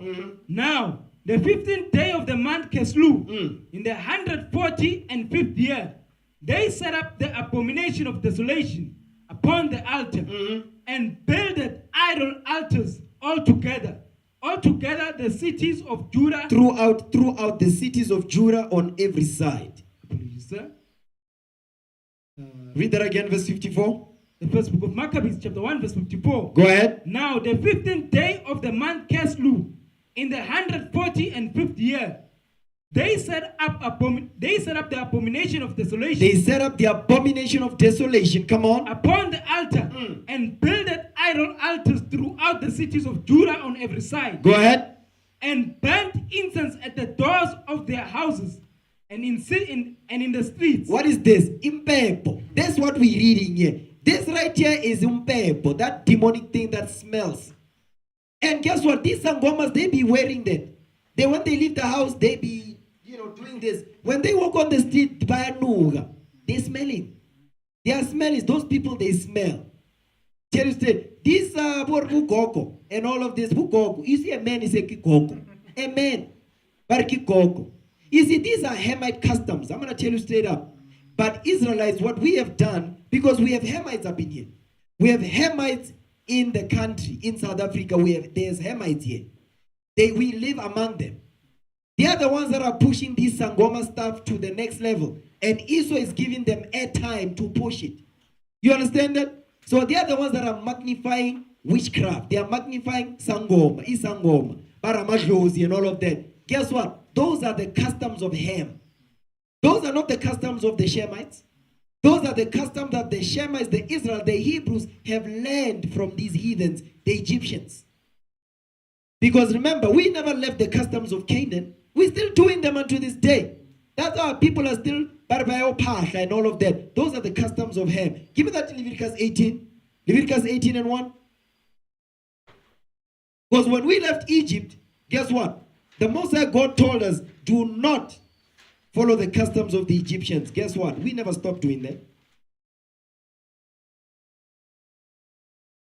Leviticus 18 and 1. Read that. The book of Leviticus, chapter 18, verse 1. Go ahead. The Lord spake unto Moses, saying, Read. Speak unto the children of Israel. Come on. And say unto them, I am the Lord your God. Read. After the doings of the land of Egypt. You see that after the doings of the land of Egypt, the Hamites. Read. Wherein ye dwelt. Wherein ye dwelt. Come on. Shall ye not do. We must not follow after the customs of the Egyptians, man. Come on. And after the doings of the land of Canaan, whither I bring you. Watch this. Shall ye not do. Even when we get to the land of that floweth with milk and honey, we must not follow or apply the customs that we learned in Egypt.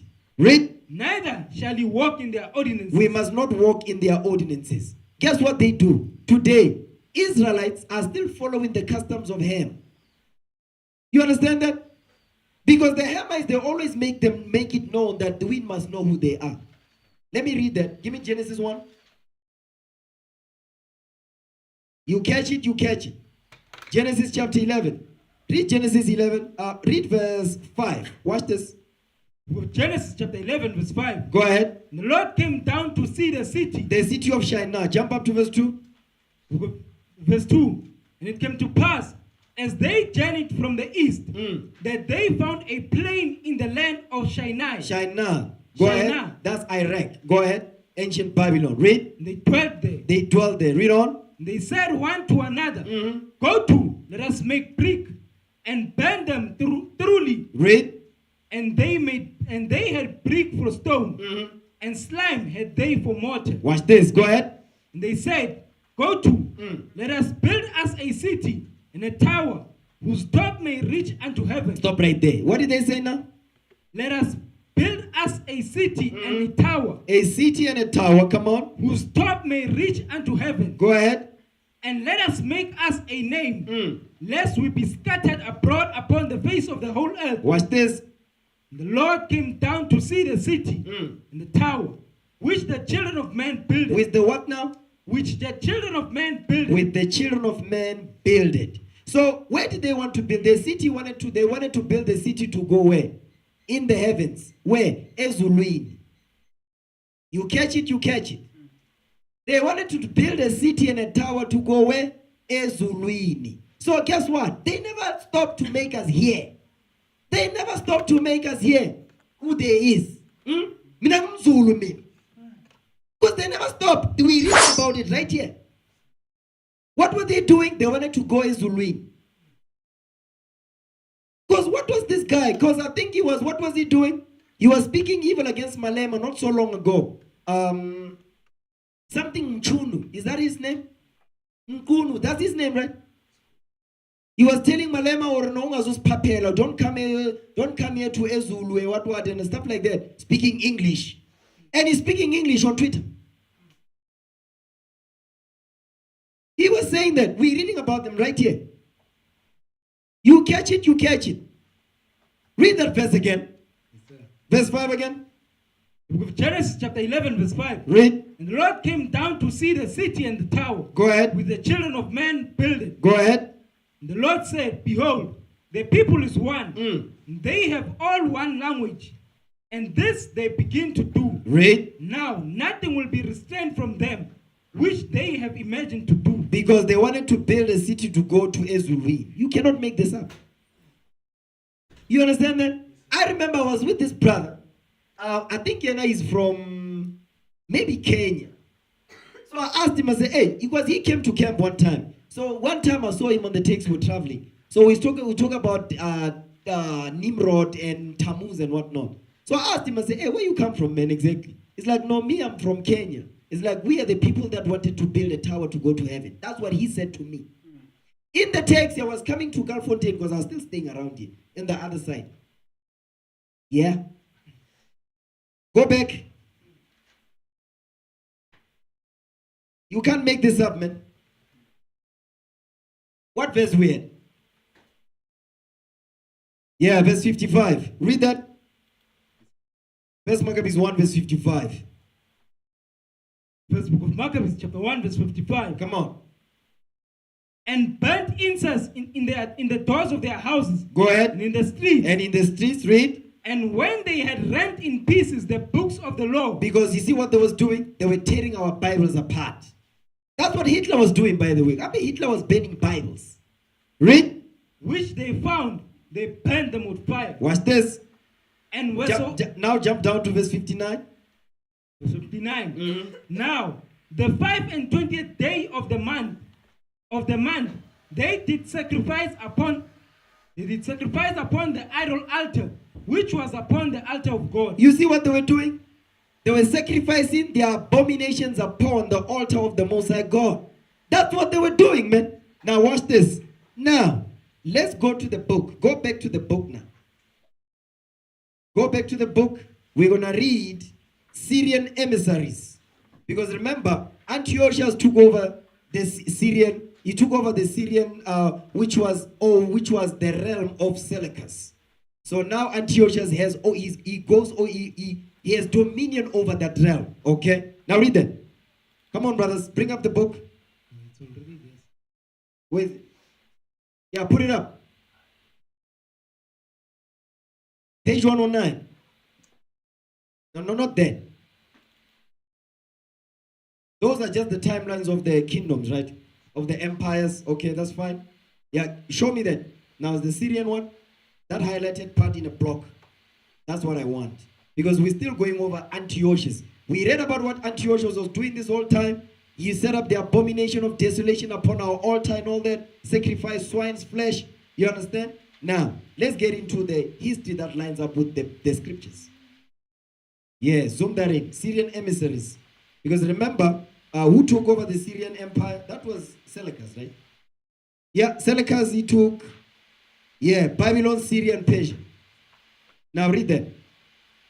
Syrian emissaries. Syrian emissaries were quickly dispatched to Judah. To Judea, okay. Syrian emissaries were quickly dispatched to Judea with explicit orders to stamp out Judaism. You see that? To stamp out. What did he do to the Persians? Because he stamped them out. Agree, Alexander, that we read in Daniel 11, Daniel 8. He stamped out what? The ram. Okay, go ahead. To stamp out Judaism. Because Judaism just means the law. Go ahead. And in its place, established the worship of the greatest of the deities of the Greeks. The supreme sovereign. The supreme sovereign. The supreme sovereign of the universe. Olympian Zeus. You see what he set up? This is the abomination of desolation that he set up. There's even a brand called the Supreme Being. Anybody ever seen that? There's a brand in South Africa called Supreme Being. It's written like Supreme Being. You must look it up. So that's where it comes from. Zeus. Abe Zeus ikibu Achilles again. Yeah, that's them. Go ahead. The Supreme Being. Oh, apologies, sir. The supreme sovereign of the universe, Olympian Zeus. These men sought to do a thorough job. The temple was robbed. You see what they did? They robbed the temple. Come on. Then a statue of Zeus or Jupiter, as he was known to the Romans. You see what? You see that? So under the Greeks is called Zeus. Under the Romans is Jupiter Olympius. You understand? Go ahead. Was set up in the Holy of Holies. Man, you cannot, listen man, where the Ark of the Covenant was. The Ark of the Covenant, they set up Zeus up in there. The Ark of the Covenant, man, where the Mosaic Code came down. Listen, man, that means they just moved out. They just pushed away the mercy seat. Where the priest went in there once every year, because the priest didn't go there every time. If our forefather Aaron walked in there, not on the Day of Atonement, he was going to be put to death. But when they entered up in there, you understand? The arrogance, man. Go ahead. All the sacred books that could be found were burned. That's the sacred books. Remember, Ezra's, when he was rewriting the Bible, he had books that could be read publicly, and he had secret books of wisdom. You understand? Go ahead. Circumcision, the right of initiation into the covenant privileges of the family of God, and the token of the sacred covenant. Covenant. Move it now. Yeah. Yeah, up there. Zoom in and shift it. You can move it down a bit. Yeah, that's it. Go ahead. Sacred covenant was forbidden on pain of death. You see that? They forbid us from circumcising and sacrificing too. Go ahead. So too were any and all attempts to sanctify the Sabbath or celebrate the arrival of the new moon. You see that? We celebrated the new moon, man. Go ahead. A custom which had come down through the ages from the day of the patriarchs. That's Abraham, Isaac, and Jacob. They observed this. Go ahead. The sacrifice of swine. You see what they did now in the holies of all? The sacrifice of swine. Go ahead. A most abhorrent act to all Jews. You cannot make this up, because of course it is. Watch this. Became mandatory. That means it became mandatory. Every day they would set up abominations up in the swine's flesh. Unclean beasts in the holies of all. Go ahead. As a result of these offensive regulations, the terrors of religious persecution enveloped Jerusalem and all the Jewish communities in Judea. Not Jewish. The Jews were not Jewish. You see, the white man is the damn devil, man. He always be throwing things out. You see, when you don't pay attention, you're going to think he's talking about white people in our land calling themselves Jewish. Hold that. Give me Titus 1:14. You see, we're not going to believe these Jewish fables, man. Because he was coming correctly until he said all other Jewish communities in Judea. We are not Jewish. We are the real Jews of the Bible. We're going to correct you, white man. Now read that. Book of Titus chapter 1 verse 14. Come on. Not giving heed to Jewish fables. Because the throwing in of the Jewish word that day is to what? Is to deceive the hearts of the simple. So now, because when the word Jewish come up, you're thinking already of Amalek. No. You see, they just threw it in there to throw you off.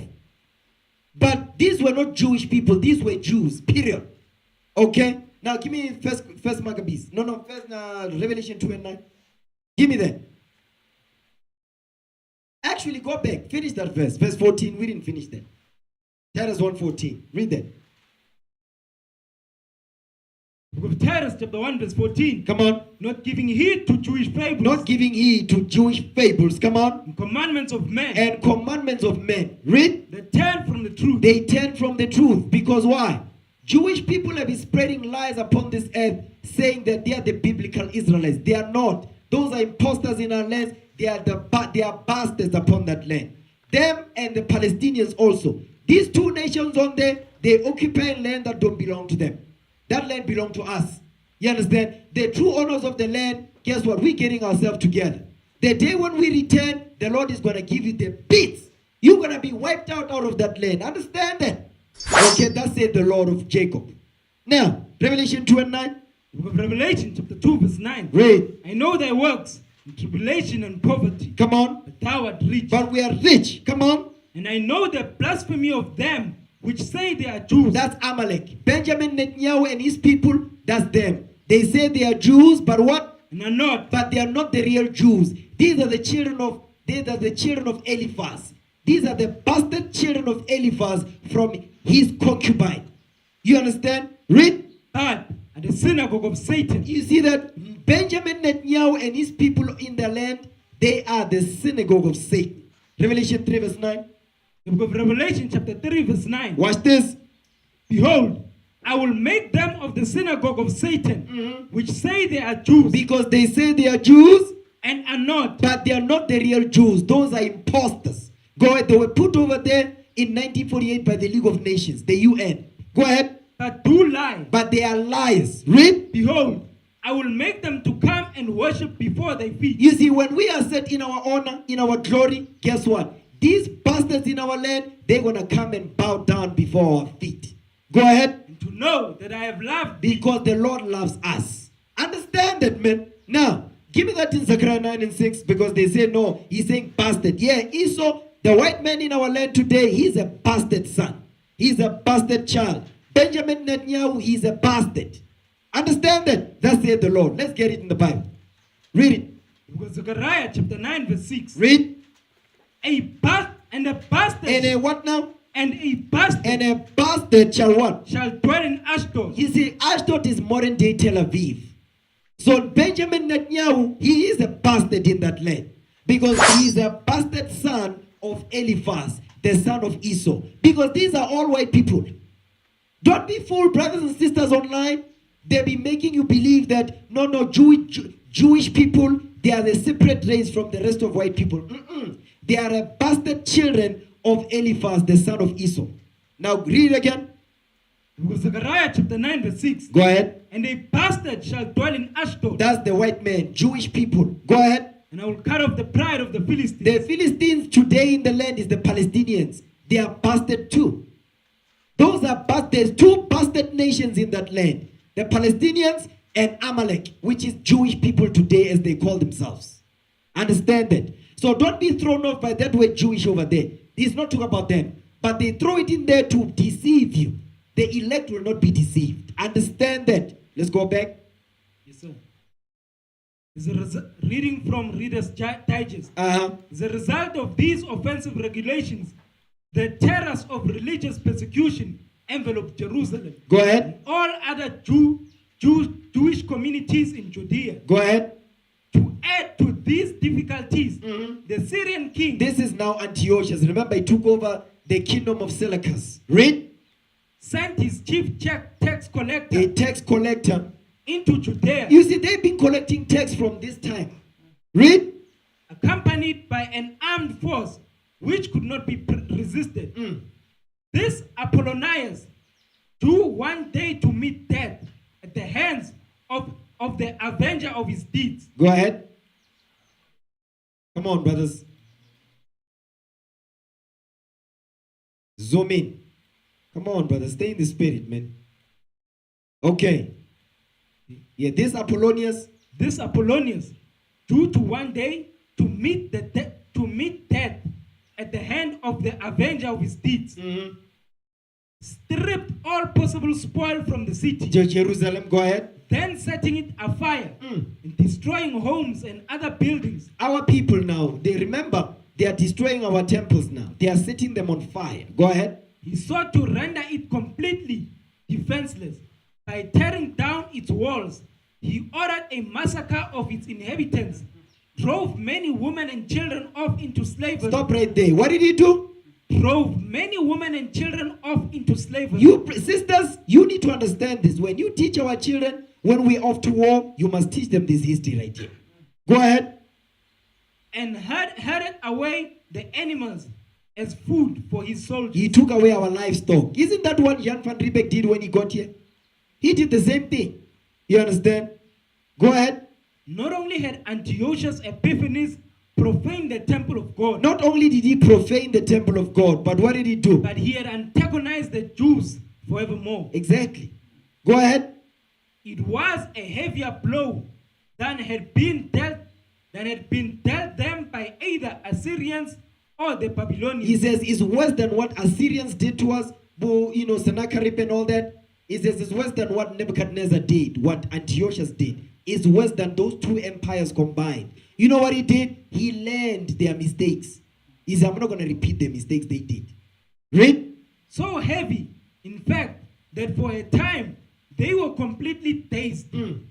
But within a year, courage began to return. All praises to the Lord. It says, he says, courage began to return. Go ahead. And resistance to the Syrian oppressor grew in the little devastated land. One of the most spectacular period of Jewish history. No, not Jewish, Jew history.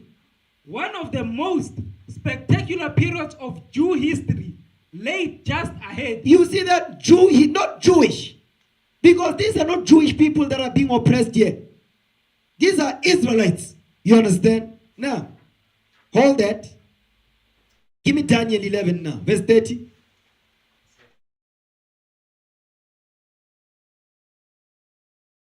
With Daniel chapter 11 verse 30. Watch this. For the ships of Kittim. The ships of, we know Kittim is Rome. The ships of Kittim, come on. Shall come against him. Therefore. The him, who's the him? Antiochus. We remember when Antiochus, Akiri's kingdom was also being invaded by who? A new rising power, which is Rome.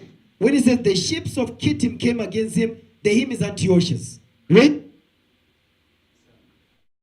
The ships of Kittim shall come against him. Therefore, he shall be grieved and return and have indignation against the holy covenant. You see that? Did we not just read this in the book? He says when he saw he could not deal with Rome, he wanted to shed off Rome by attacking us, by putting his focus on us. Let's read it again. Go back to the book. I'm going to show it to you.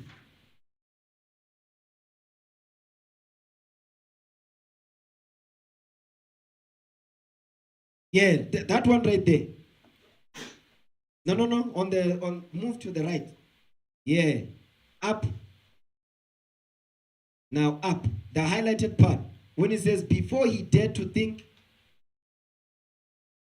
He said, but Antiochus' needs. Let's start there. But Antiochus' needs. Yeah, that's it right there. Read that. Reading from Reader's Digest. Uh-huh. But Antiochus' needs were so great that he was driven to desperate means. You say, who drove him to desperate needs? Rome. Who particularly? Leo Scipio Africana. Because remember, they were at war. You understand? Read. Before he dared think of attempting to throw off the Roman yoke. You see that? So he wanted to throw off the Roman yoke. The Roman yoke. Excuse me. Roman yoke. Come on. All the various groups within his domain must be more closely welded together. In his opinion, the greatest possible unifying force was Grecian thought and the Grecian way of life. You see what he was doing? So now, he wore off the Romans and focused on his kingdom to unite. To unite, not only that, but once the union is done, to make sure that the Israelites in his realm, we must leave our customs and follow his customs now. That's what we're reading here. So now, go back. Daniel 11, verse 30 again. Daniel chapter 11 verse 30. Read. For the ships of Chittim shall come against him. You see that? That's Leo Scipio Africana. Read. Therefore, he shall be grieved. Meaning Antiochus was going to be grieved. Go ahead. And return. And return. And have indignation against the Holy Covenant. You see what he did? He focused his attention on the Jews. Remember what we read on the book, right? So what did he do? He focused his attention on the Jews. You can read the previous one actually. Yeah, go back when he says, in spite of all this, the page before this one. Focus on the page before this one. I'm going to show you. Because when he realized that, listen, he could not deal with Rome at that time, guess what? He was driven off to go and fight against us instead. Yeah, that's it right there. That's the one. Yeah, zoom in. Yeah, that's it right there. Go down a little. Yeah, that's it. Read that. In spite of all this, Antiochus Epiphanes was active and venturesome. Read. And sought to extend and build up his domain as much as possible. Watch this. He was most unfortunate in always antagonizing the people he ruled. Watch this. This was especially true of the Jews. You see that thing? So when he could not deal with the Romans, what did he do? He focuses his attention on us now. So that's what we're reading in Daniel 11. Now go back to Daniel 11. With Daniel chapter 11 verse 30. Go ahead. For the ships of Chittim shall come against him. Therefore, he shall be grieved and return, and have indignation against the Holy Covenant. So he took out his frustrations on who? On us. Go ahead. So shall he do. He shall even return and have intelligence with them that forsake the Holy Covenant. Stop right there. He will have intelligence with them that forsook the Holy Covenant. Who's there? Jason. Jason is one of them. You understand? Go ahead. And arms shall stand. Hold on, let me see. Yeah, that's it. Read on. And what now? And arms shall stand on his part. Meaning these arms talk about an army shall stand on his side. Meaning Jason and his people. Jason and wicked Israelites. Remember it says here, many of the Israelites consented to his religion. Okay, come on. And arms shall stand on his part. And they shall pollute the sanctuary of strength. The sanctuary of strength. And shall take away the daily sacrifice. What did they do? It shall take away the daily sacrifice. That's what we read in 1 Maccabees 1:45. Okay, go ahead. And they shall place the abomination that maketh desolate. They shall what now? And they shall place the abomination that maketh desolate. You see that thing? They shall place the abomination that maketh desolate. The what? Jupiter Olympias on the altar. You understand? Is that it on that? Okay, now watch this. Before we go there, give me second Maccabees. 2 Maccabees 6. 2 Maccabees 6 and 1. Watch this. We basically reading the same account again, right here, that Daniel is explaining. Come on. Second book of Maccabees, chapter 6, verse 1. Watch this. Not long after this, the king sent an old man of Athens to compel the Jews to depart from the laws of their fathers and not to live after the laws of God. You see that thing? So this is Antiochus. The king is Antiochus here. Go ahead. And to pollute also the temple in Jerusalem and to call it the temple of Jupiter Olympus, You see that? That is Zeus. Okay, come on. and that in garrison of Jupiter, the defender of strangers, Jupiter, the defender of strangers, now is no longer the Most High God, the defender of Israel. Is Jupiter the defender of strangers? Isn't, you know who Jupiter is? Caesar Borgia. Jupiter is Caesar Borgia, the defender of the heathens in the Christian church. That's what that is. Understand that, man. Go ahead. as they did desire that dwelt in the place. Go ahead. The coming in of this mischief was sore and grievous to the people. That's what we read in the book. Come on. For the temple was filled with riot. You riot, because rioting goes into partying. Okay, go ahead. And reveling. And reveling by the Gentiles. Because who was defending them? Jupiter Olympus. Read. Who dallied with harlots. You see what they did? There was orgies up in there. They dallied with harlots. Because remember, Jupiter Olympus is the goddess of sex, is the god of Mars. The god of Mars, sex and wine and orgies. The god of sex, wine and orgies. That's Jupiter Olympus. Go ahead. Who dallied with harlots and had to do with women within the circuit of the holy place. Meaning what? They were having sex in the temple. Go ahead. Besides, that brought in things that were not lawful. You see that? Go ahead. The altar also was filled with profane things, which the law forbade. Which the law forbiddeth. Meaning it's against the laws of God for the garbage that they brought into the temple. That's what we're reading here. Now, go back to Daniel 11. Read verse 31 again. The book of Daniel chapter 11 verse 31. Go ahead. And arms shall stand on his part, and they shall pollute the sanctuary of strength. They shall pollute the sanctuary of strength. Come on. And shall take away the daily sacrifice. That's what we just read. Read. And they shall place the abomination that maketh desolate. They shall place the abomination that maketh desolate. Now, watch this. Give me. Let me see. Hold on a second. No, before we go there. Now, let's go to the book. He said, they shall place the abomination that maketh desolate. Okay. Yeah, keep reading. Read verse 31, verse 32 now.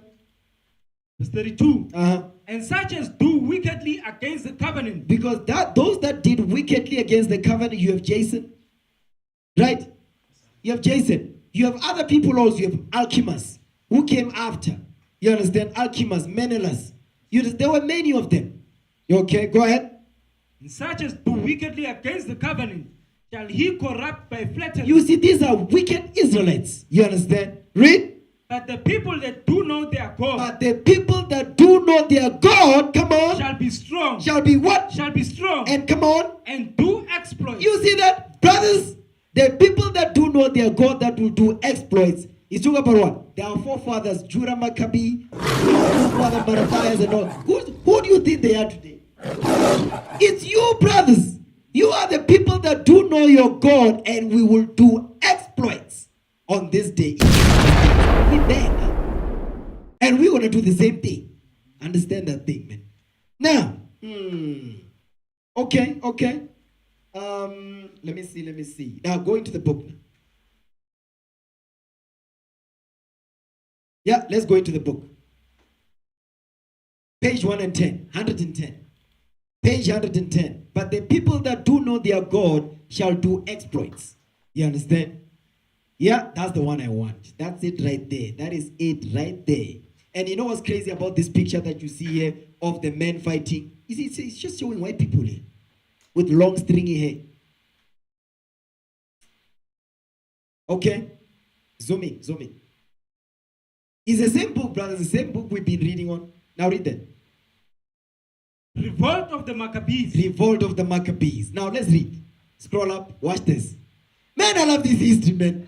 Woo! I love this history. Read it. The abomination of desolation. The abomination of desolation. Come on. Hovered over the temple in Jerusalem as a result of religious indignities instituted by Antiochus Epiphanes. You see that thing? So that abomination of desolation is the statue of Zeus in the temple, in the holies of holies.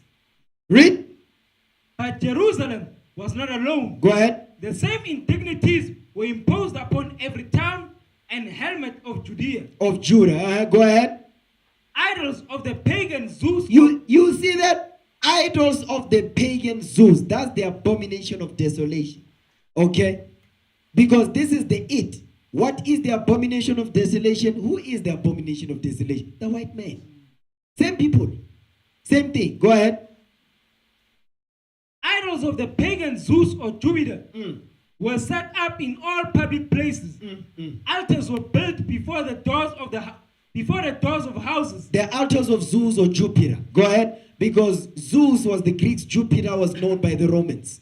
But it's the same demon. Today is Caesar Borgia. The white image of Jesus is Zeus and Jupiter. It's the same thing. Go ahead. Those who valued their lives offered prescribed sacrifices upon them regularly. You see that? They valued their lives, meaning they wanted to protect themselves. You understand? Go ahead. Those who did not obey the decree of the king and make an open display of their zeal were seized. They were stopped. Publicly whipped. They were whipped, publicly punished in the open, so that do not follow their example. Read. Then slain. And then put to death. Come on. The condition was intolerable. Resistance began to build up. You see that thing? Resistance began to build up. That's why it says the people which know their God shall do exploits. Go ahead. And one of the first to give it frank and open expression was an aged priest called Matthias. Oh, praises to the Most High God, man. You see what it is like? To hell with this. Okay, Matthias like, to hell with you. Listen, we're going to fight now. Go ahead. His name meant gift of Yahweh. His name meant gift of Yahweh. Gift of the Most High. Go ahead. And such indeed he proved to be. He proved to be. So, now, go back to First Maccabees. First Maccabees chapter 2 and 1. Watch this.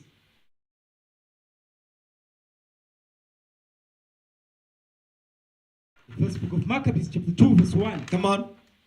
It is also found in the No, First Maccabees 2, not Second Maccabees. First Maccabees 2 and 1. Because now it says resistance began to build up. The Lord rose the spirit of Matthias, our forefather. The first book of Maccabees chapter 2 verse 1. Come on. In those days arose Matthias, the son of John. Go ahead. The son of Simeon. The son of Simeon, a priest of the sons of Joarib. Go ahead. Joarib. Read. From Jerusalem, and dwelt in Modin. Go ahead. And he had 5 sons. Johanan called Cades. Johanan called Cades. Simon called Tassi. Go ahead. Judas, who was called Maccabees. Meaning the hammer. Go ahead. Eleazar called Abiram. Read. And Jonathan, whose surname was Aphas. Go ahead. Read. Yes, sir. Verse 6. And when he saw the blasphemies that were committed in Judah and in Jerusalem. You see that by who? Antiochus. Because Antiochus was committing many atrocities and abominable things in Judah and Jerusalem. Read. He said, woe is me. Wherefore was I born to see this great misery of my people? Go ahead. And of the holy city, and to dwell there when it was delivered into the hands of the enemy, and the sanctuary into the hand of strangers. Because he, remember, it says Jupiter Olympus, the defender of strangers. Okay, go ahead. Her temples is become as a man without glory. He says a temple is become as a man without glory. Now jump down to verse 13. Watch this. Verse 13. To what end, therefore, shall we live any longer? You know what? Read verse 12. Yes, sir. Verse 12. Behold, our sanctuary, even our beauty and our glory is laid waste, and the Gentiles have profaned it. Meaning the Greeks have profaned it. Okay, is the screen frozen now? Okay, go ahead. Now jump down to read verse 12. Read verse 45. Verse 45, sir. Yeah, verse 45. Is that what I want? Yeah, read verse 45. The first book of Maccabees, chapter 2, verse 45. Come on, you know what? Actually, read verse 18. No. You know what? Read verse 14. Yes, sir. Yeah. Then Mattathias and his sons rent their clothes and put on sackcloth, mourned very sore. They fasted. Go ahead. In the meanwhile, the king's officers, such as compelled the people to revolt, They did what now? compelled the people to revolt. It says meaning the king's officers. That's what, and that's Antiochus' officers. Okay? Came, Go ahead. came into the city Modin to make them sacrifice. To make them sacrifice to what? To the altars of Zeus, Jupiter. Go ahead.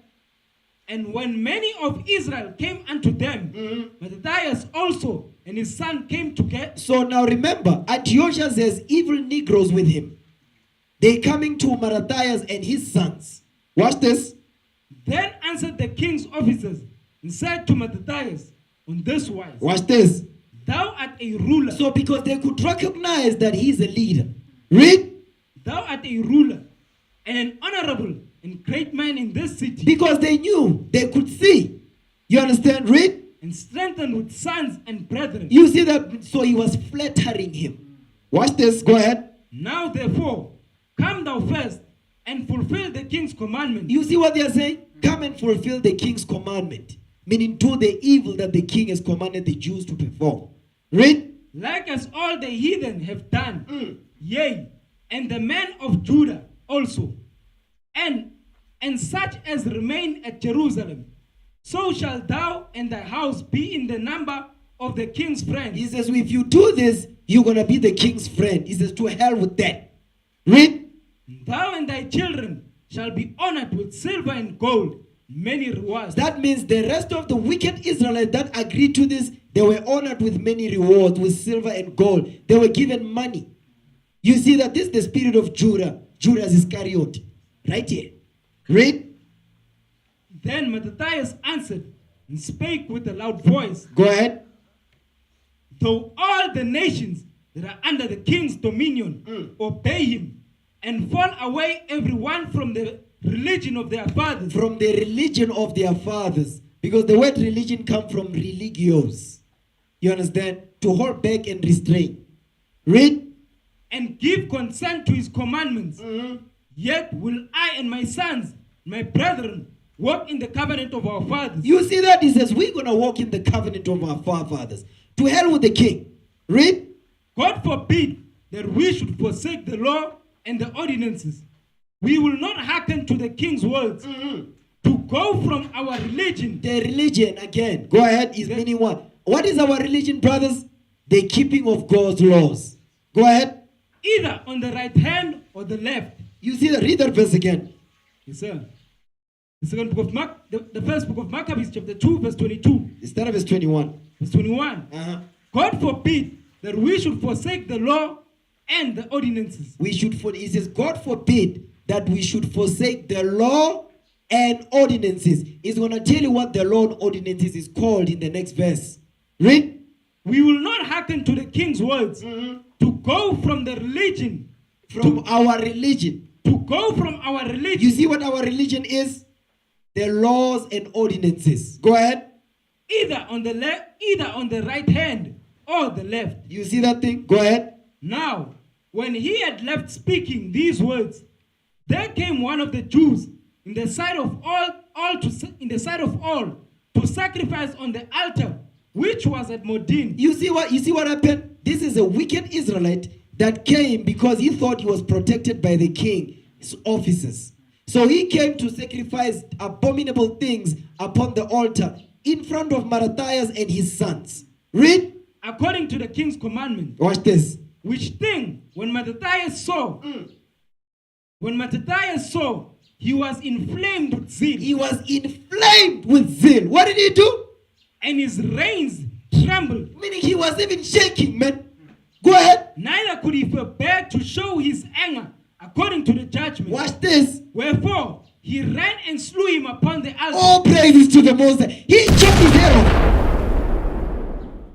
You understand? Go ahead. Also, the king's commissioner, who compelled men to sacrifice, he killed at that time. And the altar he pulled down. He even destroyed the altar. He wasn't playing, man. Watch this. Thus dealt he zealously for the law of God, like Phineas. Like Phineas. Go ahead. Like Phineas did unto Zimri, the son of Shalom. That's some heavy stuff right there. Zimri. You must read that history, man. Heavy stuff. Go ahead. And Mattathias cried throughout the city with a loud voice, saying, Watch this. Whosoever is zealous of the law and maintaineth the covenant, let him follow me. Let him follow me. Isn't that what Moses did in the world when they sinned? It's like, who's on my side? Come to me. The rest were chopped. They were killed. The Most High wasn't playing. Now, read verse 45. Yes, sir. Verse 45. Then Mattathias and his friends went round about and pulled down the altars. And what children soever they found within the coast of Israel uncircumcised, those they circumcised valiantly. You see what they did? Listen, that wasn't playing, man. They found you that you were not uncircumcised, they would chop it. They were chopping, man. Go ahead. They pursued also after the proud man, and the work prospered in their hand. Who are the proud men? Wicked Israelites and the Greeks. Read. So they recovered the law out of the hand of the Gentiles. They did what now? They recovered the law out of the hand of the Gentiles and out of the hand of kings. Read. Neither suffered they the sinners to triumph. You see that? They were not playing. That's why it says the people who know their God will do exploits. That's what we're doing, brothers, this day. You understand? When we hit the streets, what are we doing? We're doing exploits, man. Watch this. Now, go back to the book. Go back to the book. Go back to the book. Yeah, scroll up.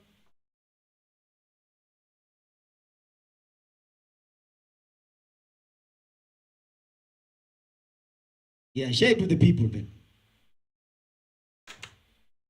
Let's do this. Share it with the peoples.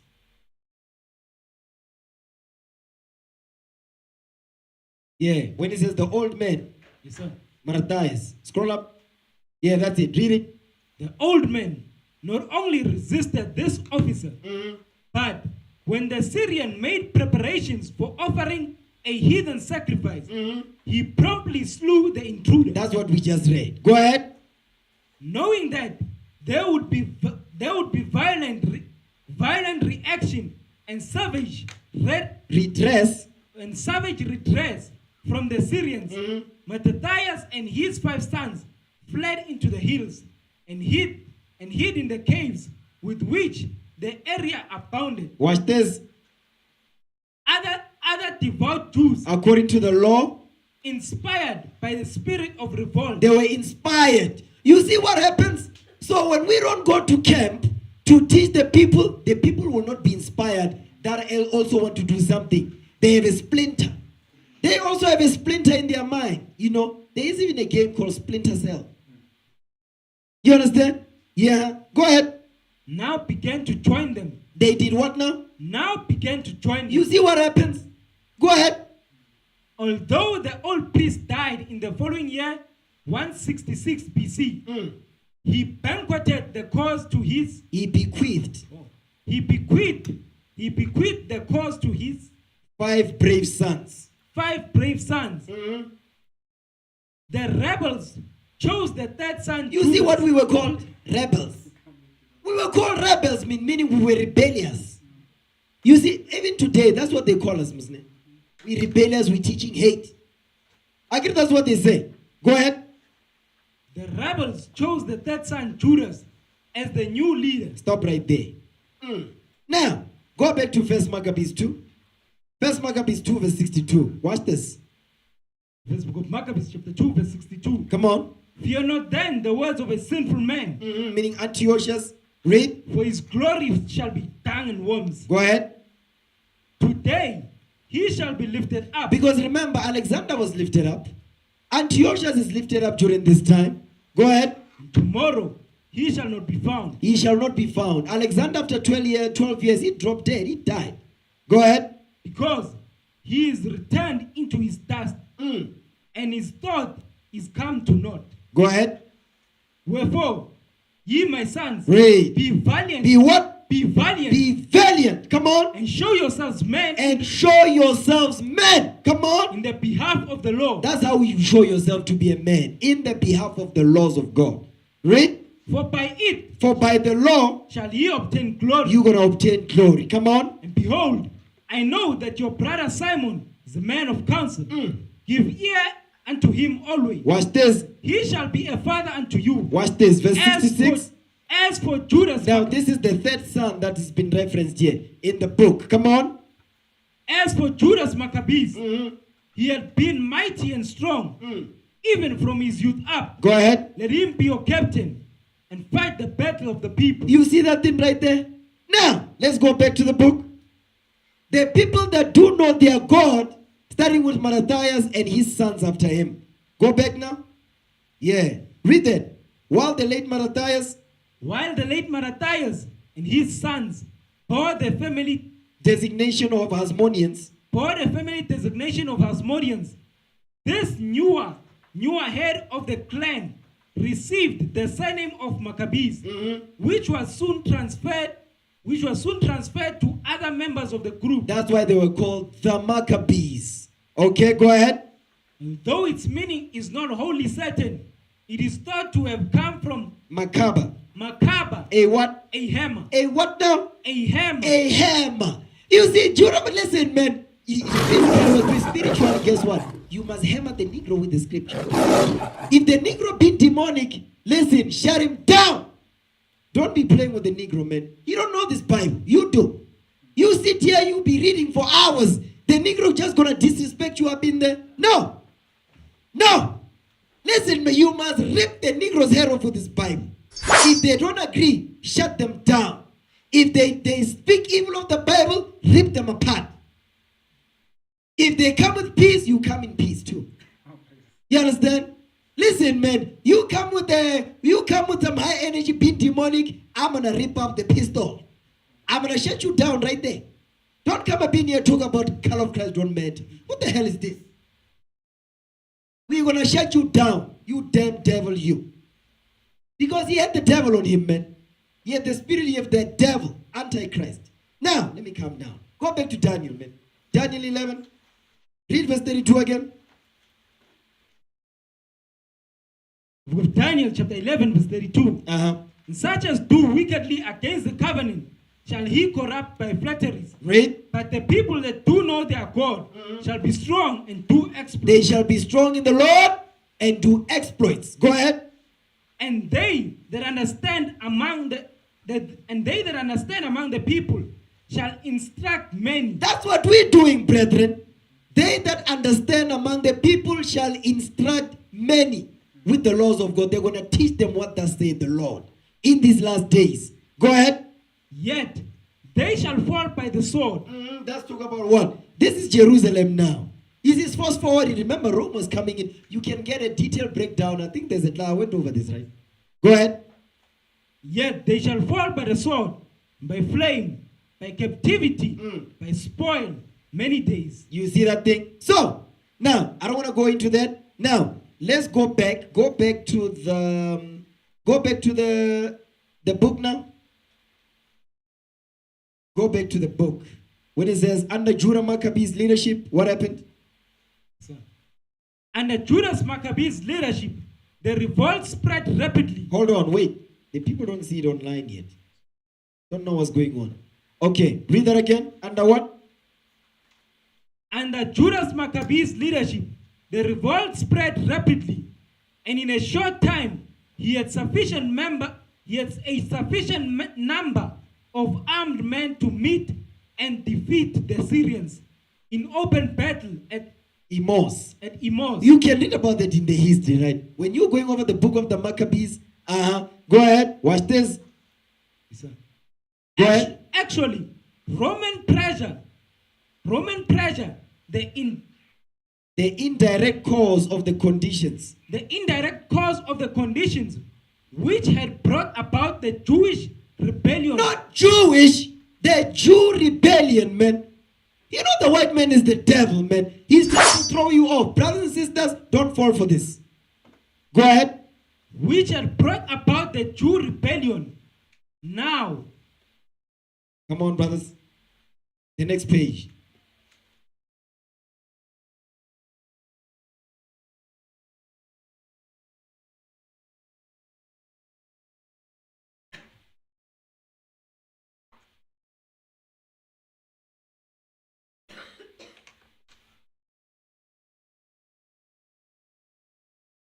No, what 111, because this picture needed to have been taken. This part. You have it.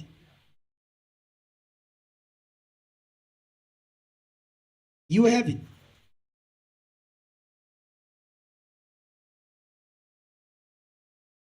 Yeah, that's it. Where's the rest of it?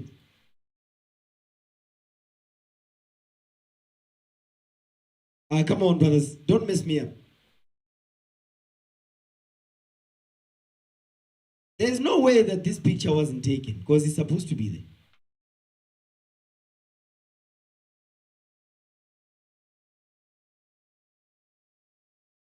Because it seemed like you only took the picture of the footnote there under the picture.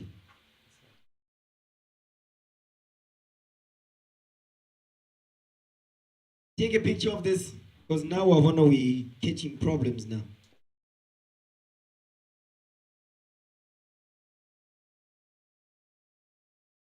I'm almost done. Now, First Maccabees. Read First Maccabees 3 and 1.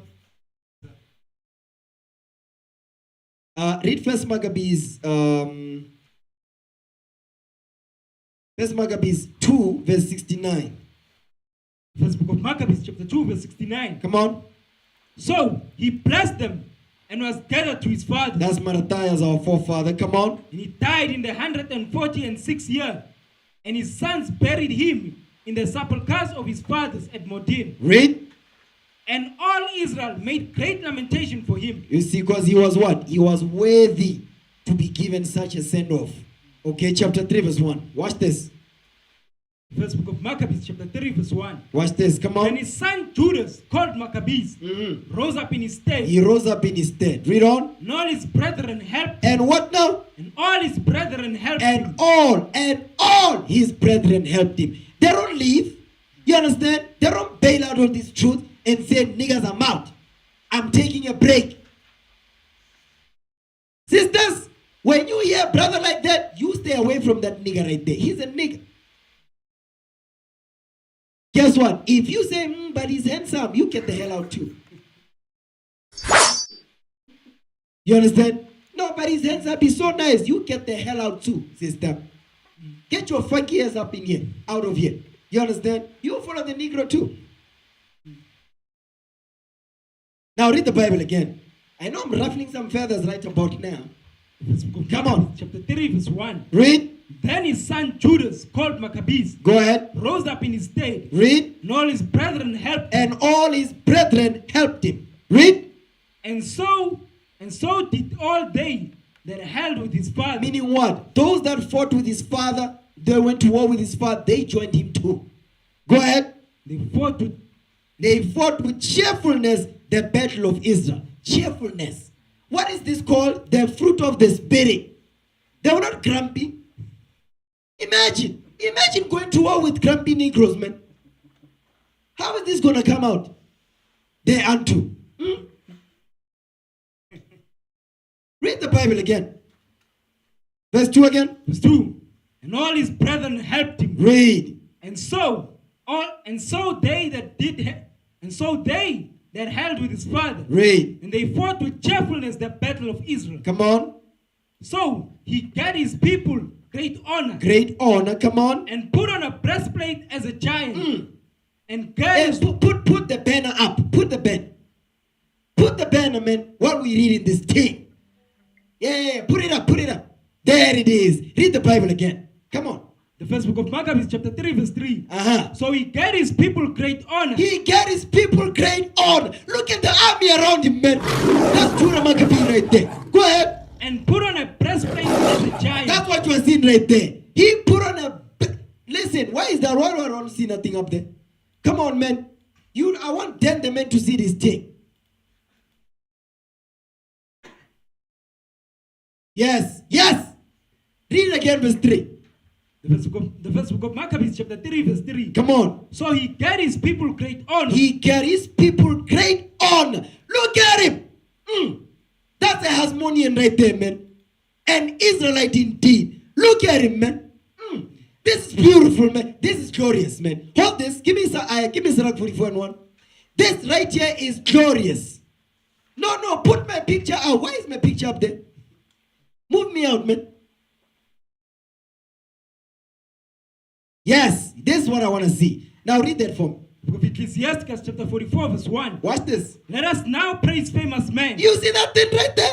Let us now praise famous men. That's what you're seeing right there. That's our forefather Judah Maccabee. Go ahead. And our fathers that begat us. And our fathers that begat us. Read. The Lord wrought great glory by them. The Lord wrought great glory by them. Come on. Through his great power from the beginning. What's this? Such as did bear rule in their kingdoms. They did rule in their kingdoms. Read. Men renowned for their power. Men renowned for their power. Come on. Giving counsel by their understanding. Listen, man. Listen. Listen. We back. You cannot take away this from us. Read. And declaring prophecies. And declare. That's what we do right now. Aren't we declaring prophecies, man? Go ahead. Leaders of the people by their counsel. No, leaders of the people by their good looks. By their counsel. No, good looks. By their counsel. No, they are just grumpy. And leaders of the people by their counsel. No, Mara is handsome. By their counsel. By their counsels. Read. And by their knowledge of learning. And by their knowledge of what now? Of learning. Of learning. No. Not his hand. No. He's handsome. What you talking about, man? What's that clip? What you talking about, man? Yeah? Come on, man. Keep reading. But their knowledge of learning, meet for the people. And knowledge of learning, meet for the people. Come on. Wise and eloquent in their instructions. You see that thing right there? Wise and eloquent in their instructions. These are our forefathers, man. Judah Maccabee. Now go back. Go back to First Maccabees. That's where we went. Yes, sir. What verse we at? Verse 3, sir. Read it. The first book of Maccabees, chapter 3, verse 3. Come on. So he carries people great honor. He carries people great honor. Come on. And put on a breastplate as a giant. Read. And carries warlike harness about him. Look at him, man. Look at the army. No, it's not just the armies on the earth. Look at the armies above him. The pillar of cloud by day. That's it right there, right? Look at it. Pay close attention to the banner, man. You'll see a chariot. Look at it. That's a chariot right there. Pay close attention to this banner. You'll see a pillar of cloud by day. You see that thing? Look at the angels, man, with the afros. Just look between his shoulders. You see angels. You see that? Those are angels right there. Look at the angels, man. You see the angels? They are right there. Look at them. Listen, man. Come on, read on. Yes, sir. Read verse 3 again, man. The first book of Maccabees, chapter 3, verse 3. Go ahead. So he carries people great honor and put on a breastplate as a giant and carries warlike harness about him. Watch this. And he made battles protecting the host with his sword. He did what now? He made battles protecting the host with his sword. That's the sword right there. He says he made battles protecting the host with his sword. Keep reading. In his acts. In his what? In his acts. In his what? In his acts. Because listen, in this truth, you must hit the streets. You cannot be sitting here, we are a Facebook prophet. Facebook prophets, you will not get the kingdom, man. I'm just telling you straight up. You must hit the street, Negro. Hit the street. You must be out there. See the people face to face. Hold that. Give me that in the book of Acts. Is it the book of Acts? No. I believe it might be. It must be the book of Acts. Oh, yes. No. 1 Corinthians 2. 1 Corinthians chapter 2. Read verse 1. Keep Judah Maccabee on the screen right there. Watch this. The first book of Corinthians chapter 2, verse 1. Go ahead. And I, brethren, when I come to you. When I came to you. Came not with excellency of speech. Or of wisdom. Watch this. Declaring unto you the testimony of God. That's the only reason why you know us. Why? Because we came unto you declaring the testimony of God unto you. Watch this. For I determined not to know anything among you. You understand? I don't know whether your back is itching. I don't care. Go ahead. save Jesus Christ and Him crucified. You see, he says, the only thing I want to know among you is Jesus Christ. I want to know if you're in the Spirit of the Lord, and that's it. Read. And him crucified. And I was with you in weakness. He says, I was with you in weakness. Go ahead. And in fear and in much trembling. What's this? And my speech and my preaching was not with enticing words of man's wisdom. You see what he said? What did he say? And my speech. And my speech, come on. And my preaching. And my preaching, come was on. not with enticing words of man's wisdom. He says, I did not entice you with my own words. But what did he do? Watch this. But in the demonstration. But in the, what's that word? In the demonstration. In the what now? In the demonstration. In the demonstration. Meaning what? You cannot do this. You cannot say I mean the truth, but you're a Facebook prophet. You must hit the streets in the what now? In the demonstration. That's why it says in his acts, he was like a lion. An act is a demonstration. Go ahead. Of the Spirit. Of the what? Of the Spirit. Of the Spirit. And of power. Because the Spirit and the power of the Lord must be demonstrated. So when we go out, we march. We're demonstrating the Spirit and the power of the Most High God. That's what we're doing, man. Understand that. Go back. First Maccabees 3, man.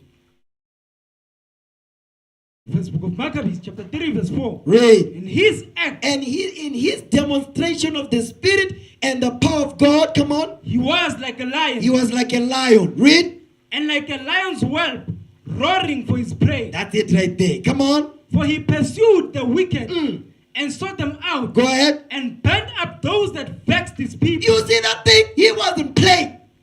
He said niggas on fire. He said Edomites on fire, and their children too. Read. Wherefore the wicked shrank for fear of him. And all the workers of iniquity were troubled. Read. Because salvation prospered in his hand. You know what he had in his hand? Let me show you what he had in his hand. Because remember it says what? It says breastplate as a giant and get his warlike apparel, protecting the host with his sword. So Judah Maccabee today is back on this end. So how is he protecting the host with his sword? First Maccabees. First Maccabees, man. Watch this. I'm going to show you how he's doing it. Second Maccabees. No, not first. Second Maccabees, man. Second Maccabees chapter 15. Second Maccabees 15, read verse 9. Let's start there. The second book of Maccabees. Hold on. Judah Maccabee back today on this earth. How would he be protecting the host with his sword? Let's see. Go ahead. The second book of Maccabees chapter 15 verse 9. Come on. And so, comforting them out of the law. Out of the what now? Out of the law. You see where comfort comes from? Not the wailing women. Their comfort comes from their law. Read. And so comforting them out of the law and the prophet. You see what the good teachers do? They go out of the law and they teach out of the law and the prophets. That's what Christ was doing. That's what the Apostle Paul was doing. That's what we're doing. Out of the law and the prophets. Read. And without putting them in mind of the battle that they won afore. Meaning what? Reminding you of the battles we won before. Don't we do that? Up in here? Oh yes. Go ahead. He made them more cheerful. Read. And when he had stirred up their minds. You see how do you stir the people's minds? You read out of the law and the prophets. You see what you're doing? And you also bring up the wars that we fought aforetime. Go ahead. When he had stirred up their minds, he gave them their charge. Go ahead. Showing them therewithal. Showing them therewithal the falsehood of the heathen. Because guess what? These heathens are vanity. Go ahead. And the breach of oath. Watch this. Meaning all the treaties they broken when they got here. Read. Thus he armed every one of them, not so much with defense of shields and spears. Watch this. As with comfortable and good words. He armed them with comfortable and good words. Watch this. Beside that, he told them a dream worthy to be believed. Watch this. Keep reading. Come on. As if he had been so indeed. Watch this. Which did not a little rejoice them. Watch this. Come on. And this was his vision. Read. That Onias, who had been high priest, a virtuous and a good man, You see that? You have virtuous men too. Virtuous and good men. Read.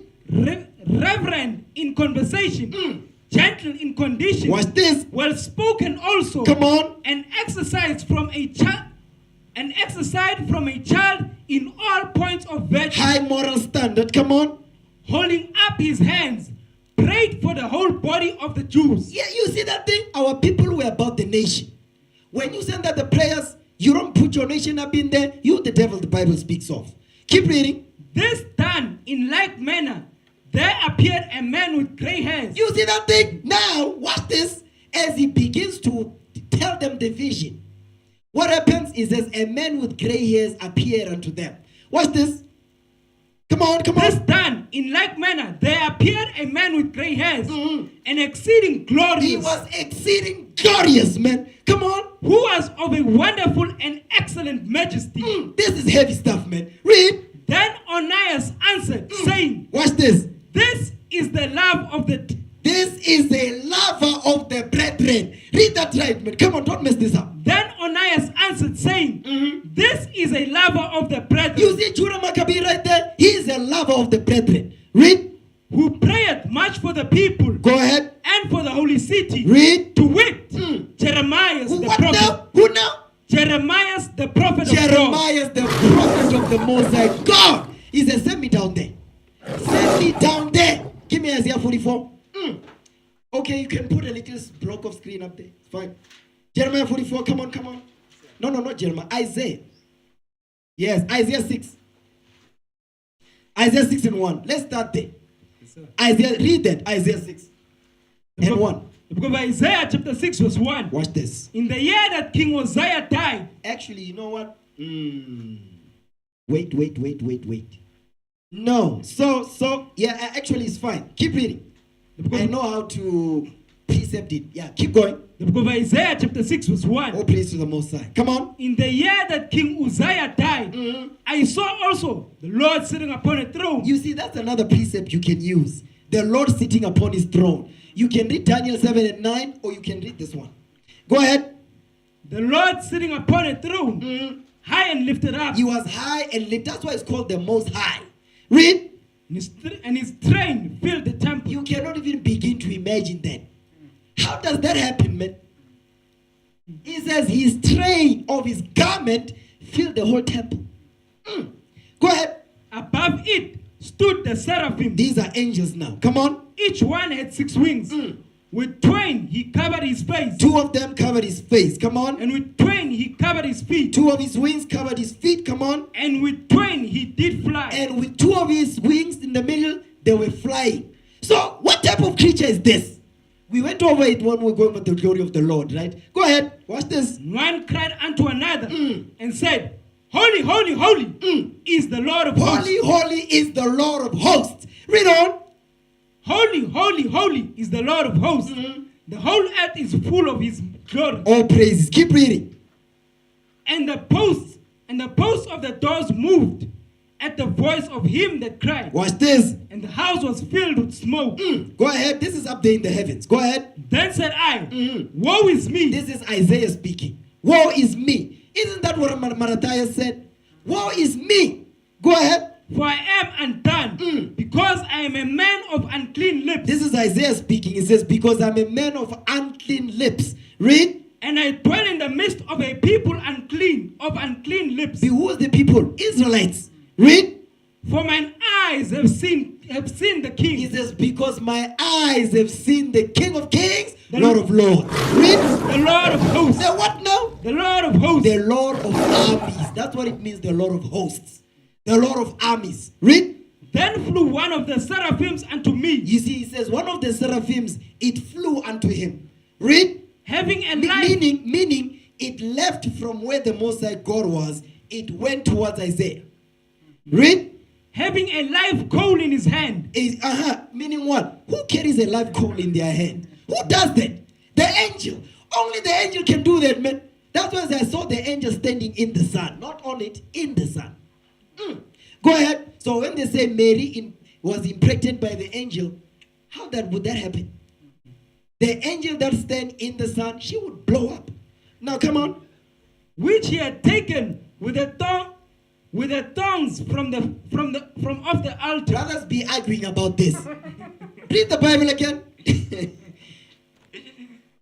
You see that spoon, sisters, that you be using to do this? That's a tongue. That's what we're reading about here. It's a kitchen instrument. Come on. Then flew one of the seraphims unto me, having a live coal in his hand, which he had taken with the tongs from off the altar. Go ahead. And he laid it upon my mouth. Meaning what? The live coal. He laid it upon his mouth. Watch this. Go ahead. And said, Lo, this had touched thy lips. It says, this coal right here had touched your lips. Read. And thine iniquity is taken away. And your sins will be taken away. This is beautiful, man. Come on. And thy sin purged. Go ahead. Also, I heard the voice of the Lord saying, Watch this. Whom shall I send? Stop right there. Whom shall I what? Whom shall I send? Whom shall I send down there, man? Who am I going to send down there? Who will rise up for me against the evildoers? Who going to be there? Who going to be the one to do that? Read. And who will go forth? Who will go for us? Then said I, Here am I. Here am I. Come on. Send me. Send me. You see that? That's the spirit. That's the spirit right there. Don't be telling us when I'm going off. No, let's stay like that. You understand that? It says, send me down there. Go ahead. And he said, Go and tell these people. It says, go and tell these people. Come on. Hear ye indeed, but understand not. Go ahead. And see ye indeed, but perceive not. You see that? Now you understand what that, because we always read verse 9. Go ahead. Make the heart of these people fat. Go ahead. Make their eyes heavy. And shut their eyes, lest they should see with their eyes, and hear with their ears. Read. And understand with their hearts, and convert, and be healed. The Lord says, I don't want that right now. I want them to be punished. When I'm satisfied, then I'll open their eyes and their ears. Read. Then said I, Lord, how long? And he answered, until the cities be wasted without inhabitants. Talk about Jerusalem. Go ahead. And the houses without men. And the land be utterly desolate. The Lord says, until I'm going to do all this. After that, when I'm satisfied, then I will heal them. But now I'm showing you what happens in the spirit. You see what happens in the spirit, man? Because where are the forefathers? Those that they are up there. They talk to the Lord. You understand that? So now in the regeneration, when you are born, the Lord has already had the discussion with Isaiah, said, okay, I'm going to send you down there. And then when a child is born in the house, you don't know. That's the prophet Isaiah. He said, send me down there. This is some heavy stuff, man. Now, watch this. Give me second Esdras. Second Esdras, man. Give me second Esdras. Give me second Esdras, man. Second Esdras. Is it 12?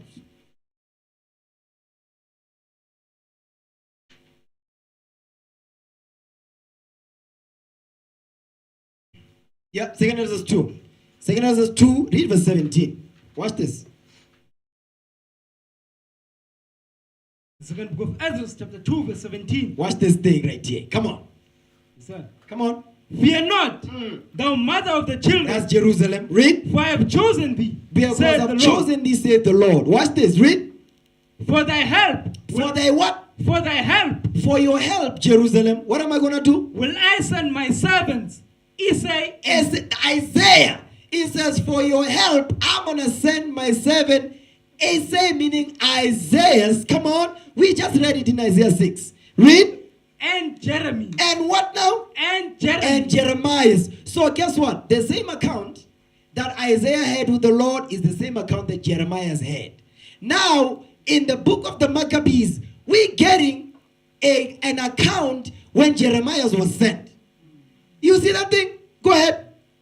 After whose counsel I have sanctified. He says, I have sanctified their counsel. Remember, said, put it on his lips, and his sins will be purged away. Remember, it says, I'm of an uncircumcised lips. Read.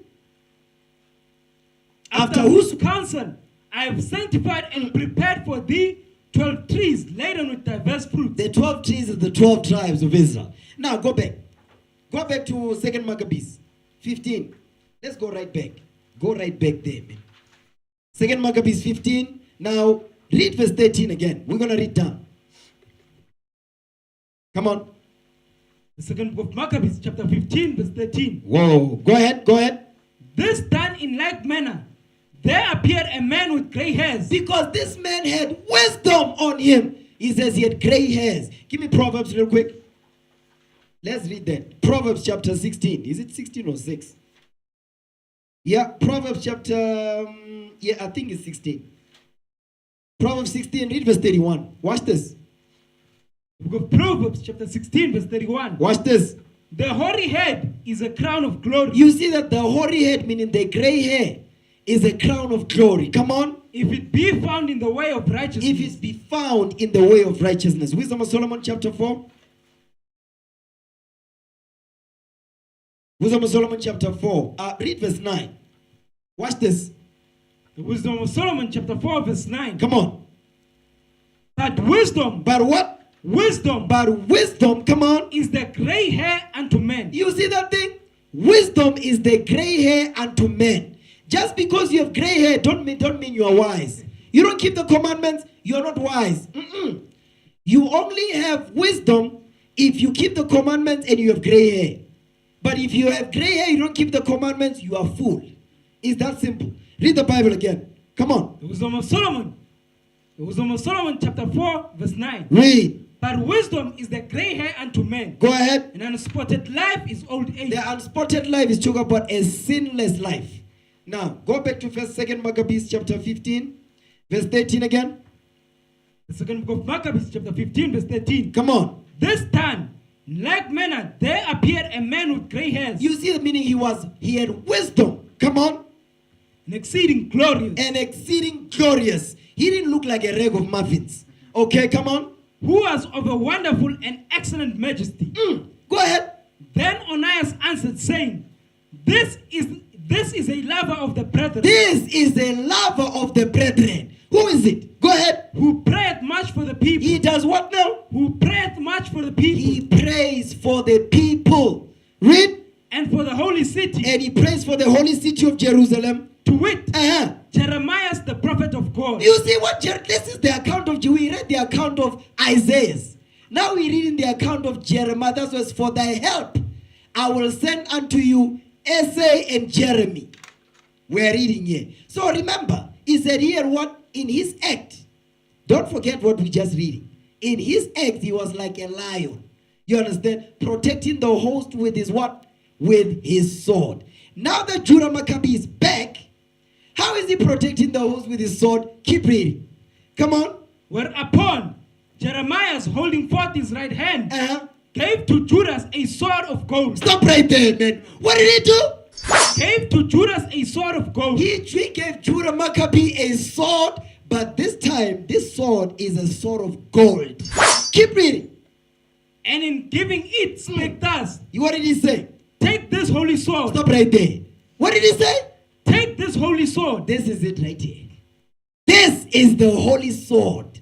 So when Judah Maccabee is back on this earth in these last days, this is how he's going to protect the host with his sword. This is the golden holy sword, right? The holy Bible. Man, listen, man, to hell with the cooch. Come on.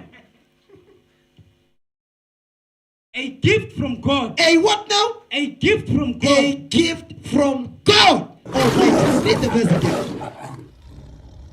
Verse 15 and 16 together. The second book of Maccabees chapter 15 verse 15. Read. Whereupon Jeremiah, holding forth his right hand, gave to Judas a sword of gold. And in giving it spake thus. So while he was handing him the sword of gold, what did he say to him? Take this holy sword. Take this holy sword, Judah Maccabee. Go ahead. A gift from God. A what now? A gift from God. A gift from the Most High God, man. Come on. With the which thou shalt wound the adversaries. With the which you will wound the adversaries. You see, when Judah Maccabee is back, this is what he will use.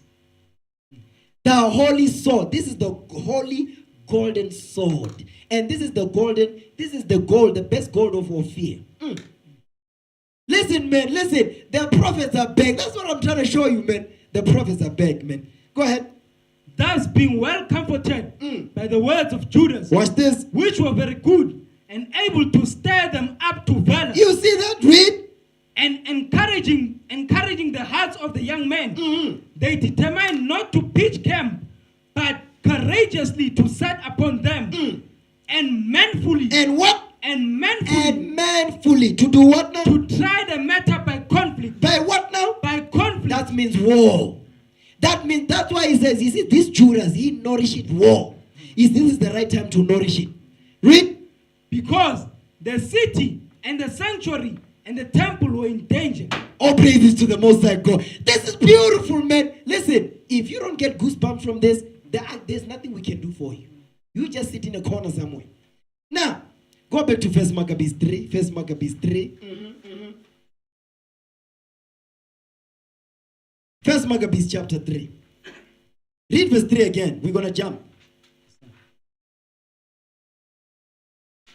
First book of Maccabees, chapter 3, verse 3. Go ahead. So he taught his people great honor. Apologies, sir. So he gave his people great honor and put on a breastplate as a giant. Read. And girded his warlike harness about him. Go ahead. And he made battle, protecting the host with his sword. What type of sword was this in these last days? That holy sword. That golden sword that the prophet Jeremiah handed to him. Is it here? Go to war. You see this thing? Brothers, man? Listen, man. Whew. All praises, man. Give me that in Psalms 148 verse 14. You know, like now, we read that verse, but it never sinks in. Let it sink in on this day. Psalms 148 verse 14. No. Is it Psalms 147? Yeah, Psalms 147, man. Not 148. Psalms 147. Yeah, 19 verse 20. 19 and 20. Psalms 147 verse 19. Read that. Watch this. Psalms chapter 147 verse 19. Come on. He showed his word unto Jacob. He showed his word unto Jacob. Come on. His statute and his judgment unto Israel. Unto Israel. Read. He had not dealt so with any nation. He had not dealt. So how does he do that? He sends the prophets of old from the heavens, man. Read. And as for his judgments, they have not known them. Watch this. Praise ye the Lord. You see that thing right there? When he says, praise ye the Lord, you better praise the Lord that he gave you this book. Because now you understand why he says, praise the Lord. You saw the event in 2 Maccabees 15? That's why you praise the Lord. Now you understand what it means now. Now go back. 1 Maccabees 3 verse 6 now. First book of Maccabees chapter 3 verse 6. Come on. Wherefore the wicked shrank for fear of him, and all the workers of iniquity were troubled, because salvation prospered in his hand. You see that when he said deliverance prospered in his hand, because he was about the deliverance of his people from captivity. So now that he's back, he's going to do the same thing. Make no mistake about it. Now, that's it on that. Give me 1 Maccabees now. Chapter 9 and 1. No, 2 Maccabees 9 and 1. 2 Maccabees 9 and verse 1. Yeah, did you brothers get the picture? Put it up.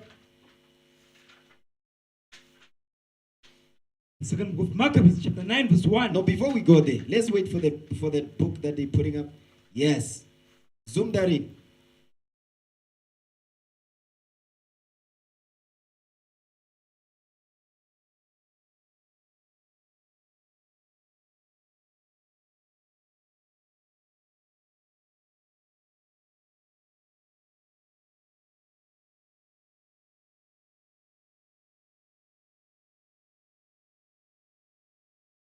Okay, but we don't see. Zoom in. I mean, the people on the screen, on the line, they're online. They don't see this.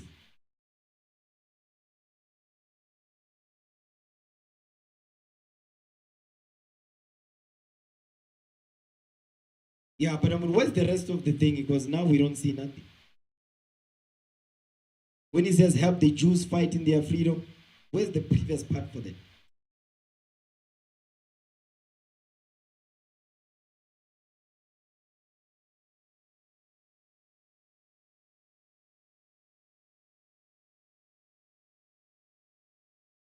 Yeah, zoom in so we can see that thing. Yep, that's it right there. Okay, actually what? Read that. Yes, sir. Now actually read under Judah Maccabee's leadership. Reading from Reader's Digest. Mhm. Under Judas Maccabee's leadership, the revolt spread rapidly, and in a short time, he had a sufficient number of armed men to meet and defeat the Syrians in open battle At Amos. At You know when Amos. when he says open battle, the streets. The streets. When we hit the streets, that's open battle. We've done this before, brothers. Go ahead. Actually, Roman pressure in the indirect cause of the conditions which had brought about Jew rebellion. Now, Okay, we want the other picture. Now did what? now helped the Jews in their fight for freedom. You see that? He says, now help the Jews in their fight for freedom. Now read the top, the one on the top there. Under the picture. Yeah, that's it right there. Is it visible? Yes, sir. The people online will see this. I'll zoom in a bit. Me, I don't see it. Yeah, that's it. With what now? With spears and farmers' tools, the Jews under Judas Maccabees stormed Stormed the walls. the walls of Jerusalem. They stormed the walls of Jerusalem. Come on. Drove off the Syrians who defiled the temple. You see that? The Syrians is talking about Antiochus because he took over Seleucus' empire. Okay? Now, first Maccabees. Is that what I want? First Maccabees? No, second Maccabees. I think that's what I wanted. Yeah, second Maccabees 9:1. Let's read that. Second book of Maccabees, chapter 9, verse 1. Come on. About the time Antiochus Came Antiochus. came Antiochus with dishonor out of the country of Persia, Read. for he had entered the city called Persepolis. Persepolis, and went about to rob the temple and to hold the city, whereupon the multitude running to defend themselves with their weapons put them to flight. Go ahead. That's what we just read again. Read. And so it happened that Antiochus, being put to flight of Because remember, that excerpt that we just read is what we're reading here now. Go ahead. When it says the Jews are Jews with spears and farmers' tools. You see that, eh? Move it a little bit. You can move it across. In case the people have forgotten. Yeah, that part. With spears and farmers' tools, the Jews under the what? Under Judah Maccabee stormed the walls of Jerusalem and drove off the Syrians who defiled the temple. So read that again. Second Maccabees 9:1. Second book of Maccabees, chapter 9, verse 1. About that time came Antiochus with dishonor out of the country of Persia, for he had entered the city called Persepolis. Persepolis, and went about to rob the temple and to hold the city, whereupon the multitude running to defend themselves with their weapons put them to flight. That's exactly what you are seeing there. Go ahead. And so it happened that Antiochus, being put to flight of the inhabitants, returned with shame. All praises. Go ahead. Now, when he came to Ecbatane, Ecbatane. Come on. news was brought to him what had happened unto Nicanor and Timotheus. Read. Then swelling with anger, he thought to avenge upon the Jews and disgrace that he thought to avenge upon the Jews the disgrace done upon him by those that made him flee. Go ahead. Therefore commanded he his chariot men to drive without ceasing Read. and to disperse the journey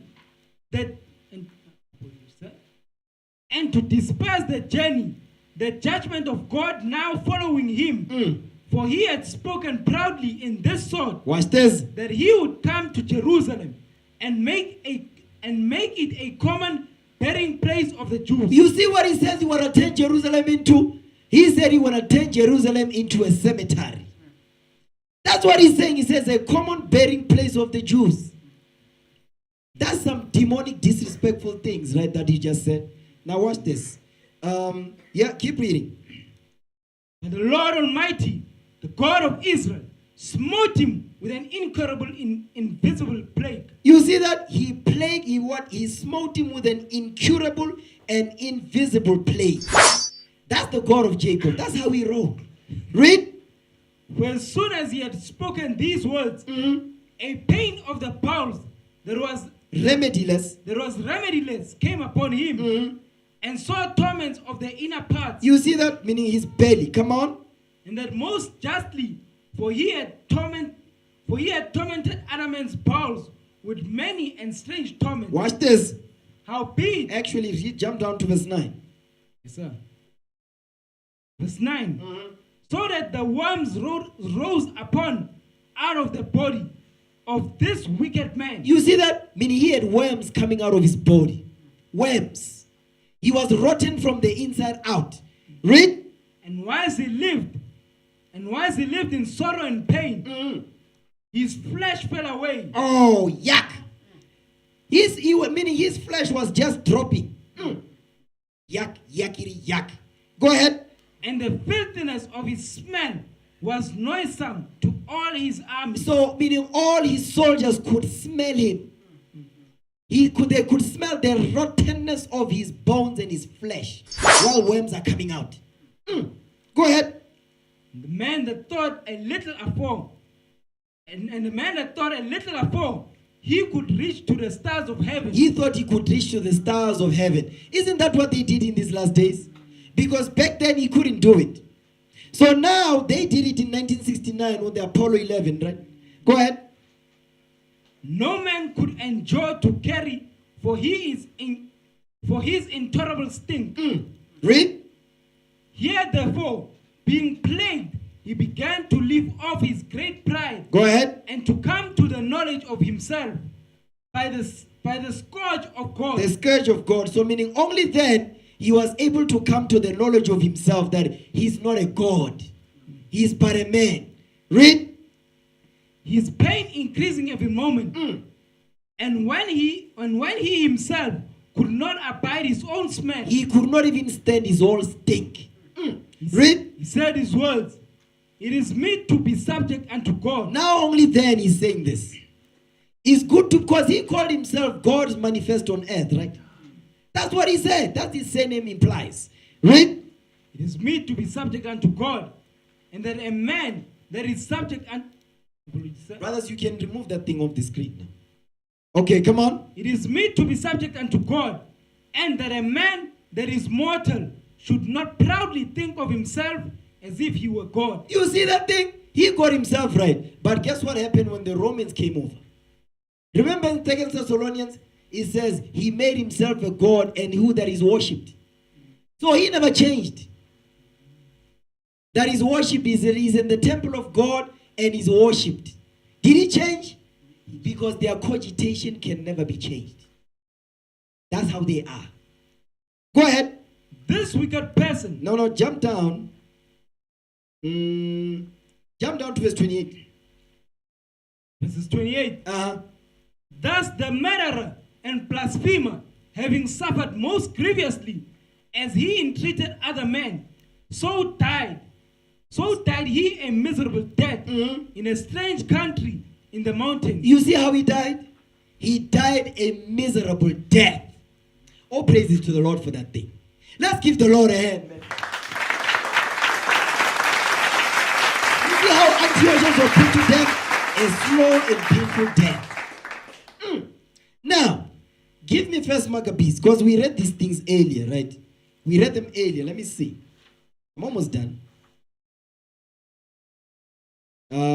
Actually, give me Second Maccabees now. Second Maccabees 1.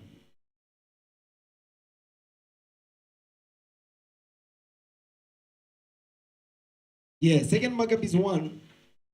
Read verse 9. The second book of Maccabees, chapter 1, verse 9. Now, see that ye keep the feast of the tabernacles in the Mount Keslu. In the 184th year, the people that were in Jerusalem and in Judea, and the council and Judas, sent greeting and held unto Aristobulus. King Ptolemaeus' master, who was of the stock of the Anointed priest. who was of the stock of the anointed priest, and to the Jews that were in Egypt. So the Jews in Jerusalem were sending greetings to the Jews in Egypt. Okay, now jump down to verse 18. Verse 18. Therefore, whereas we Actually, you know what? Wait. Let me see something here. Hold on a sec. Yeah. First Maccabees. Go back to First Maccabees. Yeah. First Maccabees 4. I skipped something here. First Maccabees 4 verse 41. Let's read that. Because remember, this is after Antiochus was put to death, right? Now read First Maccabees 4. Read verse 36. Watch this. the first book of Maccabees, chapter 4, verse 36. Come on. Then said Judas and his brethren, Behold, our enemies are discomforted. Our enemies are discomfited, meaning we've destroyed them. We put them to flight. Go ahead. Let us go up to cleanse and dedicate the temple. Let us do what now? Let us go up to cleanse and dedicate the sanctuary. Let us go up and dedicate and cleanse the sanctuary. Come on. Upon this, all the hosts assembled themselves together and went up into Mount Zion. They went up to Mount Zion. Come on. And when they saw the sanctuary desolate, and the altar profaned, and the gates burned up, and shrubs growing in the courts, As in a forest. as in a forest. You see how bad it was? That's how bad, meaning what? It was completely desolate. There were creeping things up there. There were even weeds growing on the walls of Jerusalem. That's how destroyed it was. Read. Or in one of the mountain, yea, and the priest's chambers polluted. They were pulled down. The priest's chambers pulled down. Read. They rent their clothes, made great lamentation, and cast ashes upon their heads, You see that they fasted. Come on. and fell down flat to the ground upon their faces, and blew an alarm with the trumpets, and cried toward heaven. Watch this. Then Judas appeared, and then Judas appointed certain men to fight against those that were in the fortress. Those that were in the fortress is Antiochus. It was Antiochus's men. Okay, come on. Until he had cleansed the sanctuary. Until he has done what? Until he had cleansed the sanctuary. Read. So he chose priests of blameless conversation. You see that? He chose priests of blameless conversation. Come on. Such as had pleasure in the law. They had pleasure in the laws of God. Come on. Who cleansed the sanctuary. Who did what? Who cleansed the sanctuary. Watch this. And bear out the defiled stones into an unclean place. Because these defiled stones is talking about what? Those graven images of their gods. Read. And when as they consulted what to do with the altar of burnt offerings, which was profane. Which was profane. What did they say? What did Judah Maccabee say? Go ahead. They thought it best to pull it down, lest it should be a reproach unto. Because they wouldn't know what to do with it. Watch this. Come on. Lest it should be a reproach to them, because the heathen had defiled it. Because the heathen had defiled it. Come on. Wherefore they pulled it down. They pulled it down. And laid up the stones in the mountain of the. And laid up the stones in the mountain of the temple in a convenient place. Come on. Until there should come a prophet. Until they should what? There should come a prophet. Until there should come a prophet. Come on. To show what should be done with them. You see that thing? This is beautiful, man. Meaning what? There's still more prophets to come, brothers. There's still more prophets to come. That the Lord will reveal things unto them. Understand that, man. Okay. Now, watch this. Jump down to verse 52 now. Verse 52. Go ahead. Now, on the 25th day of the 9th month, which is called the month Keslu, Read.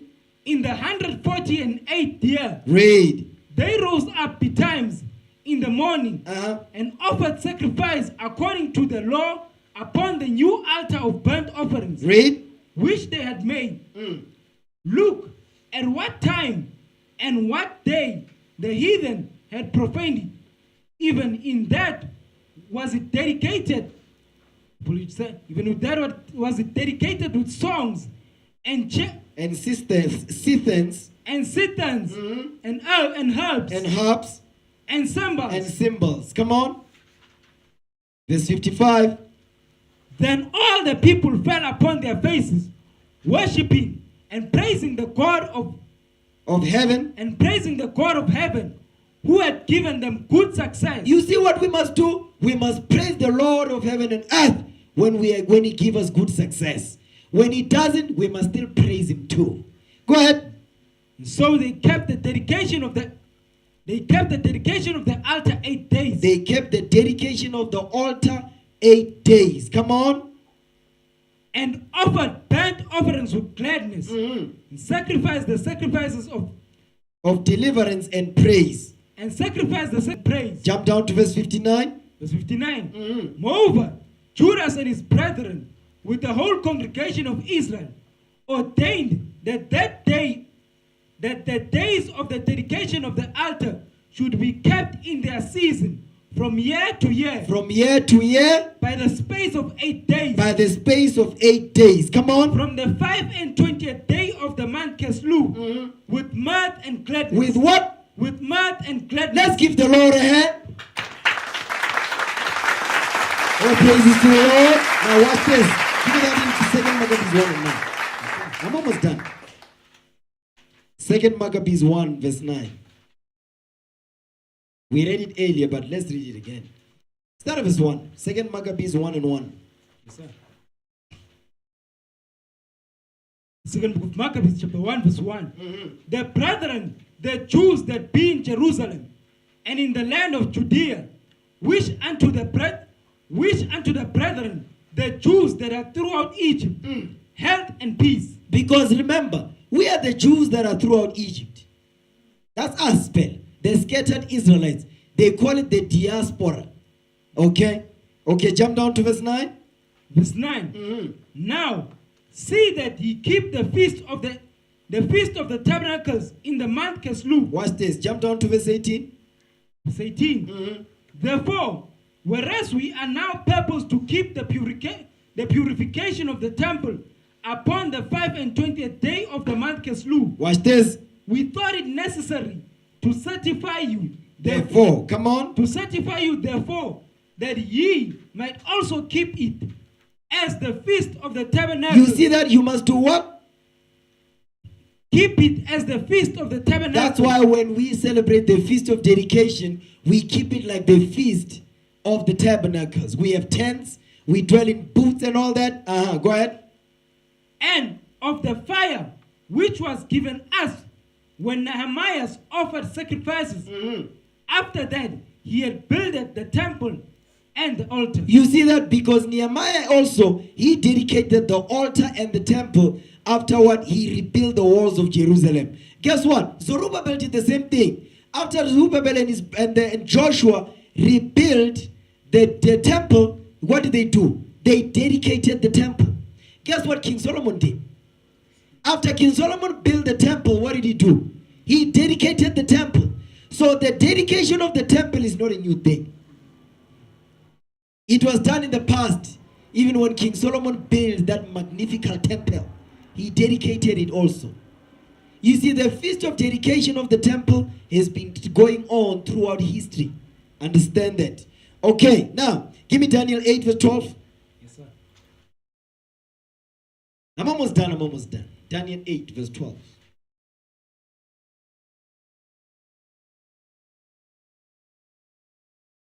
I'm just taking you back a little bit. Watch this.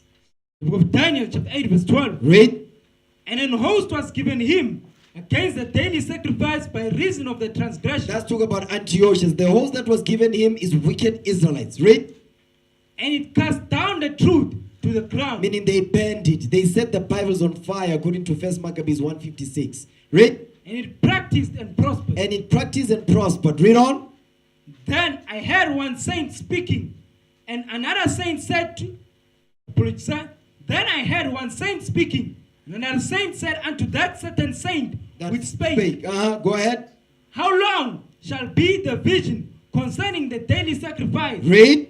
And the transgression of the desolation, to give both the sanctuary and the host to be trodden underfoot. Guess who this was? Matthias.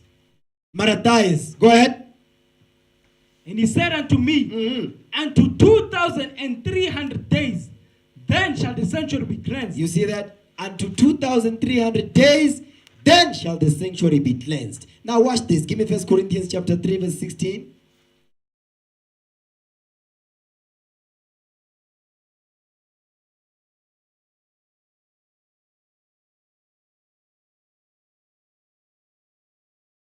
The first book of Corinthians, chapter 3, verse 16. Watch this. Know ye not that ye are the temple of God? Stop right there. What did he say? Know ye not that ye are the temple of God? We are the temple of God, brothers. So guess what? We were cleansing and dedicating the temple. We dedicated the temple and we cleansed it and we dedicated it. Guess what we're doing now? The temple of Jerusalem is no more. The temple has been destroyed. The temple was destroyed in 70 AD, 70 years after Christ died. You understand? Hold this. Give me that in Luke 21. Luke 21 verse 20. Luke chapter 21 verse 20. And when ye shall see Jerusalem compassed with armies, These are Romans now. Go ahead. then know that the desolation thereof is nigh. The destruction of Jerusalem is nigh. Go ahead. Then let them which are into Judea flee to the mountains. Meaning the continent of Africa, deeper into the continent. Read. And let them which are in the midst of it depart out. Read. And let not them that are in the countries enter thereunto. Don't return. Come on. For these be the days of vengeance. These be the days of vengeance. Come on. That all things which are written may be fulfilled. Come on. But woe unto them that are with child, and to them that give suck in those days. Let's talk about our mothers that had children and those that were nursing. Go ahead. In those days, for there shall be great distress in the land. Meaning what? Because why? Jerusalem was going to be destroyed, that no more sacrifices after that. Read. And wrath upon this place. Watch this. And they shall fall by the edge of the sword. Meaning the Israelites that remain, they shall fall by the edge of the sword. Come on. And shall be led away captive into all nations. Meaning we're going to be scattered all over the world through slavery, colonization, and forced migration. Read. And Jerusalem shall be trodden down of the Gentiles. Meaning what? In the last days, Jerusalem will be trodden down of the Gentiles. Meaning there will be impostors in our land. The Palestinians and Amalek. Read. Until the times of the Gentiles be fulfilled. Until their time of rulership is done. You understand? And this, guess what? We are in these days now. Their time of rulership is coming to an end because Israel has woken up. Okay? Now go back. 1 Corinthians 3 verse 16. The first book of Corinthians chapter 3 verse 16. Read. Know ye not that ye are the temple of God? So who's the temple now? We the temple. Our bodies now are the temple of the Most High God. Read. And that the Spirit of God dwelleth in you. The Spirit of the Lord dwelleth in us. Read. If any man defile the temple of God. Remember, because the Greeks defiled our temple with swine's flesh. They sacrificed demonic, abominable beasts up in there that were unclean. Guess what? The Lord is saying, we are the temple because the temple is no longer standing. We the temple. So now God says, if any man defile the temple of God, go ahead. Him shall read. For the temple of God. Please, sir, lost my bearing. Verse 17 again. If any man defile the temple of God, go ahead. Him shall God destroy. Read. For the temple of God is holy. Because the temple of God is holy. You understand? Go ahead. Which temple ye are. Which what? Which temple ye are. Which temple ye are. So we are the temple. And it must be kept holy.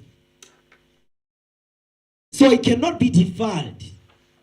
So that means on a daily, we must cleanse and dedicate the temple. Cleanse, dedicate the temple every single day until the Lord returns. Now, give me that in 2 Corinthians 10 verse 3.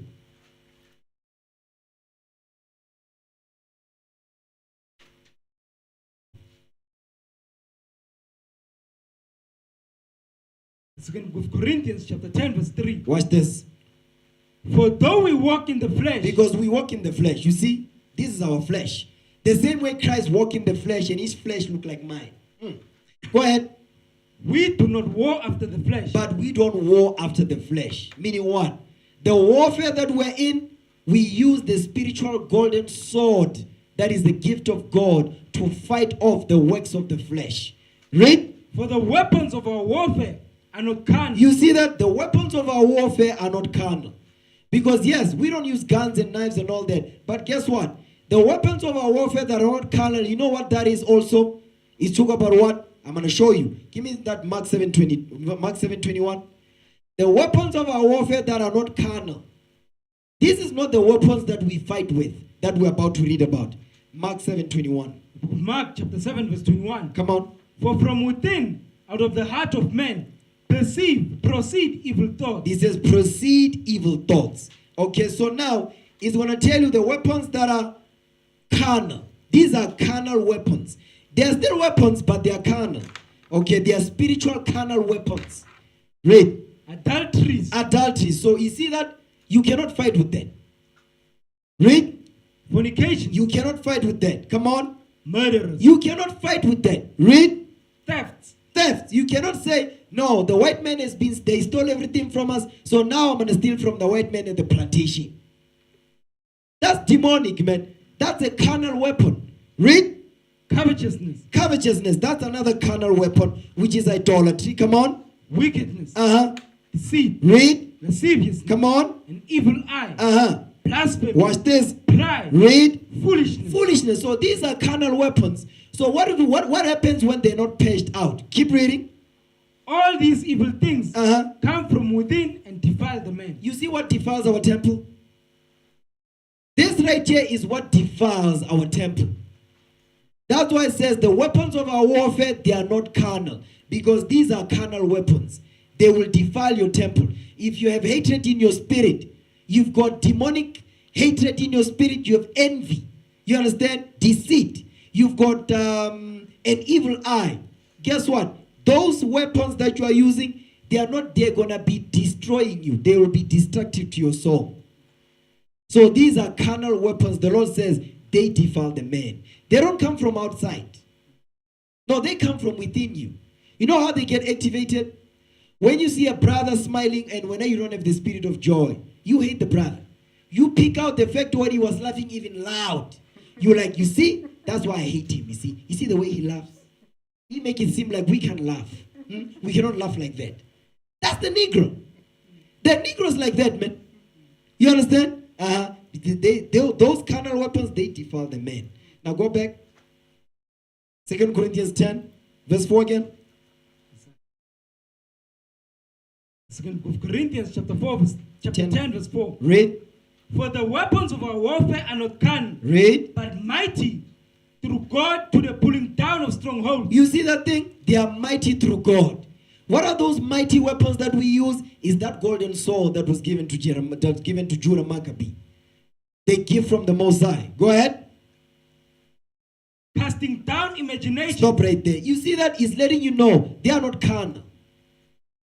Their job, because guess what? The weapons that we use is the word of God. The word of God is the weapon we use. That weapon is used to do what now? Casting down imagination. Because those things, where are they? They are up here. That's why Morpheus said, it's a prisoner for your mind. You cannot touch, you cannot smell it, you cannot see it. But you can only experience it. Read.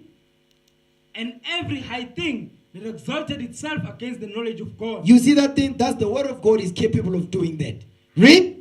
And bringing into captivity every thought. Every what? Every thought. Because this is your thought. That's what it says.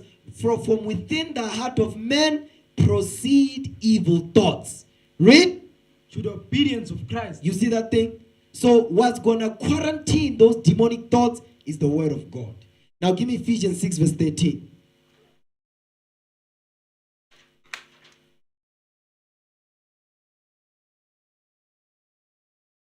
This is how you fight back. This is how you cleanse and dedicate your temple. This is how you do it.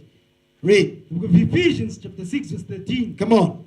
Wherefore, take unto you the whole armor of God, that ye may be able to withstand in the evil day. Read. And having done all to stand. Come on. Stand therefore, having your loins girt about with the truth. Stop right there. Move the picture of Judah Maccabee now. Read verse 13 again. The book of Ephesians chapter 6 verse 13. Read. Wherefore, take unto you the whole armor of God, Read. that ye may be able to withstand in the evil day. You see that he's got an armor. You see what he's got? He's got an armor. And he's got an armor, he's got an army. The army on earth and the army from heaven. Read. And having done all to stand, Go ahead. stand therefore, having your loins girt about with truth, Mhm. and having on the breastplate of righteousness. Remember, I said Judah Maccabee had a breastplate as a giant. Today, his breastplate will be what? The breastplate of righteousness. Read. And your feet shod with the preparation of the gospel of peace. Go ahead. Above all, taking the shield of faith, Taking the shield of faith. Read. wherewith ye shall be able to quench all the fiery darts of the wicked. You know the fiery darts of the wicked is the works of the flesh. Read. And take the helmet of salvation, Read. the sword of the Spirit, And the what now? the sword of the Spirit, That is what was given to Judah Maccabee. The sword of the Spirit. Read. which is the word of God. This is our weapon right here. The Bible. The Bible is our weapon of war. You understand? Now, give me the book of Revelation 1 verse 6. Revelation chapter 1 verse 5. Watch this. Okay, you can switch the pictures now. Revelation 1 and 5. Watch this. The book of Revelation, chapter 1, verse 5. Come on. And from Jesus Christ, who is the faithful witness. And from Jesus Christ, who is the faithful witness. How was he a faithful witness? Hold this. First Peter 2:21. First Peter 2:21. Watch this. The first book of Peter, chapter 2, verse 21. Come on. For it had been better. No. First Peter 2:21. The first book of Peter, chapter 2, verse 21. Watch this. For even hereunto were ye called, because Christ also suffered for us. Because Christ also suffered for us. Come on. Leaving us an example. He left us an example. Read. That ye should follow his steps. Watch this. Who did no sin. Because Christ did not sin. Come on. Neither was guile found in his mouth. He was not bitter. Read. Who, when he was reviled not. He did not return evil for evil. Come on. When he suffered, he threatened not. Watch this. But committed himself to him that judged righteously. You see that? But he committed himself to him that judgeth righteously. That's why he was a faithful witness. No matter what was going on in his life, no matter what the afflictions and the torment, guess what he did? He committed himself to him that judgeth righteously. That's why he was a faithful witness. Read. Yes, sir. Verse 24. Verse 24. Who his own self bare our sins in his own body on the tree. Read. That we, being dead to sin, should live unto righteousness, by whose stripes ye were healed. You see that thing? By whose stripes you were healed. Because he endured all that. Why? Because he was a faithful witness. Understand that. Go back to Revelation 1 and 5.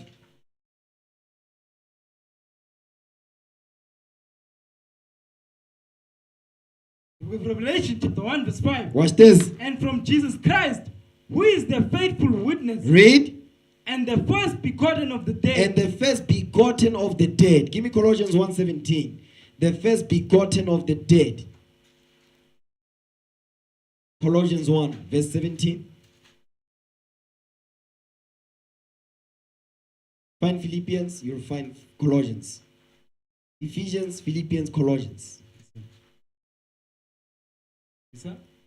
Colossians 1:17. Book of Colossians chapter 1 verse 17. Read. And he is before all things. Christ is before all things. That's why it says the first begotten of the Father. Read. And by him all things consist. All things were made by him. Come on. And he is the head of the body. He is the head of the body, the church. The 12 tribes of Israel. Read. Who is the beginning, the firstborn from the dead. You see that? The firstborn from the dead. Come on. Who is the beginning, the firstborn from the dead. Is the beginning meaning the Alpha. Read. That in all things he might have the preeminence. The preeminence. The preeminence. Okay, now go back. Revelation 1, verse 5 again. Book of Revelation chapter 1 verse 5. When it says the first begotten of the dead, who's the dead? Us. Because where was we at? In the congregation of the dead. You can write that down. Proverbs 21:16. I'm not going to go there. Okay, go back. Revelation 1 verse 5 again. The book of Revelation chapter 1 verse 5. Read. And from Jesus Christ, who is the faithful witness, Go ahead. the first begotten of the dead, Read. and the prince of the kings of the earth. The what now? The prince of the kings of the earth. So Christ is the prince of the kings of the earth. Revelation 19. Read verse 16 for me. Revelation 19:16. I'm almost done. The book of Revelation chapter 19 verse 16. Come on. And he had on his vesture and on his thigh a name written, Watch this. King of kings, King of kings and Lord of lords. and Lord of lords. Go back. Revelation 1 and 5. The book of Revelation chapter 1 verse 5. Come on. And from Jesus Christ, who is the faithful witness, Who is the what now? the faithful witness, Read. and the first begotten of the dead, Mhm. and the prince of the kings of the earth, We are the kings of the earth, brothers. Come on. unto him that loved us. Unto him that loved us. 1 John 4:19. Unto him that loved us. Watch this. The first book of John chapter 4 verse 19. Come on. We love him because he first loved us. That's it. We love him because he first loved us from the beginning. Go back. Revelation 1 verse 5 again. Book of Revelation chapter 1 verse 5. Read. And from Jesus Christ, who is the faithful witness, and the first begotten of the dead, Read.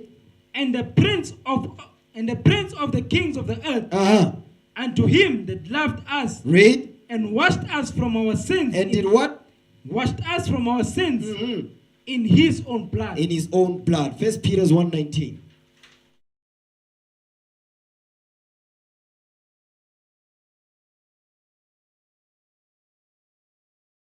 The first book of Peter chapter 1 verse 19. Come on. But with the precious blood of Christ, Uh-huh. as of a lamb without blemish and without spot, Go ahead. who verily was foreordained before the foundation of the world, Read. but was manifest in these last times for you. He was manifest in these last times, in the last days for us. When he walked the earth, it was the beginning of the last days. So he was manifest unto us when he died for us to redeem us from the old covenant to the new covenant. Okay? Give me Revelation 12 verse 11.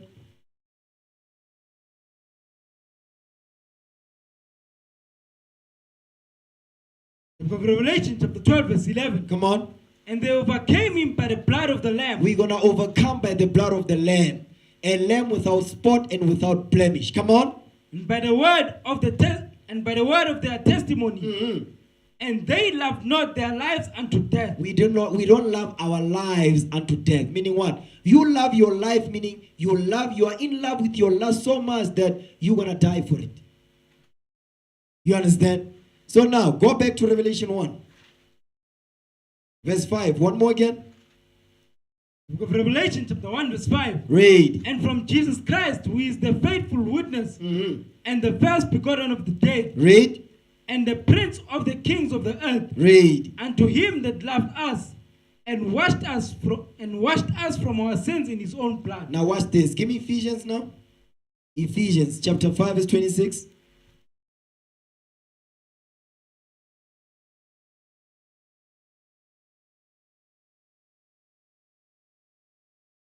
Go ahead. Ephesians 5:26. Read.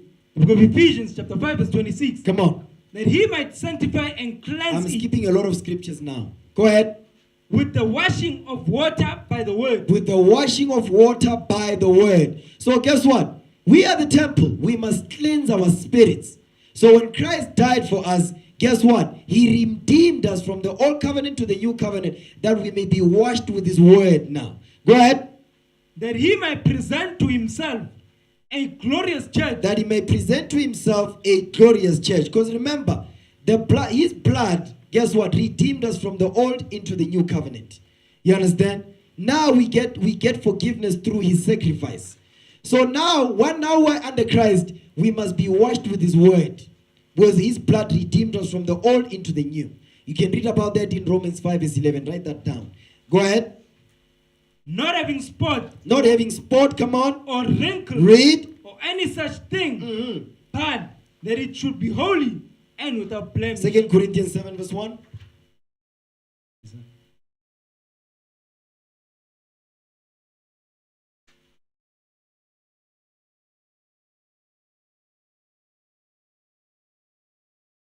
Second book of Corinthians, chapter 7, verse 1. Watch this. Having therefore these promises, dearly beloved, Read. let us cleanse ourselves. Let us what? Let us cleanse ourselves Because ourselves now is the temple. We the temple. Read. from all filthiness of the flesh From all filthiness of the flesh. Come on. and spirit, perfecting holiness in the fear of God. You see that? We must cleanse our spirits and our flesh, perfecting holiness in the fear of the Lord. Now give me Ephesians 4:22. Of Ephesians chapter 4, verse 22. Come on. Sir. That ye put off concerning the former conversation of old. The old man. The former conversation, the old man. Yes, sir. That ye put off concerning the former conversation, the old man, Read. which is corrupt. Which is what? Which is corrupt Come on. according to the deceitful lust. You see that thing? You see what corrupts us? Lusts. Read. And be renewed in the spirit of your mind. That's what the Lord wants. For us to be renewed in the spirit of our minds, to think different according to that said the Lord. Read. And that ye put on the new man. The new man, meaning the same way Christ was he died and resurrected, he was born again, we must do the same. Come on. Which after God is created in righteousness and true holiness. Go ahead. Wherefore, putting away lying, speak every man truth. Speak every man truth with his neighbor, for we are members of one another. Because we are members of one another. We are the same one. We are knit as one man. You can read about it in Judges 20 verse 11. Now, go back to Revelation 1. Revelation 1. Watch this. Now, brothers and sisters, understand. The topic is the Feast of Dedication, kings and priests. So, you see what our forefathers did during the time of the Greeks? They before they could cleanse the temple, they fought. They went to war. Then they cleansed the temple and they dedicated it. You understand? And they became what? Priests. They became priests. What did they do? They ministered unto Israel during those days after the temple was cleansed. Now in these last days, guess what? The temple, we are the temple. Guess what? We must war in the spirit against the flesh. We must cleanse our flesh from all filthiness and our spirits from all filthiness. Once we've done all that, then guess what? Give me that in Romans 12.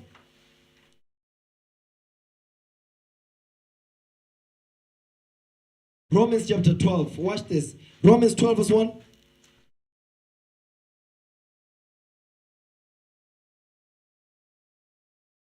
Book of Romans chapter 12 verse 1. Come on.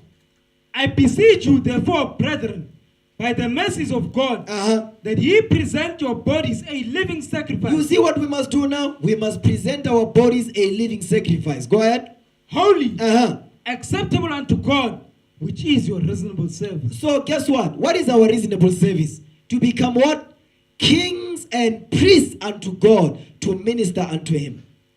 That is the job. But before we do all that, we must cleanse ourselves from all filthiness of the flesh and of the mind and of the spirit. Once we've done all that, then guess what? Christ will present unto us a glorious church that is without blemish, without wrinkle, and without spot to God.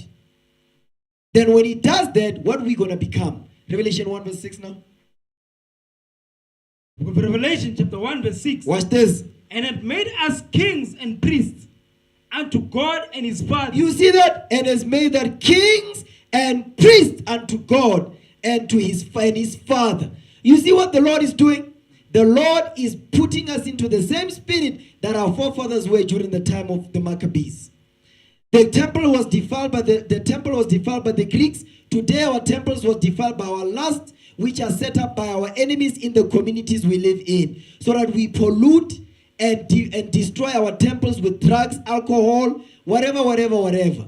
So now as we come into this truth, the Lord is using the prophets to cleanse our spirits and our minds, that we may be presented as a glorious church unto God, without spot, without wrinkle, and we become kings and priests into the coming kingdom. Read that verse again, verse 6. Come on. The book of Revelation, chapter 1, verse 6. Read. And hath made us kings and priests unto God and his Father. Read. To him be glory and dominion forever and ever. Amen. All praises to the Lord. Wisdom of Solomon 6:1. I'm almost done. Wisdom of Solomon 6:1. Watch this.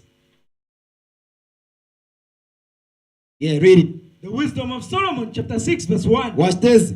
Hear therefore, O ye kings, come on, and understand, learn, ye that be judges of the earth. So who are the judges? The judges are the priests. The kings and judges, kings and priests. It's the same thing. Read again. Hear therefore, O ye kings. Hear therefore, O ye kings. Come on. And understand, learn, ye that be judges of the ends of the earth. You see that? He that be judges of the ends of the earth. Because what is the job of the priest? To judge. So when it says kings and priests, is kings and judges. It's the same thing. Go ahead. Watch this. Give ear, ye that rule the people. Ye that rule the people. Come on. And glory in the multitude of nations. You see that? Go ahead. For power is given you of the Lord. Read. And sovereignty from the highest. When you say sovereignty, meaning we are going to be an independent, autonomous state where no nation is going to tell us what to do. Read. Who shall try your works and search out your counsels? And search out your counsels. You see that thing? That's what the Lord is saying, man. So when he says he made us kings and priests, that's what we're reading here. And with that, we say shalom. I'm going to end the class right there.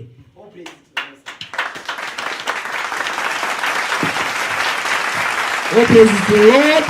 That's the closing of the feast of dedication, kings and priests. I told you there's going to be some meaty stuff that I drop up in there, prophecies and all that. All praise to the Lord. You can go back to the class once more and learn some more. Brothers and sisters, we're going to break bread in the name of our Lord and Savior the Christ. All praises to the Lord. All praises. Let's break bread.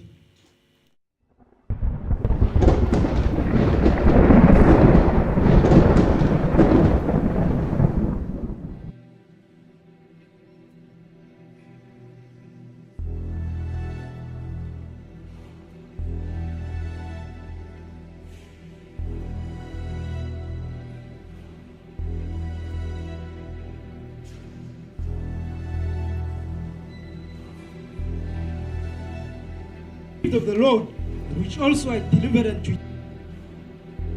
The night in which he was betrayed, took bread. When he had given thanks, he brake it and said, Take, eat. This is my body, which is broken for you. This do in remembrance of me. After the same manner also, he took the cup when he had supped, saying, This cup is the New Testament in my blood. This do ye, as oft as ye drink it, in remembrance of me. For as often as ye eat this bread and drink this cup, ye do show the Lord's death till he come. Wherefore, whosoever shall eat this bread and drink this cup of the Lord unworthily shall be guilty of the body and blood of the Lord. But let a man examine himself, and so let him eat of that bread and drink of that cup. For he that eateth and drinketh unworthily eateth and drinketh damnation to himself, not discerning the Lord's body. For this cause many are weak and sickly among you, many sleep. In the name of our Lord and Savior Jesus Christ, we thank you, Lord. We pray. Amen. Amen. Let's give the Lord a hand. Okay. You can transition back now.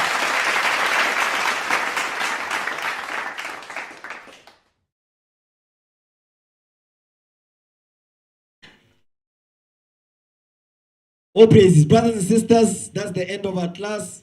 That's our day, the closing of the feast of the dedication. Hope you learned. I hope you took notes. Go over the class once more and learn some more. There's a lot of stuff that got dropped in, so make sure to go over the class once more. So brothers and sisters, stay in the spirit. You understand? Keep the commandments of the Lord. Work together. You understand? Because we all with God. Be your brother's keeper. Be your sister's keeper. Don't be demonic. Love your neighbor as yourself. Apply the royal law that we may get up out of here and go home. And with that, we say shalom. Most High Christ bless you. All praises to the Most High.